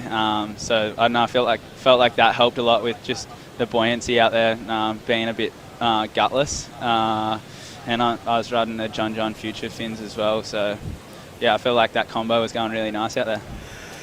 Well, mate, we're excited to have you in the event, and we wish you best of luck in the next couple of days. It looks like a little south swell coming, so hopefully the waves get better, and best of luck in 2023. Yeah, thank you. It looks like it should get really fun. Thanks, Morgs. Yeah, no, Okay, Surfing fantastic. well. He is, and yep, we know what he's about this year, and we wish him the best of luck. There's been quite a few waves ridden during that interview, and Jagger Bartholomew managed to back up his 5.67 with a 4.97, so he's in the lead. Well, this thing. Wow. Wow. Spicy indeed on a bigger wave. I feel like the waves are starting to sort of do exactly what they did yesterday. They sort of got better towards lunch, and that's unusual on the East Coast. Yeah, well, it's a little more swell today, and it'll handle that outgoing tide, I believe. And Jagger Bartholomew, we had a different angle on that one, and but the first turn looked really impressive. So let's see what it delivers. He's in the lead. Wants to get rid of that 4.97. Finn Hill has a 5.73. That's the best wave of the heat, just narrowly.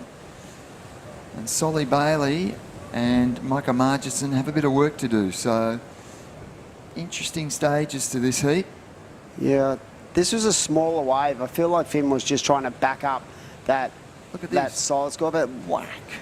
Very lucky not to catch that rail then, but I feel like that little bit of chatter on the face, these guys are going to have to be really aware of that. And but yeah, that was a really solid section to hit. So with 10 minutes to go, this is game on. In this heat, we have the surfer in white. He has one wave. He only needs a 4.50. So there's been, a couple of scores in that 5-point range, and it's purely going to be that one who can raise the bar just that little bit to give a bit of separation and to put a little bit more pressure on the fellow surfers in the lineup with them. Yep, Micah Margison with a 4.57. That's just into the heat. Solly Bailey, I would imagine, wants to get 2 new wave scores, although we know Solly's capable of a really high score. But I think going through his head at the moment would be... get rid of both. Both of them. I can do better than 3.83 and 2.5. I need them both out of the scorecard. But a lot going on out there, a lot to play out. And here is Micah Margison on his backhand. Nice backup. I feel like, he's just trying to get something on the board. He didn't need a huge score. I don't know if that's going to be a 4.5, but he's just trying to keep the ball rolling and keep the rhythm in this heat flowing. Because it is a tight heat right now. As we said, the surfer in white just locked in a 3.47, so needs a 4.50. And when you consider not a lot separates the 4 surfers, it's going to be an exciting battle to see who gets through into that round of 32. All these heats seem to go down to the wire. Yep, and a good-looking wave. So I think that's Solly. And he's the surfer that needs a score. Nice first. Good second turn as well. Great carve in the pocket there. Looking for a good finish on this one. This is going to put Solly right into this heat. And finishes off nicely. So the surfer in blue. Yeah, I reckon that might be the best wave of the heat so far. And just the attack, aggressive nature of those turns from the former World Championship Tour surfer on the comeback trail. As you said before, it's great to see Solly in the event. A real nice, calming influence, and I feel like he has such a strong base to his game that he's going to be a danger wherever he is. He is. And I'm not going to argue with you calling it the best wave of the heat, because you always get that right, Adam. Here we go, Finn Hill in the green. So he's looking for he wants to get rid of that 3.33. I'd say he's probably done that. Solly Bailey, 7.33. Adam Hennessy, 7.33. He has gone from 4th to 1st. Yep. Now, Solly wants to get rid of the 3.83. Jagger Bartholomew now in 2nd position. Only needs a 5.5 to go to 1st. But importantly, he wants to get rid of that 4.97 because Finn Hill is on his tail and Micah Margison is also right there on his tail. So if it's tight across the board. Solly Bailey won't want that 3.83 at the end of the day in his scoreline. He's in the lead. He'll want to extend that lead. Yeah, it's just a super tight heat. It's gone down to the wire.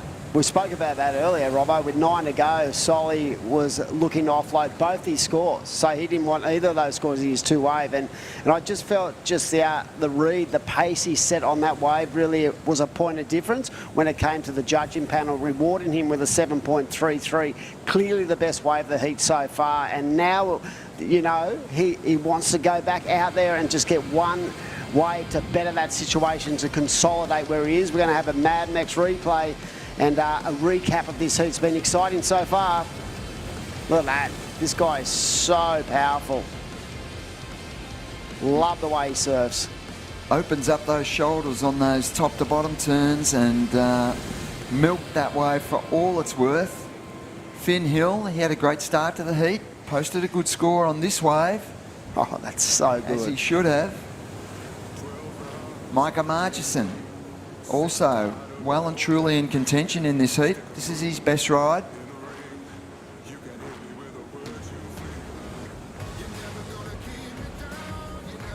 So this is the backup for Jacob Bartholomew. Inu again, and I love the way he leant into that turn. Just that little bit of a release on the tail for a point of difference, and then we see Solly up and right in. But it's going to be that last ride of the Surfer in Blue that is definitely going to be the separation for these guys in this heat. Finn Hill, very dangerous. Looks very switched on when it comes to reading the bank out here. So they're going to have to watch him as we see Surfer in Red catching a little rail, but a really nice, clean, whipping turn. So it is game on, and we're getting towards the back end of the heat, but what is going to transpire, because all these 4 surfers are basically in the mix to get on through, and this is this ride. Solly into it, that first turn, nice clean projection in that second manoeuvre, and what about how he just opened up the shoulders on that third turn. And this was the wave that just, I felt, just kept on giving, Robbo. Yep, and this was the difference in the heat. Solly Bailey, that's why he's in the lead, and he got this, the good 7-point ride. But it's close right across the board, and these final minutes are going to be critical as we check out the scorecard again and the situation, and it's still Solly Bailey. Well, he's picked up a 6.27. So during the recap, Solly Bailey's picked up a 6.27. So first place is basically secure. Second place is the one that's super tight. Here it is. Here it is, Solly Bailey. That's why.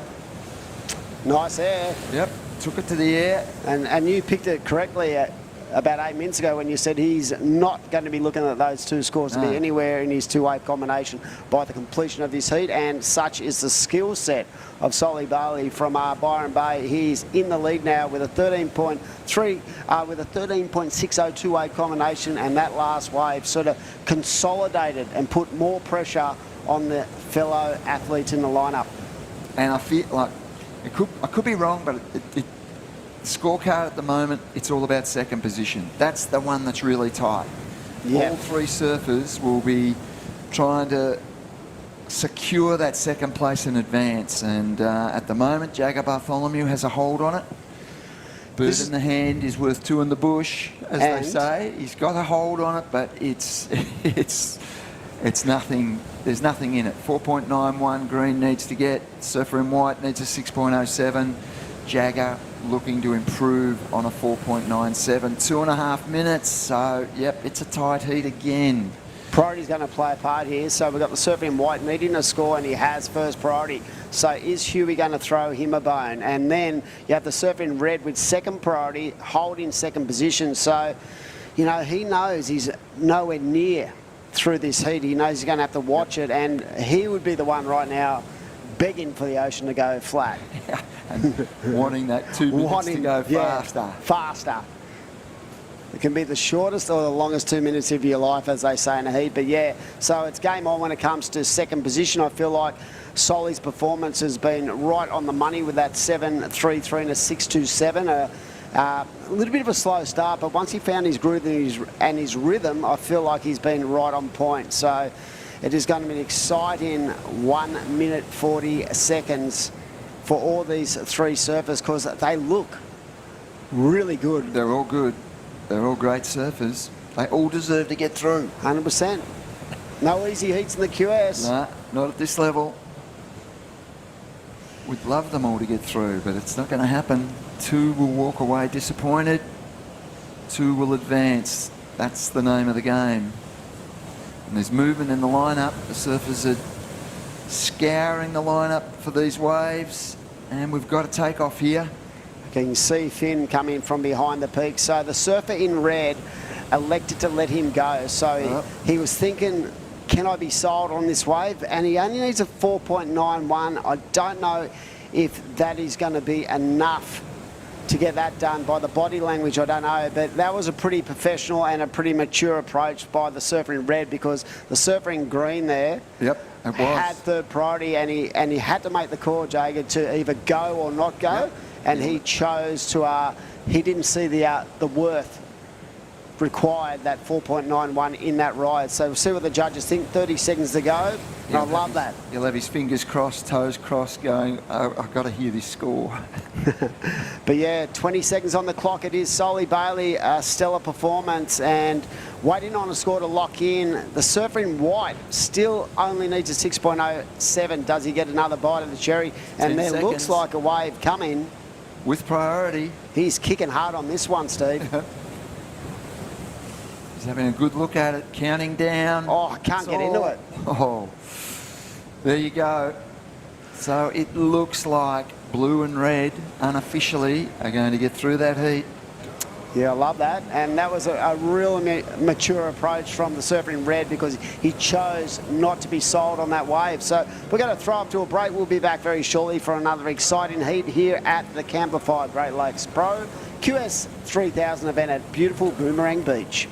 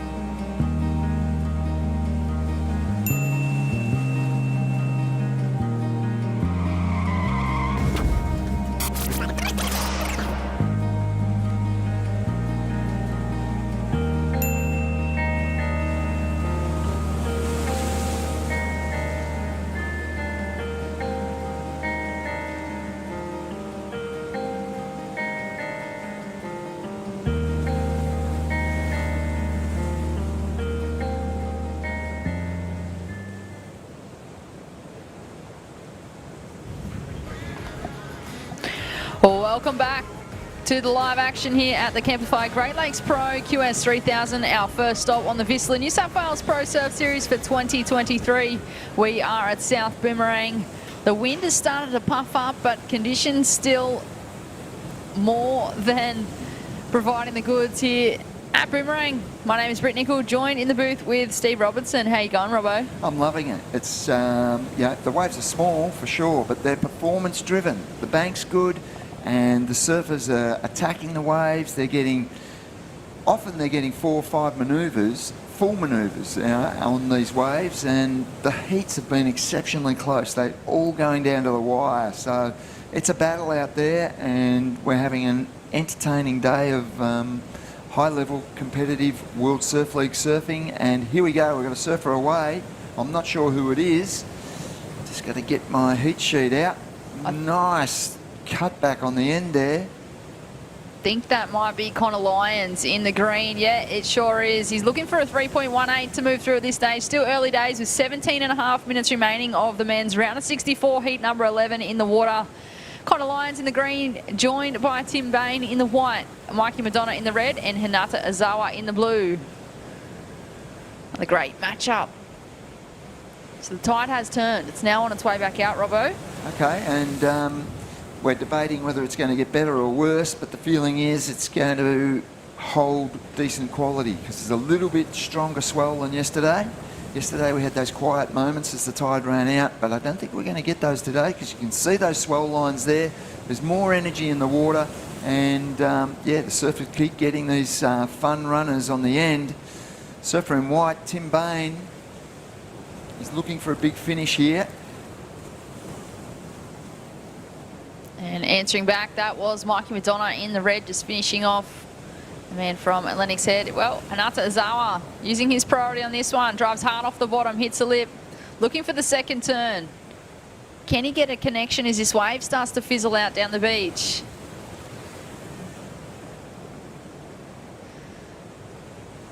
Conditions have changed. It is a little tricky. Connor Lyons out the back on a great looking left-hander. He belts that first section straight into a second. Absolutely no downtime here for the competitor in the green. He's already opened up with a 4.5. We'll wait and see where the judges go with that one. But he will get another number on the board. 4.5 for Connor Lyons' opening ride. That's the best way of the heat so far. Score to come.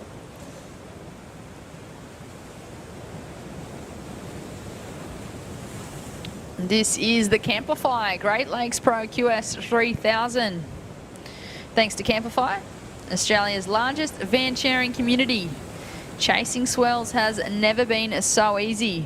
You can hire a camper van from the widest variety and cruise the coast, searching for the next set in style. Be sure to download the Camplify app today.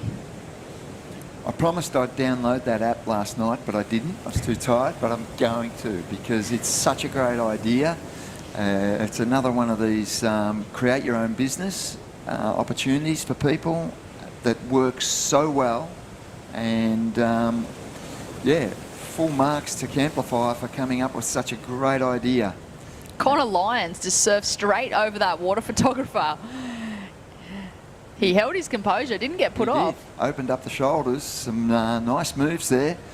And hopefully the water photographer takes notice that, yeah, I better be careful out here and duck dive when I need to. In 14.5 minutes remaining. We'll wait and see where those numbers get locked in, but at the moment it is Connor Lyons in the lead. Tim Bain in second, Mikey Madonna in third, and Hanata Izawa in fourth. Still plenty of opportunity out there in the lineup. These are our best Australian surfers here for that WSL Regional Qualifying Series, looking to qualify for the Challenger events.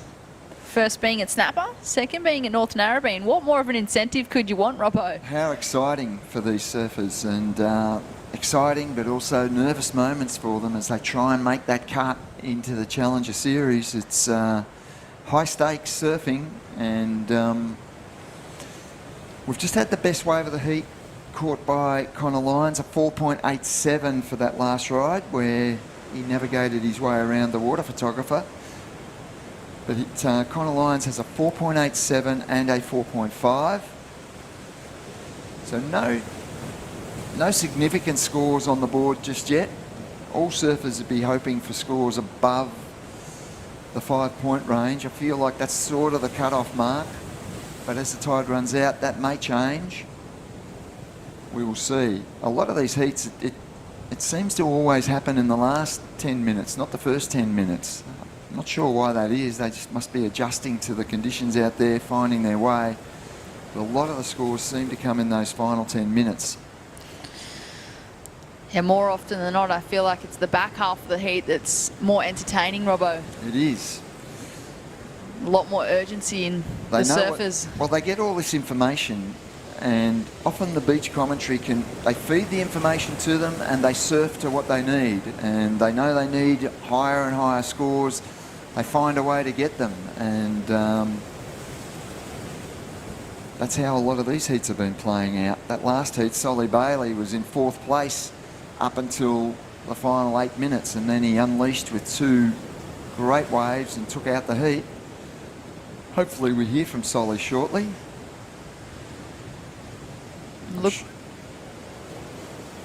Looking in the water, we have Tim Bain flying down the line. Belts that first section, not able to get the second. I'm sure the new support riders are tuning on in, cheering on their surfer in the white, Tim Bain. He's only looking for a 4.35, sorry, to move on into second place at this stage with just under 12 minutes on the clock. It is 12:30 here in New South Wales, just about lunchtime, Robbo. Mad Max time. It certainly is Mad Max time. Thanks to Mad Max, our proud partner. They have partnered with Surfing New South Wales again across the entire New South Wales Pro Surf Series to help share their passion for healthy Mexican food and to make people aware of their sponsorship program.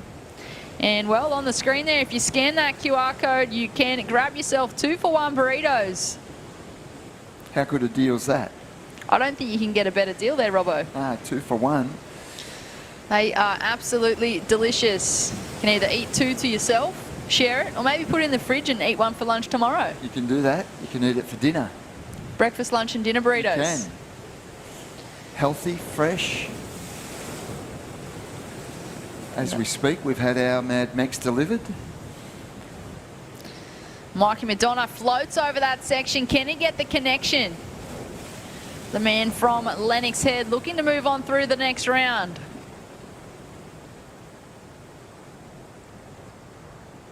He's an excellent young surfer. He's been around for a fair while now. Or what seems like a fair while. He's still quite young. I think that's the best wave of the heat so far. I like that wave. There was good connection, good flow of moves. He floated that first section to get around and put himself in a really good position to reel off some nice moves. We've got a replay of it here, so let's watch closely. Sizable wave, has to float this section, very functional move, and then nice move in the pocket. And the wave stands up on the inside, has more to give. And Mike Madonna looking for the good finish, and he gets it, rides out of it. I think it's the best wave. There it is, a 5.17 last the read. Mikey Madonna shoots into second place, now chasing a 4.2 to take first. And Connor Lyons in the green in first place with that 4.87 and a 4.5. Just under 10 minutes on the clock. Still plenty of time for these surfers to get moving. And there's nothing in it. Absolutely nothing between first and fourth. Yep. So it's another heat that's going to go down to the wire. This is heat number 11, so we're powering through it.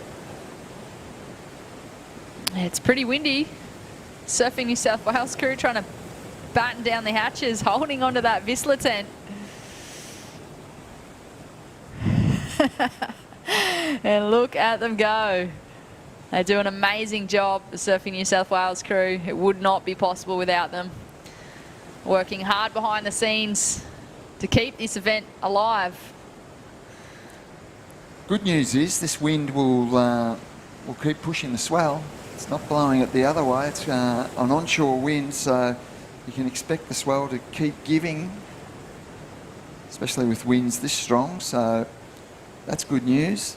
A little tougher for the surfers, but the bank's so good that it handles the onshore wind without a problem.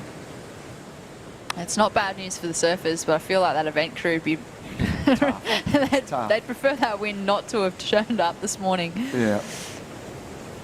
A beautiful shot there of North Boomerang. We are in the southern corner. We have a look at the north corner there. Not much happening, Robbo.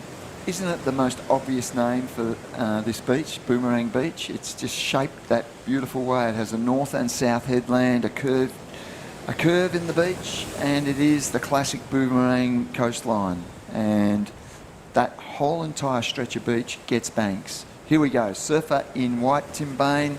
That wave's not going to deliver, so he's out of there. He's under priority, so he's just scouring the lineup.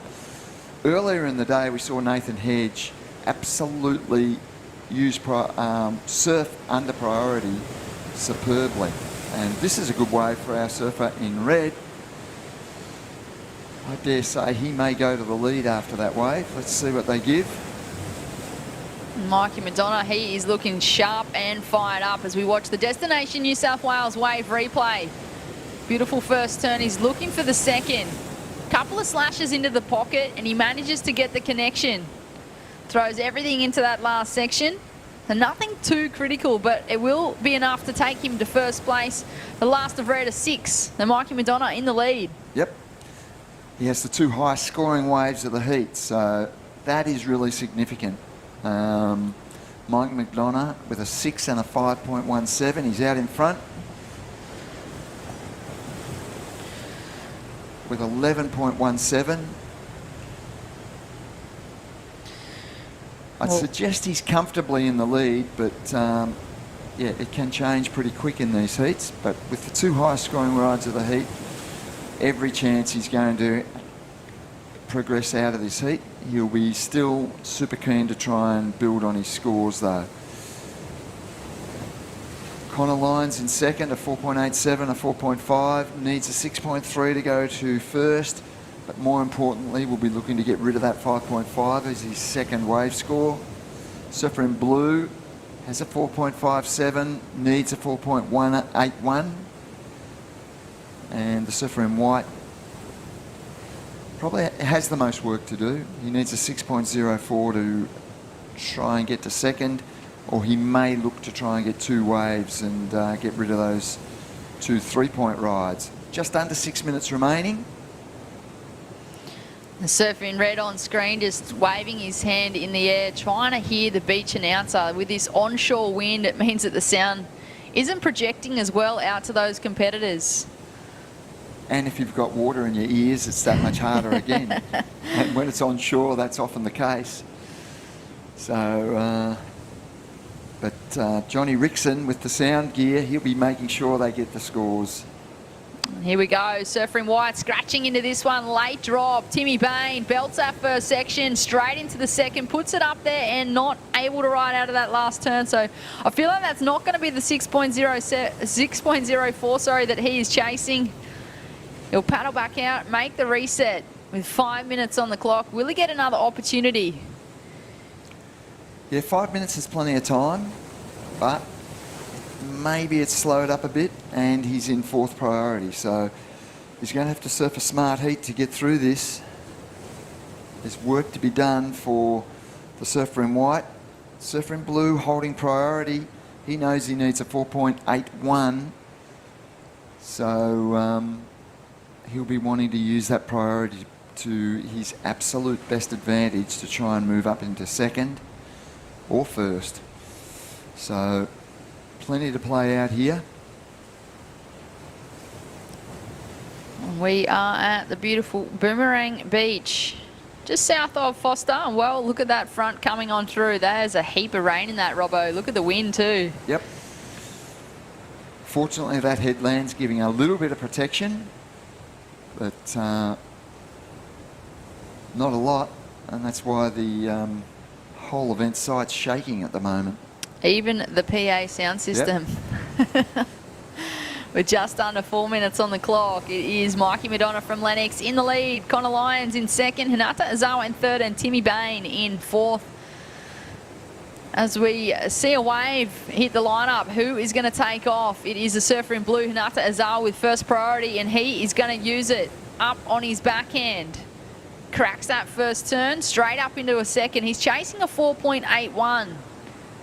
What are your thoughts there, Steve? I don't think he'll get it. I mean, he's doing whitewater moves now. No fault of his own, but it looked like it was the right wave to take off on. He used his priority on it, but the wave didn't deliver for him.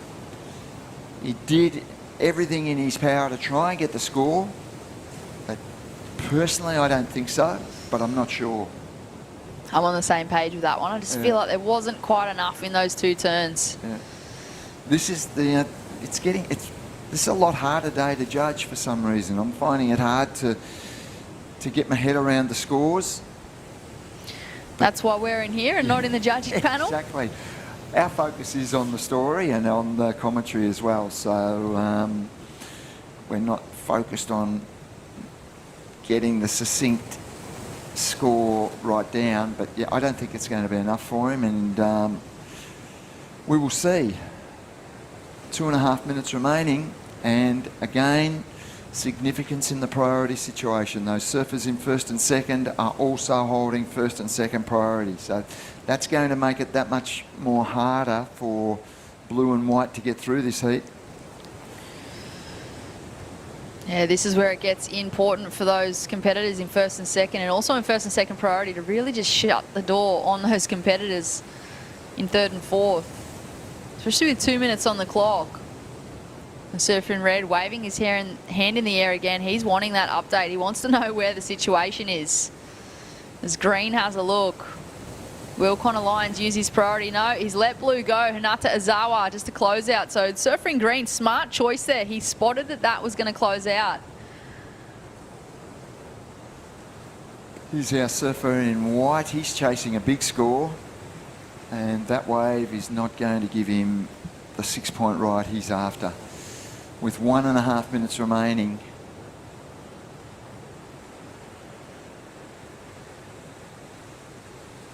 This is our first stop of the VISSLA New South Wales Pro Surf Series. The Pro Surf Series is a part of a strong year-round calendar of surfing events along with the New South Wales coast and is a highlight on the New South Wales events calendar. So thanks to Destination New South Wales for allowing the series to go ahead in this beautiful state. Connor Lyons is going to town on that one. He needs a 6.3 to take first, or he needs better than a 4.5 to increase his second place position and increase the requirement for third and fourth. 45 seconds. I'm not sure. There's some strong moves there. Well, the rain has started to kick back in again.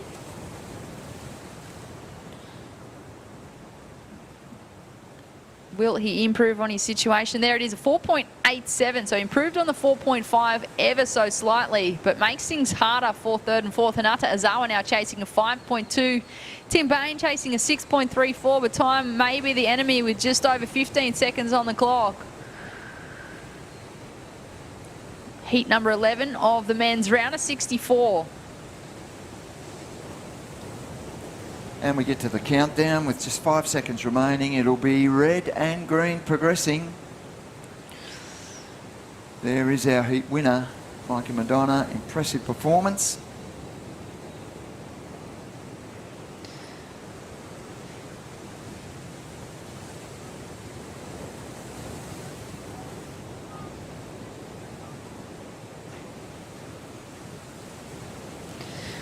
And just a shout out to everyone viewing right now. The next heat has gone on hold, but stay tuned for all the live updates with World Surf League.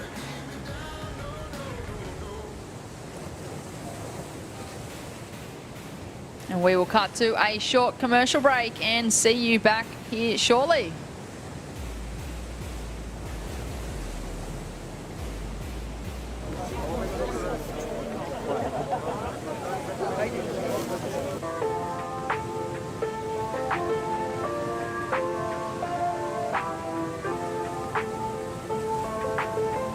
It's a beautiful day. Huge thanks to Surfing New South Wales for getting out there, not only communicating with people about why it's important to not use single-use plastic, but how easy it can be to transition and stop it and swap it. We're basically down here to showcase how we are reducing our plastic footprint through all things like keep cups and reusable water bottles and our beautiful toggles which we use instead of cable ties. We've invested in about 100 water bottles and keep cups. We've distributed to the whole team. You know, everyone's so passionate about this program and so enthusiastic to be a part of it. We're doing our bit to give surfers a cleaner ocean and save the environment for a better future.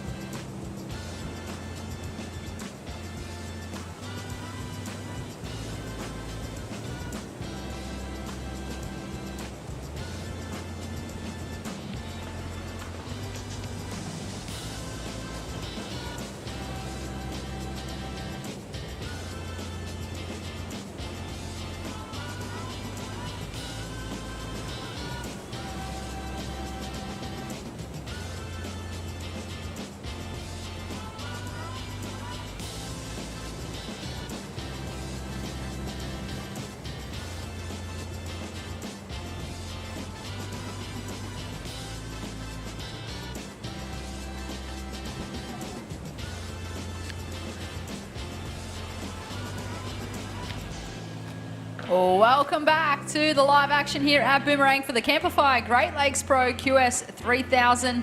Our first stop on the VISSLA New South Wales Pro Surf Series. My name is Britt Nicol, joined in the booth with Adam Hennessy. Thanks for joining us, Dimmy. We had a bit of a break. Yeah, we sure did, but now we're into it as we see the surfer in white up and right in. So there was a bit of a, storm front that pulsed on through down there on the beach. We're located not on the beach, but yeah, the powers that be sort of just had a little bit of a break. Everyone took a breath and still waves. It looks like it's fun out there. Actually, it looks like now, Britt, that wind has backed off again because that storm front came through, brought a lot of wind with it. But yeah, we are game on and we're looking forward to a big afternoon of action at the WSL QS 3000 event as we see Axel Carrotta up and right in. Nice looking wave, nice first turn and leans into that second manoeuvre. So the young man from down at my beach up and into it for his first ride. So this is going to be a crack of a heat up.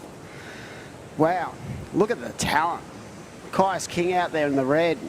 Arch Curtis in the white, Ash Jenner in the green and Axel Carrotta in the blue.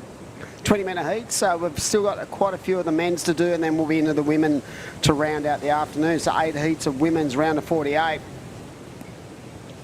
We've got all the guns ablazing as we see Axel up and right in. Sort of setting up that inside corner. So 2 nice moves, nice way to start for the young natural footer. And it looks like Ash Jenner, who was really impressive yesterday in his performance levels as well, Brett. He was. He's been in fine form. Hopefully he can find that momentum and just continue his way through this event. It's going to be a hard ask though. We are into a pretty solid round of surfing with this men's round of 64. Talking of top seeds, Caius King floats over that section, just doesn't quite stick it. Now, talk about the reaction of the surfers. You had a bit of a break in play there where you had 20 minutes. Does that come into play when you're trying to sort of mentally trying to get yourself ready to go for your heat and all of a sudden there's a drama? Some people, I think, it would work in their favour. Others, I think, it might play, not a negative, but it could have an effect in the way they set up their actual heat themselves. So here we go. It looks like surfer up. Would you mind that, or you wouldn't care? I think surfing's one of those sports that's got to adapt. Naturally you have to adapt. It's Mother Nature. You can never predict the conditions. Like it is one of those sports where you do have to be versatile in that and just adapt to the situation. But I do feel like some competitors, they are so structured in their routine and they're ready to hit the water. And if that just gets thrown out the window for a minute, so does their game plan. So it's just trying to readapt that situation. And I feel like though some surfers, it plays an advantage. And some of these competitors in the water might have actually liked that situation. The waves have started to pulse again. I feel like there's a little bit more swell on this bank, and like you said, the wind has tapered off a bit. Yeah, it's incredible when you think about athletes worldwide in all different kinds of sports, how they have their little setups and their little things that they do. If you think of someone like, Rafa in tennis, they say if you move his water bottle an inch away from where it normally sits, he freaks out. So yeah, maybe it does come into play when it comes to different kind of, their thought process. Some guys might not like it, but we are back into it, and it's good to see these waves have really cleaned up too, Brett. I feel like, that rain squall might actually clean up the lineup, and yes, we had an improving conditions when the actual tide was running out. And it's doing the same today. And well, we're just talking about that, Dimmy, with like what you just going back to what you were talking about with the strategy before a heat. Things change. You've got to be able to adapt. I feel like it's not just a mindset thing.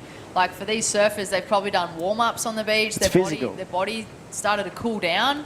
Like that's 20 minutes is a long time if you're already prepped and ready to go, and then you're like, oh hey, wait a minute, now we've got to wait another 20 minutes. Yeah, you don't want to have to. Do you warm up, or do you just kind of chill? I was going to say that 20 minutes is a big warm-up. That's probably the longest I've exercised in my life, let alone having to do that naturally. But yeah, like it does play, like I was thinking about it during that break, how would these 4 guys sort of have to adapt to that? But yeah, everyone's in the same boat, but for some people it's going to be easier than others, as we see Axel up and riding.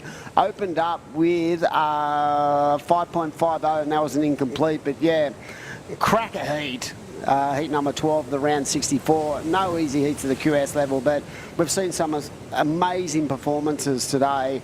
The likes of Reef Hazelwood lit the joint up. There was Oscar Berry. Just so many good performances been laid down. Morgan Siblick, just to name a few, and we've still got, I think, 4 amazing heats to transpire as we head towards the back end of this round, and then we're going to be into the women's, and then we're going to see some big names sort of roll into the draw there as well. So what an exciting afternoon at the Camplify Great Lakes Pro QS 3000 event, and part of the New South Wales VISSLA Pro Surf Series for 2023. This is the first event of a 4-event series, and it's just rapid fire when it comes to the QSs in Oz at the moment there, Brett. It is. They are back-to-back, and it's great to have VISSLA back on board for the QS leg this year. VISSLA has partnered with Surfing New South Wales on QS events over the past 4 years.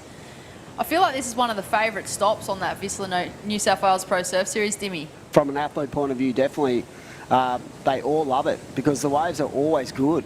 No matter how big or small, there's just so many good banks out there, and it's so great to have VISSLA a part of this series. I know how passionate John and all the staff at VISSLA are when it comes to developing you know, a program that can really help the next generation get to where they want to get, as we see Caius King up and riding, flying down the line. Now he gets into the open face, nice little kick on that first turn, comes around, jams away again, and that's going to be his best wave so far. But he very similar to we spoke earlier about someone like Solly Barley. He's got so much skill set. He's going to want to offload both of these scores if he's going to progress on through. But a nice start, just trying to find that groove, that rhythm, because there was a bit of downtime for these guys before they went out. So maybe they were all psyched up and then had to take a chill pill and reset again. Right now it is Axel Crotter in the lead with a 5.50, so that is the best wave. Last wave of Caius was a 4.83, and we have Surfer in White with a 4 and a 2.07, so early doors yet, Brett, but I feel like you say early doors and all of a sudden you're like 4 minutes to go. These heats are so incredibly stacked, and they go, the pace these athletes are setting is incredible. It is, and who is going to scratch into this one? Blue and white splitting the peak. We're going to go with Archer Curtis, just unfortunately burying the rail on that one. He was looking for a 2.61 to take first, but not able to get that turn in. Just under 12 minutes on the clock. This is our men's round of 64, heat number 12.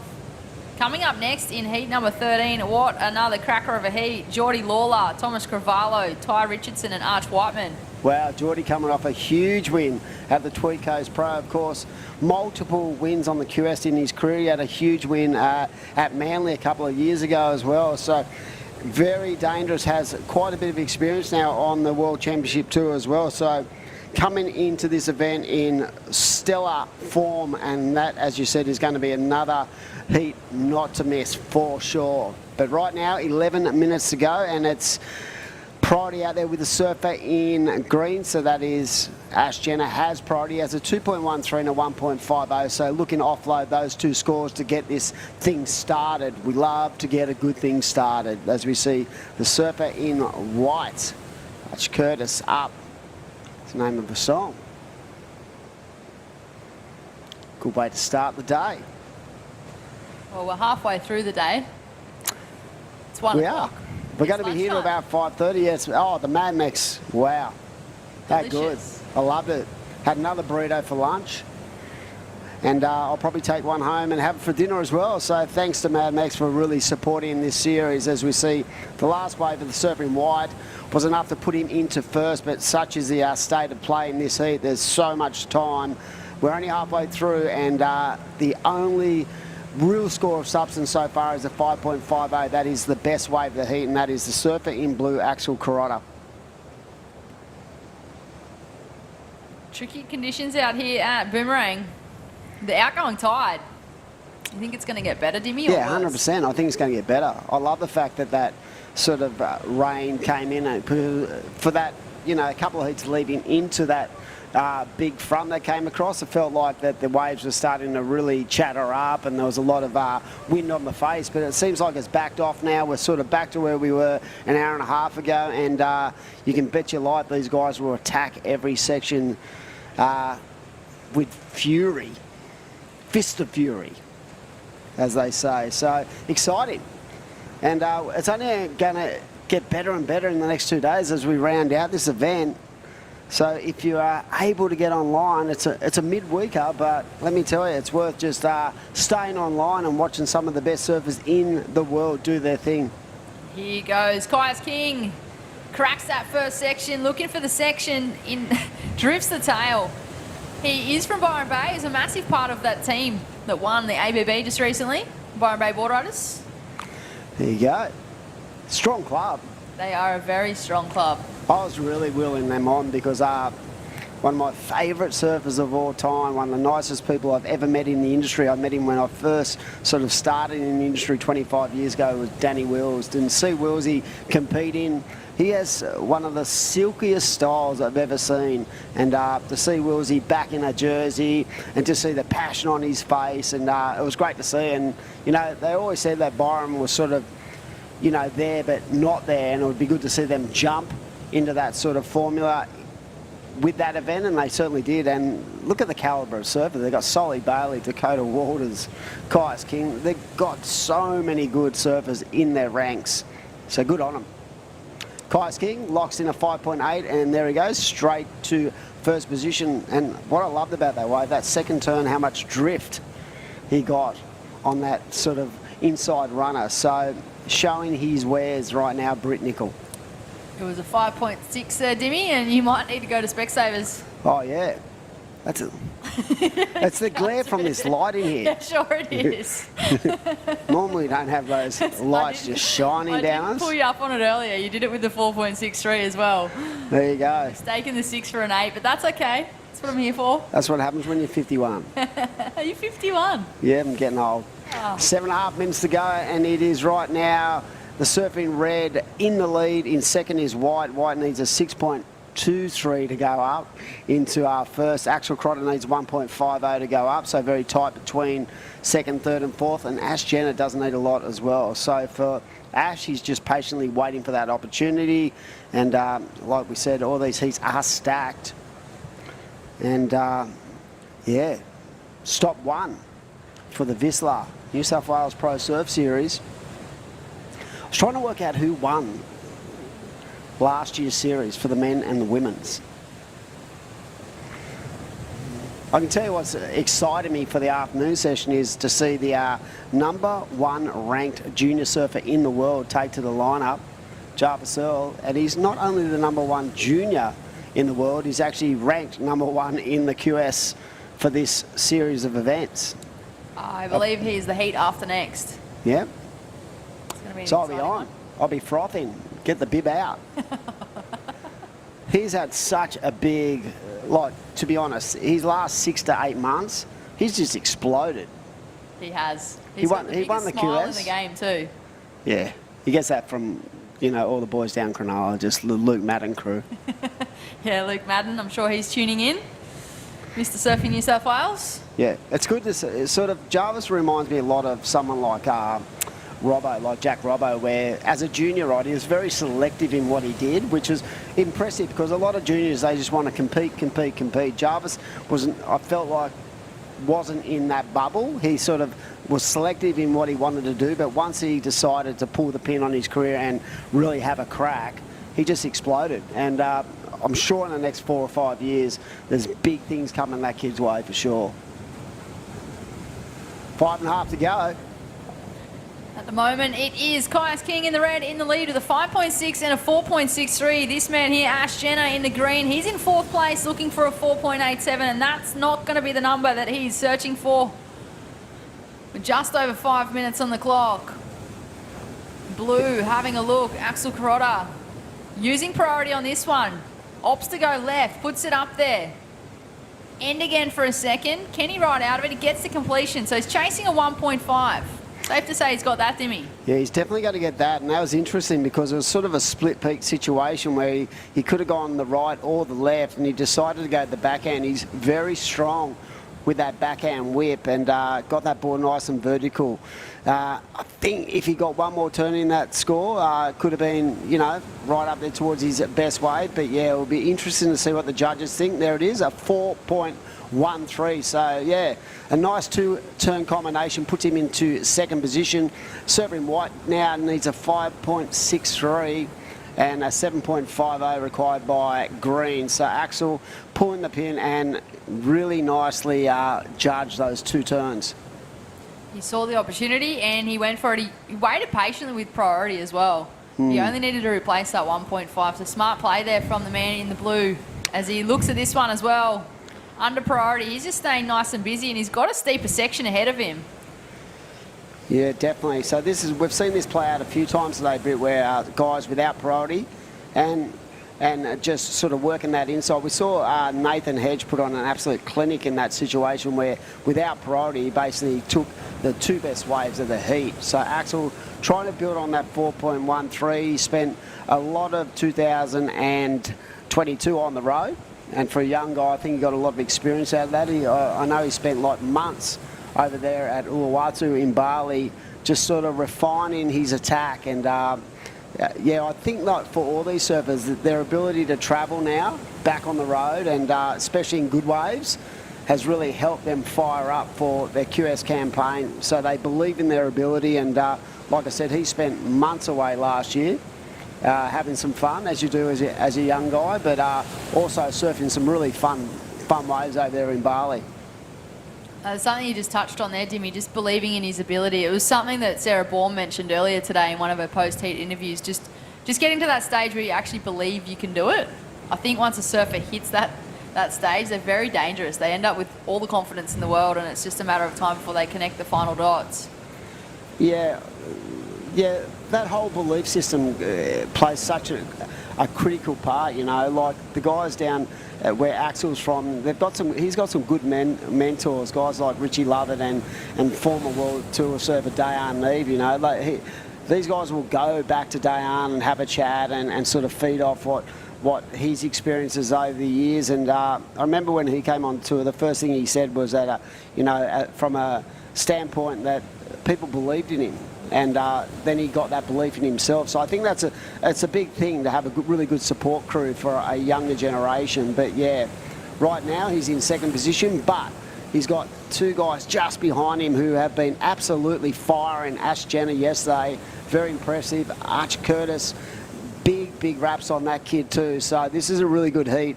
Caius King with that 5.6 and a 4.83 holds the first place by the barest of margins, Brett. Just watching surfers in the water wave their hands in the air, looking for an update from the beach announcer. It must be tricky out there with that onshore wind. And there you go, the surfer in the blue just trying to get a situation update. He's in second place with 1.5 minutes on the clock. Will there be an opportunity for White and Green? I feel like it's the surfer in white, Archer Curtis, chasing that 5.63 that might be dangerous. Yeah, I think as a surfer in this Mad Max minute too, I think that the other thing is priority. You can see the surfer in blue, he has second priority in the lineup, so he's going to have to be very, very switched on when it comes to what he wants to take, as we see the surfer in green. Ash Jenner taking that way, but yeah, with second priority, now he has first priority. He holds the aces when it comes to, you know, what he's thinking. So is he going to go and sit on the surfer in white? As a coach, I'd be telling him to do exactly that, because Arch Curtis is so strong, he can get that score easily. So right now, for Caius, he's in first and he's trying to get some information out of the panel on the beach, but with that wind, it could be a little bit difficult. But yeah, right now, it is the guy in second with first priority, and that means he sort of holds all the aces. As we see the surfer in white, he let him go, so that was mature, because I didn't feel like that wave was going to offer up much anyway. So at this stage, we'll have to see if any scores really have made a difference, but with 15 seconds to go, it looks like Caius King is going to get the job done, and it is going to be at Axel Carrotta getting on through as well. So another heat. Interesting as we see the surfer in green up and riding. Need a 7.5. I don't think that's going to be enough.